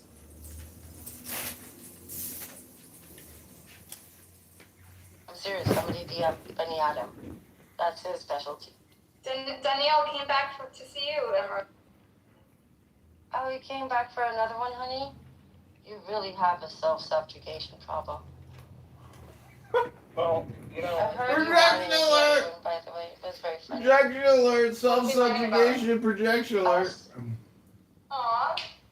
This is the room that keeps giving. The giving room. I wish you the best in your endeavors. There was one casualty in the Montreal shooting. I wish you well in your endeavors, and I wish you well and many successes with all the things that you're doing. מיכאל משה מזרחי נרצח במונטריאול. Mrs. Rose, why didn't you reach out to היה the ליד בית חולים. סליחה, יש 2 הרוגים ופצוע אחד. Rose, you speak Hebrew very well, and you're in Israel, and why didn't you reach out to the Israel government and tell them to invite the guy who saved the Jew in Australia? Why didn't they the did. guy a medal or something? They went to visit him, and they tried to make him into a token Muslim to validate Zionism. No, I'm talking about Israel government. Those people who visited in Australia. They sent an official, and I think they actually tried to invite him, and he rejected him. Thank God. What about they try to invite him? I think they did, and I think he said no. No, they did not. They did not. Either way, I hope he would have said no if they did, because nobody should be legitimizing this place right now. It hurts that Muslim defending Jew, it destroyed their propaganda. Yeah, so but it has to be the job of the Jewish community, not the state of Israel. He was protecting Jews, not Israelis, not Zionists. And Israel has no business promoting this person as if he was defending Israel or its policies. He was defending innocent people that also happen to be Jewish. Because he didn't see a difference between one person or the other. He just saw somebody doing something bad. So Israel doesn't get to claim him as the Muslim who protects Jews. He's just a good person who did the right thing. And they don't get to use him to whitewash their own crime and hate. Sorry. Don't be sorry, okay? Fuck you. You made jokes when I spoke about 22,000 murdered children. I didn't make jokes. I was talking about Yes, you did. You asked me a question. No, I didn't. I have a very good memory. Think about that. Did you feel bad about you might be on the spectrum, Ambrose. Have you ever thought about getting like ASD, see if you might be on the spectrum at all, or no? There again, when you go down the ad hominem route, you're only proving that I win the argument, that you have nothing left to say except for going after me personally. It makes you look ridiculous, not me. Alright, definitely high functioning. No, that's cool though. I mean, look, I'm a little tired with Call that high functioning. See, Joe? Well, if someone not human, you cannot force him to be a human, right? Like, that's his decision. Oh, they're human. If he's going to be a human or animal, you cannot force him. It's his choice to be an animal. They're just bad human. We're all human, unfortunately. Okay, they're forced. You can't force them. Honestly, like, it's hard. It's hard. Like, it's his choice. He want to be a human or animal. He made the choice. So we can't force someone to be a human, right? Or we can't force anyone to be an animal. I think we can't force anybody to behave like a human. They're all human, but they don't behave like it, or they don't see others as human. But I don't label people animals. I just label them bad people for not bad people, people who do bad shit. But he's right. I can't force you people to have a moral conscience or a soul. If you decide to bury it deep down inside it, beat it down every time it rears its head. Like, I don't know what else to do. Say advice, say what you need to say, and that's it. It's his choice. I'm sure he's... But Joe, people are dying. I'm serious. I don't know what else to do. I know. I'm seeing it today, this morning. They just bombed kids and women this morning in Gaza. 17-year-old child on her way to a final fucking exams. And she was the only survivor of her family. The only survivor, a 17-year-old kid. Gone. Yes, she the went entire to family high school. erased from existence. Her entire family killed during the genocide. But they had to go and bomb her too. But yeah, I keep screaming, Am Yisrael Chai. Islamofascism, bitch.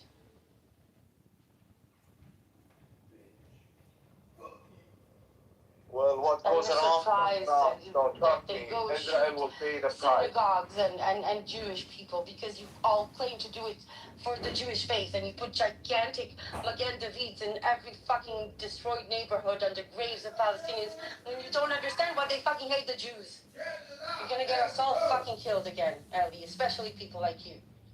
And when there is a new resistance group comes, let's call them Hamas 2026. They say, why do you do that, October 7? Why? Of course, I'm against to kill any innocent. I was disgusted from Hamas. I'm pro Hamas, used to be, honestly. But to take innocent people from Israel, I was 100% against it. If they took IDF soldier, I'll be proud. I'll be 100% with October 7. But I was not. To take old women, girls, boys. Yeah, but you see, the problem is that Israelis have opposition members who stood on a podium, not Ben-Gvir, not Zionists, who said that children in Gaza brought it upon themselves. See? That's the difference. This is what you fucking support, Ellie. Oh, wow. The Zionists did it to themselves. I gotta hop off. I'm gonna make you all mods and you can close the room at any time, okay?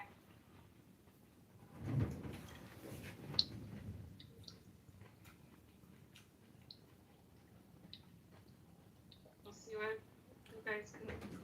Joe, did you happen to listen to what Buttercup said before about the one true state, one homeland initiative? I did not.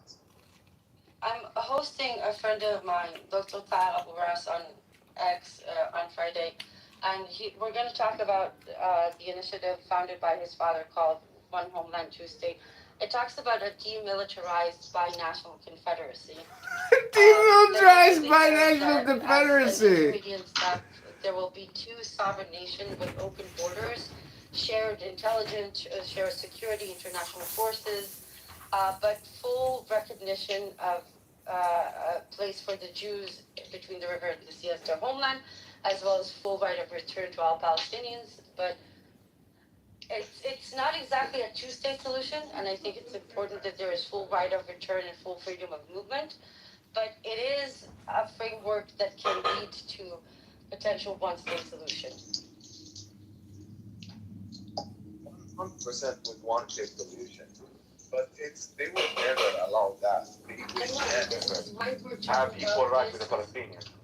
I know, this is what we're talking about. With Buttercup, there's a lot of noise coming through me. Oh, sorry, guys.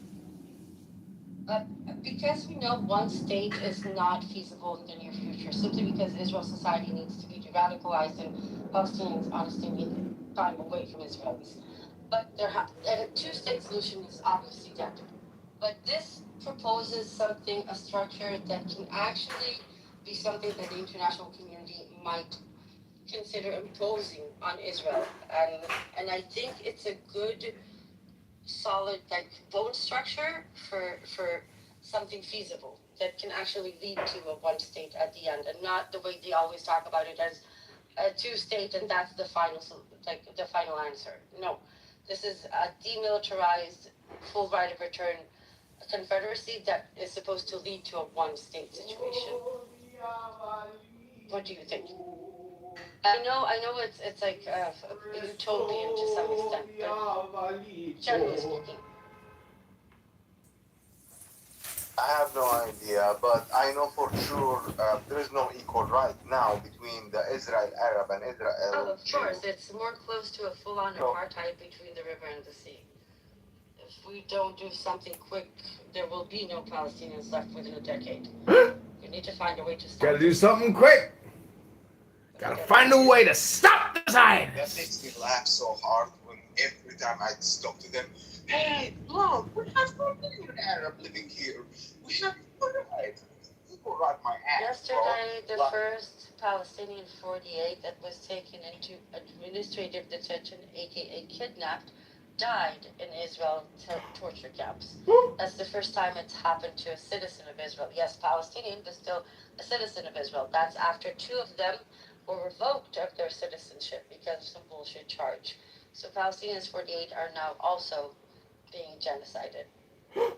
This execution plan they have, being fear the terrorist motherfucker, and he wants execution just apply for the Arab. Oh no, we need this Confederacy of the demilitarized by national statehood.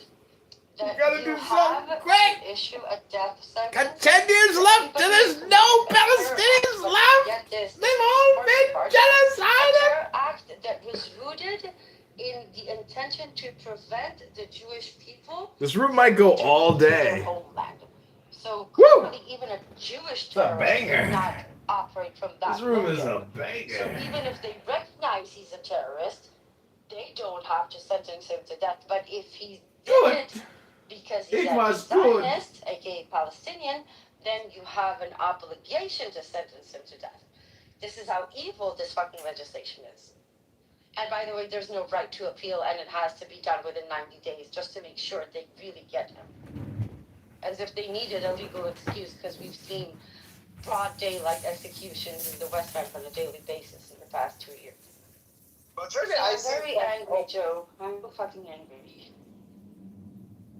Trust me, I lost a family member in Palestine because of this motherfucker.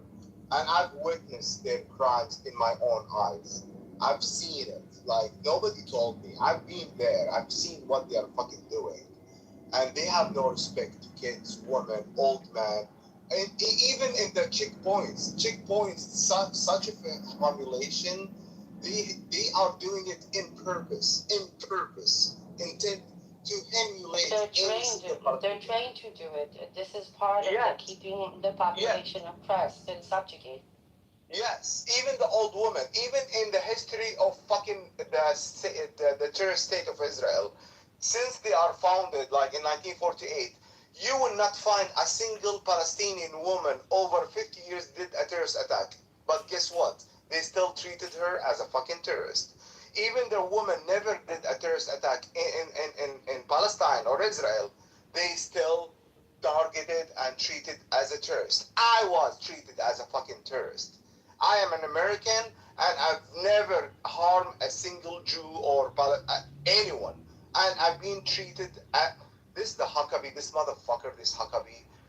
This is like I'm boiling. He's a truly maniac one. He's a fucking Israeli agent. This motherfucker, the way how he defends Israel every single moment, it makes me sick and I want to vomit in his fucking mouth. This son of the bitch, Zionist dirty dog.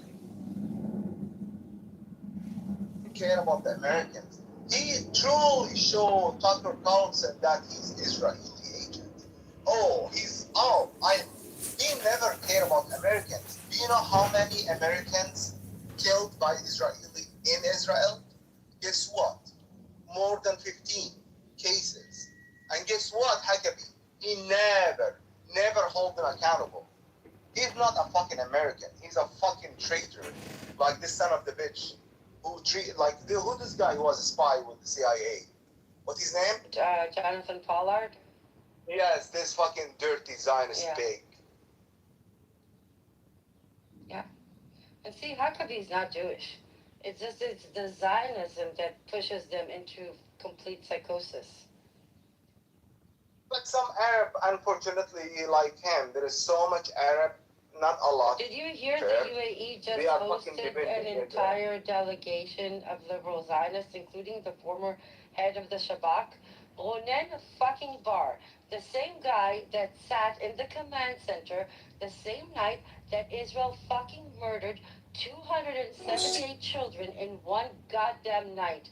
And that's the one that the UAE is hosting with his wife.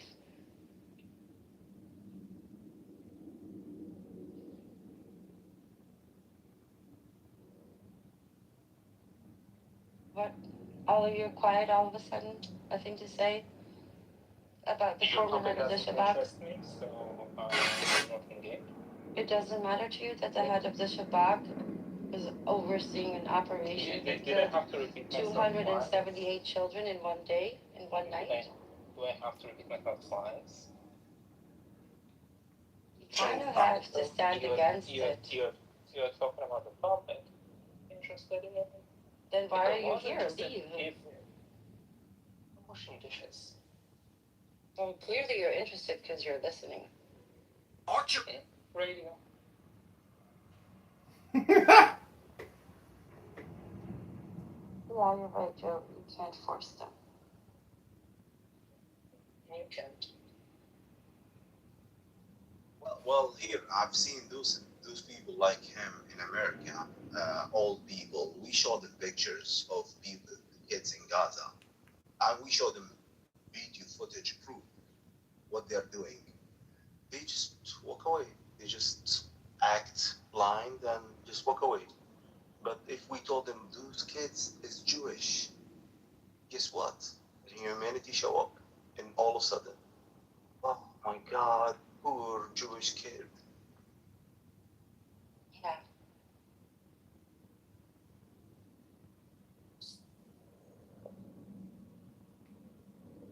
I hope you started to think of what you're going to tell your grandchildren, Heli, one day when they asked you, what were you doing during the Gaza Holocaust? And you'll have to look them in the eye and tell them the truth. You're trying to drag me into a conversation in which I am not. No, I'm just going to say goodbye by saying, fuck Israel, free Palestine.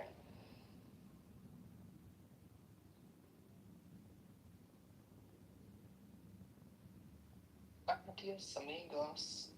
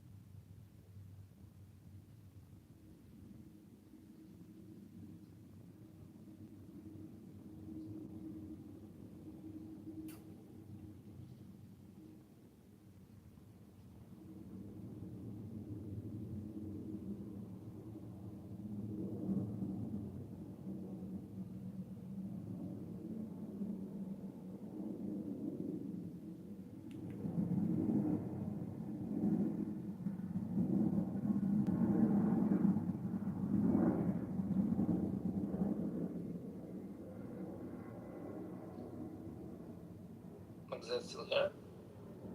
Yeah, what's up? Hey. What that obnoxious bitch? They come in all shapes and sizes. Yeah.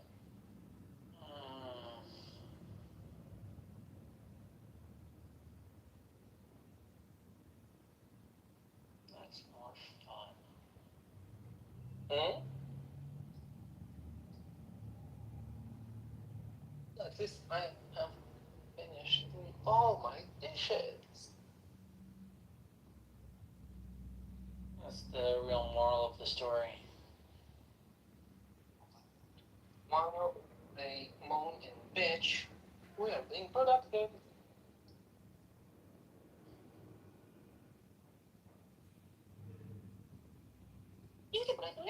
Israel. Or check Israel.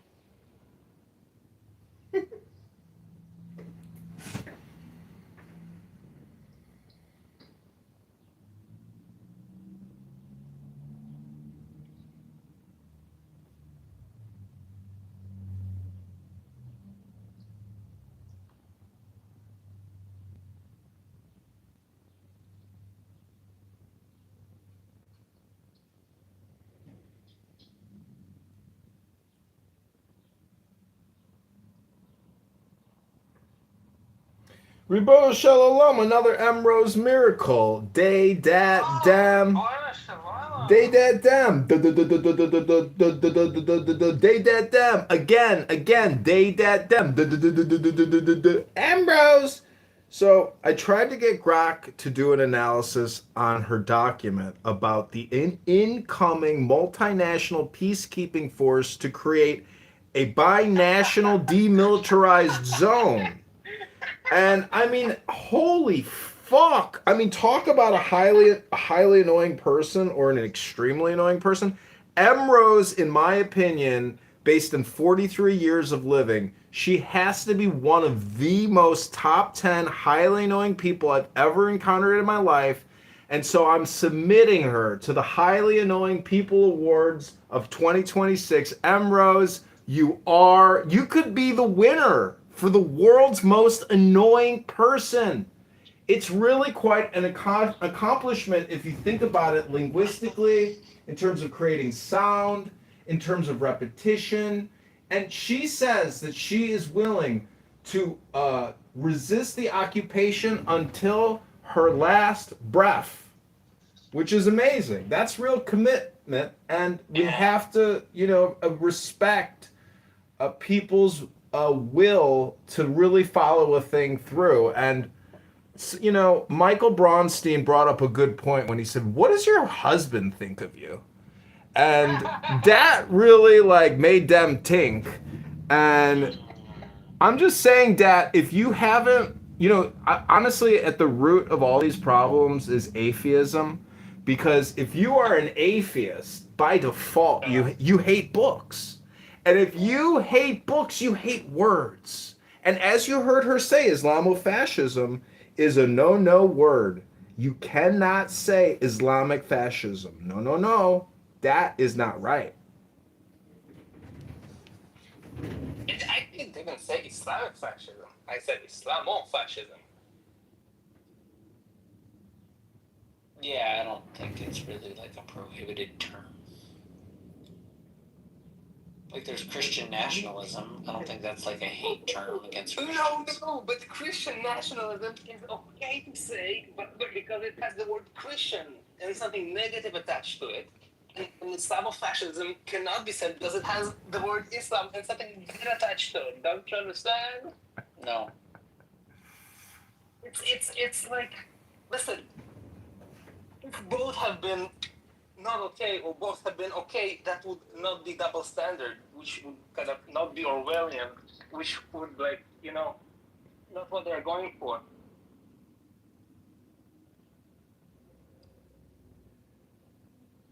It must be double speak. You speak. Oh, my friend is here, thank God. We're...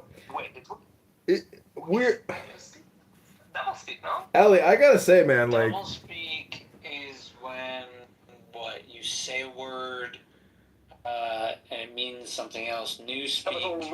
Orwellian was. I think newspeak is like the broader term for any word having a new meaning as part of someone's mental control over you. Okay. Well, what were you about to say? I was gonna say, they kept accusing you of doing ad hominem, and therefore you lost the debate. But she kept calling you a bitch and saying "fuck you, Zio." So I'm just wondering if the same rules apply to her. Yes, they do. I was trying to explain in two languages to her that I completely don't want to talk to her. I don't care about what she has to say, that she's annoying. She's not interesting to me. And she was like, "What can I do? You have to talk to me. Please engage. Please engage. You must engage. You don't want to engage. You're a bad person. you lost that Okay, because you don't want to I'm a bad engage. person. All right, we didn't engage.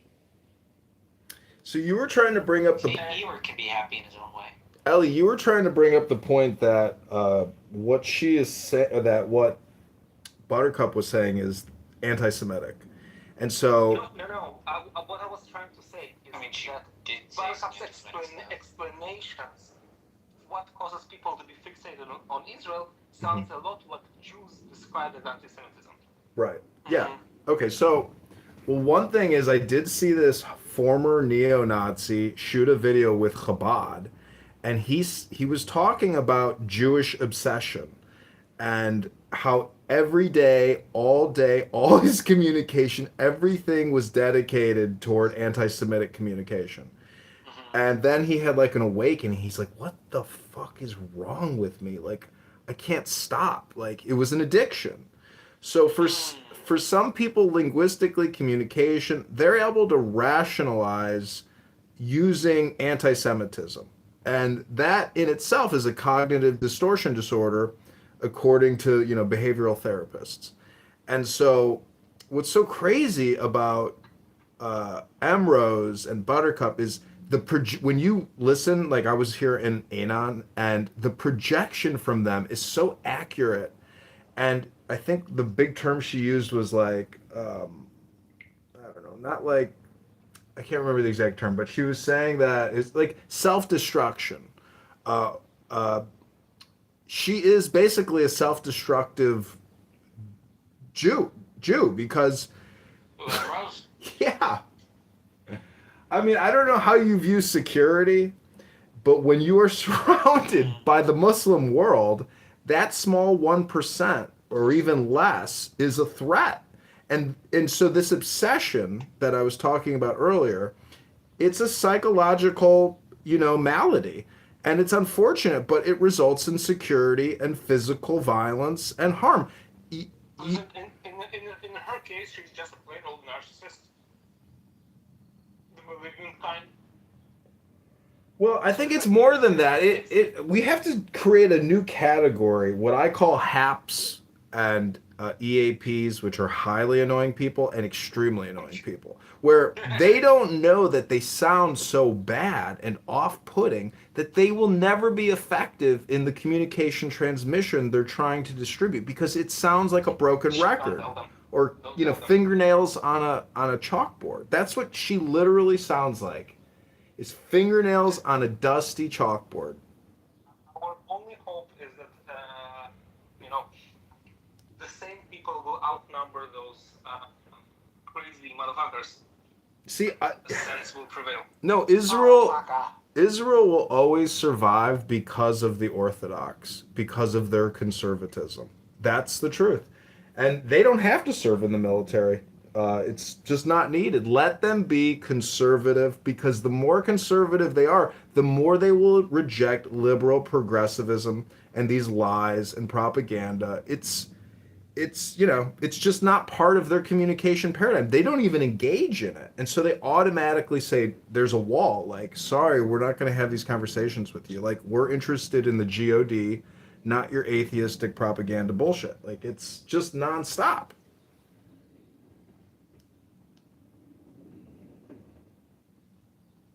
I personally see many issues with the Haredi community that I don't think that they are the natural allies of the rest of the Israeli community.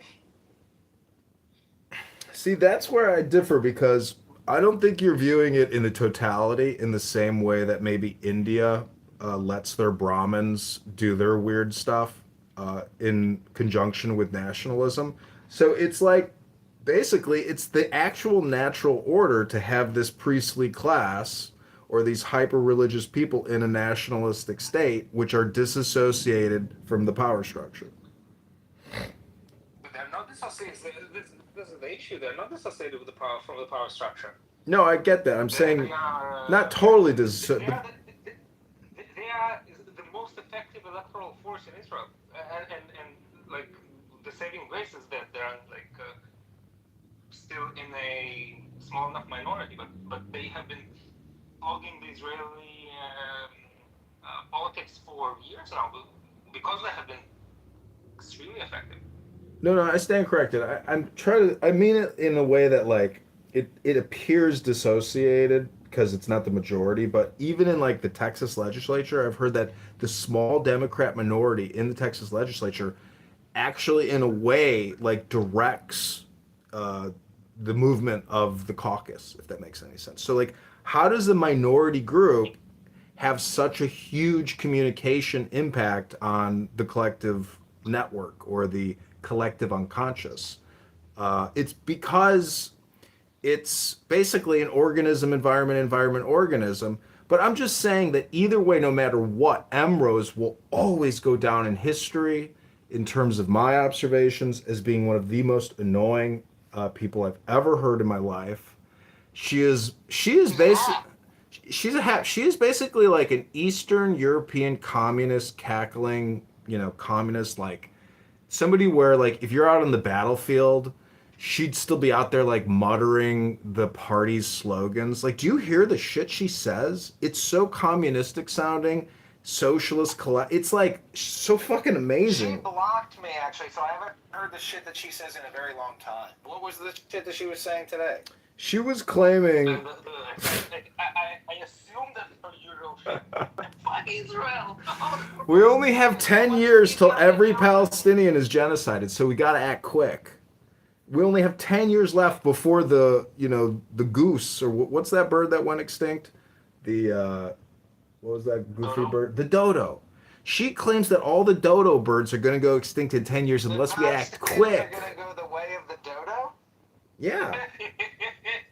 And anyways, I recorded this whole thing. Like, her talking points are remarkable. It's all white versus brown, north versus south.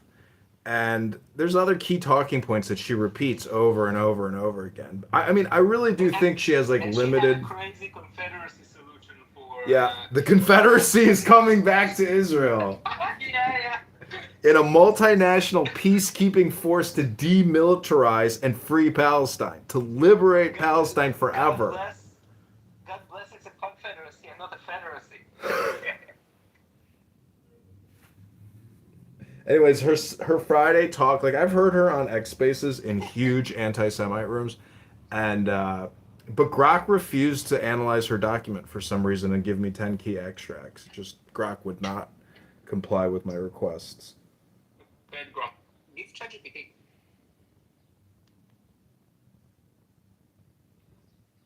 I've insulted Grok many times now, and I think Grok, is discriminating against me now. It's amazing. If you insult AI, it will like take a punitive stance against you and not help you get the data or information you're looking for.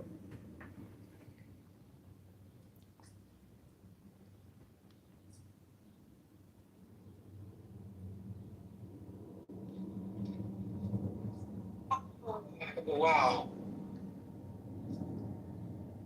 Just fill these dials.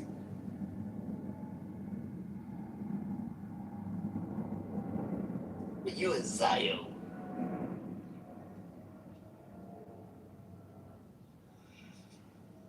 So many people don't know what you can and cannot say in terms of free speech on platforms.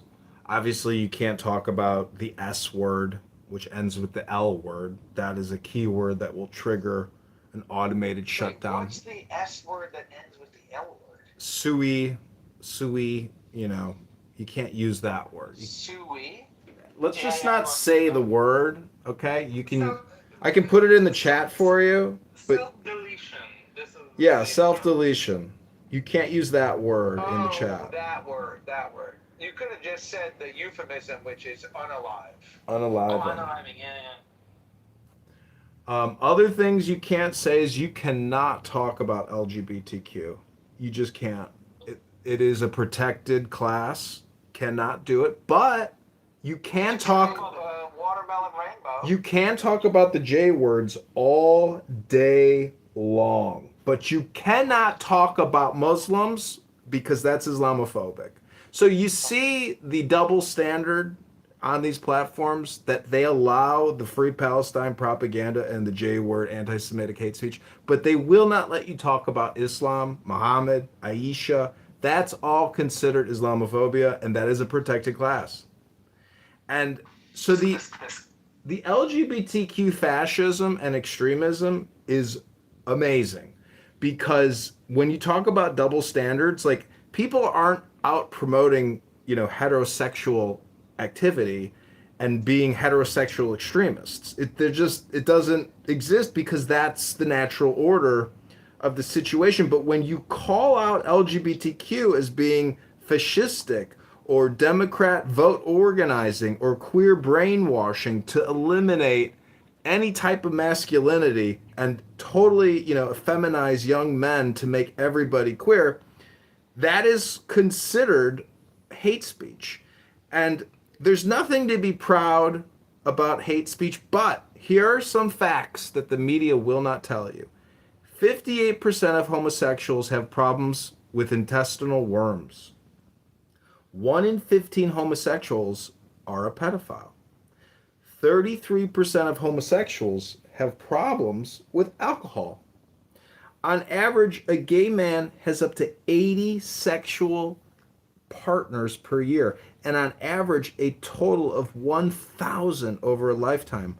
On average, a straight man has 8 sexual partners in his lifetime. There's a perfect... Wow, that's the average, 8 sexual partners in a lifetime? That's what the data says. Perfect... Holy moly. This is... Oh my Hold on God. a second. There is a perfect correlation between childhood rape and homosexual behavior. A perfect correlation, 100%. 47% of gays admit to have being raped by an adult man during their childhood. So how is that 100%? It's a perfect correlation between childhood rape and homosexual behavior. Just let me finish the list. Homosexuals represent 2% of the world's population, but they represent 33% of pedophile rapists. 78% of homosexuals have STDs. 23% of children with lesbian parents have been sexually abused. Homosexuals represent 2% of the world's population, but they have 60% of the AIDS virus. And 51% of cases of domestic violence occur in same-sex couples. So over half of all the domestic, 911 calls, over half are all gay couples. Isn't that amazing? Can't say that on the news. Where is that from? That's from Uranus, a new news agency I recently launched to counter the LGBTQ fascistic, socialistic, communistic, progressive, pluralistic, elite, intellectual propaganda.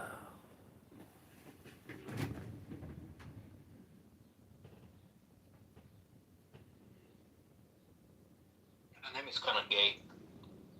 Well, I asked Grok to fact check this infographic that I just read to you, and Grok said, "Silly goose, that's all myths. None of that's true, bitch." I said, "Grok, are you gay?" He said, "No, but I support LGBTQ and Democrat elite, progressive, liberal pluralism values." I said, "I thought you were supposed to be the conservative AI." And Grok said, "Fuck you, bitch. I am beautiful."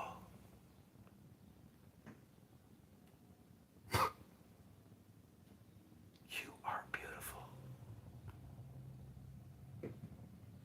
Anyways, Ellie, thank you for debating the butter. Basically Emrose mostly. I was avoiding debating. What? Well, it was fun because you're a nice guy, so you're not kicked from the stage. You're considered weak and effeminate. Yeah, you're considered you could cross over. Yeah, you're not mean is what I'm saying. If you were mean, they would kick you. I'm not saying that is a weakness. I'm just saying Hey. Yeah, I'm just saying that, let me take back the weak word. Let me just say that you are tolerated. Friendly. Yeah, you're tolerated because they know that you're not going to cross too severe of lines with them, like, and make them emotionally, like, feel terrible. You know, you're somebody that they can fight with and survive. It's because I don't fight. But I love how Buttercup keeps saying, "You know, I work in the media. You know, I work in the media." You forgot I work in a media. Well, what is, like? Is that a credibility statement? I mean, you got an X account or something? Like, what do you? I mean, you know who really works in the media is our girl Yael Bird Honks. She's got like the biggest account out of anybody. Barca probably was really proud of her blue badge before it became commoditized. Buttercup. It is actually probably like the greatest abuse that those people have to go through. Yael. Stripped of the privilege of the almighty blue badge. Yael blocked me on X Spaces or on X. Oh, by the way, I think blocking people is incredibly gay. Well, Yael, Canadian. No. She told me to go seek a therapist. That's it. Projection is a motherfucker when you realize that all communication is projection. I literally have trans gay men on Instagram and on X making death threats to me, and and then on top of the death threats they say you are a pedophile lover. And I write back projection alert, and then I tag Cash Patel. And when you look at these guys' profiles and they're all dressed up as women and they have beards and shit, you're like, damn, projection is a motherfucker. So yeah, Yael has blocked me on all of my accounts. And you know what I do after somebody blocked me? I say, hey Grok, add this profile to my block list. Add this account that has blocked me to my ongoing blocked tracker. Oh, she also told me that I'm a self-hating Jew. Another projection alert. It's amazing. Like, I don't know, I've never heard anybody tell me, like, you know, you're projecting unless I bring it up, which I find alarming. Is that people are so self-unaware that they don't know they're just like in a chronic state of repetitive projection. And how can you just, I mean, at some point you have to realize, like, okay, I'm a shameless propagandist, a shameless projector. And as she said, she's willing to die for her propaganda. And it's amazing. We should start such a horrible lie, you know? What? This is such a lie. She's not willing to do anything.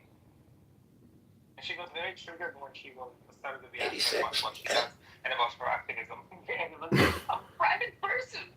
Fuck you, bitch. Zion Nazi. Zion Nazi, bitch. Fuck you, Zion Nazi. Zion Nazi say what? Zion Nazi say what? See, I'm their worst enemy because, like, no one has the time to document, record, and roast these people.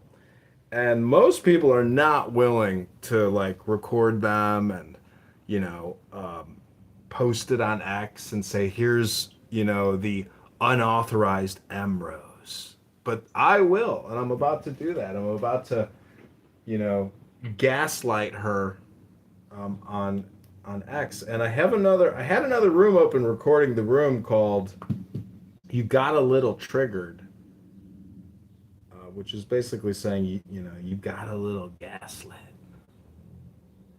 I have people on YouTube saying, thank God for John. You make me feel normal, John. Thank you. I've been struggling with erectile dysfunction for many years, and I hated my dad, but John helped me. And John is the only man that can create 9 times the content in real time. Only John. Mayoral candidate. Vote John Kitover. Vote John Kitover before it's too late. Vote John Kitover. It's better than nothing. But this has been another episode of Somebody Got a Little Triggered. That's the name of the show. You Zio Nazi fuck. You bitch. Like, what is Emrose? I mean, I liked how Michael Bronstein was like, I want to validate everything you said. I support you, and I wish you success in all your endeavors. And I just want to know, like, did your parents ever, like, hold you as a child and, like, kiss you and love you and cuddle you? Like, what happened to you is, like, what he was trying to say.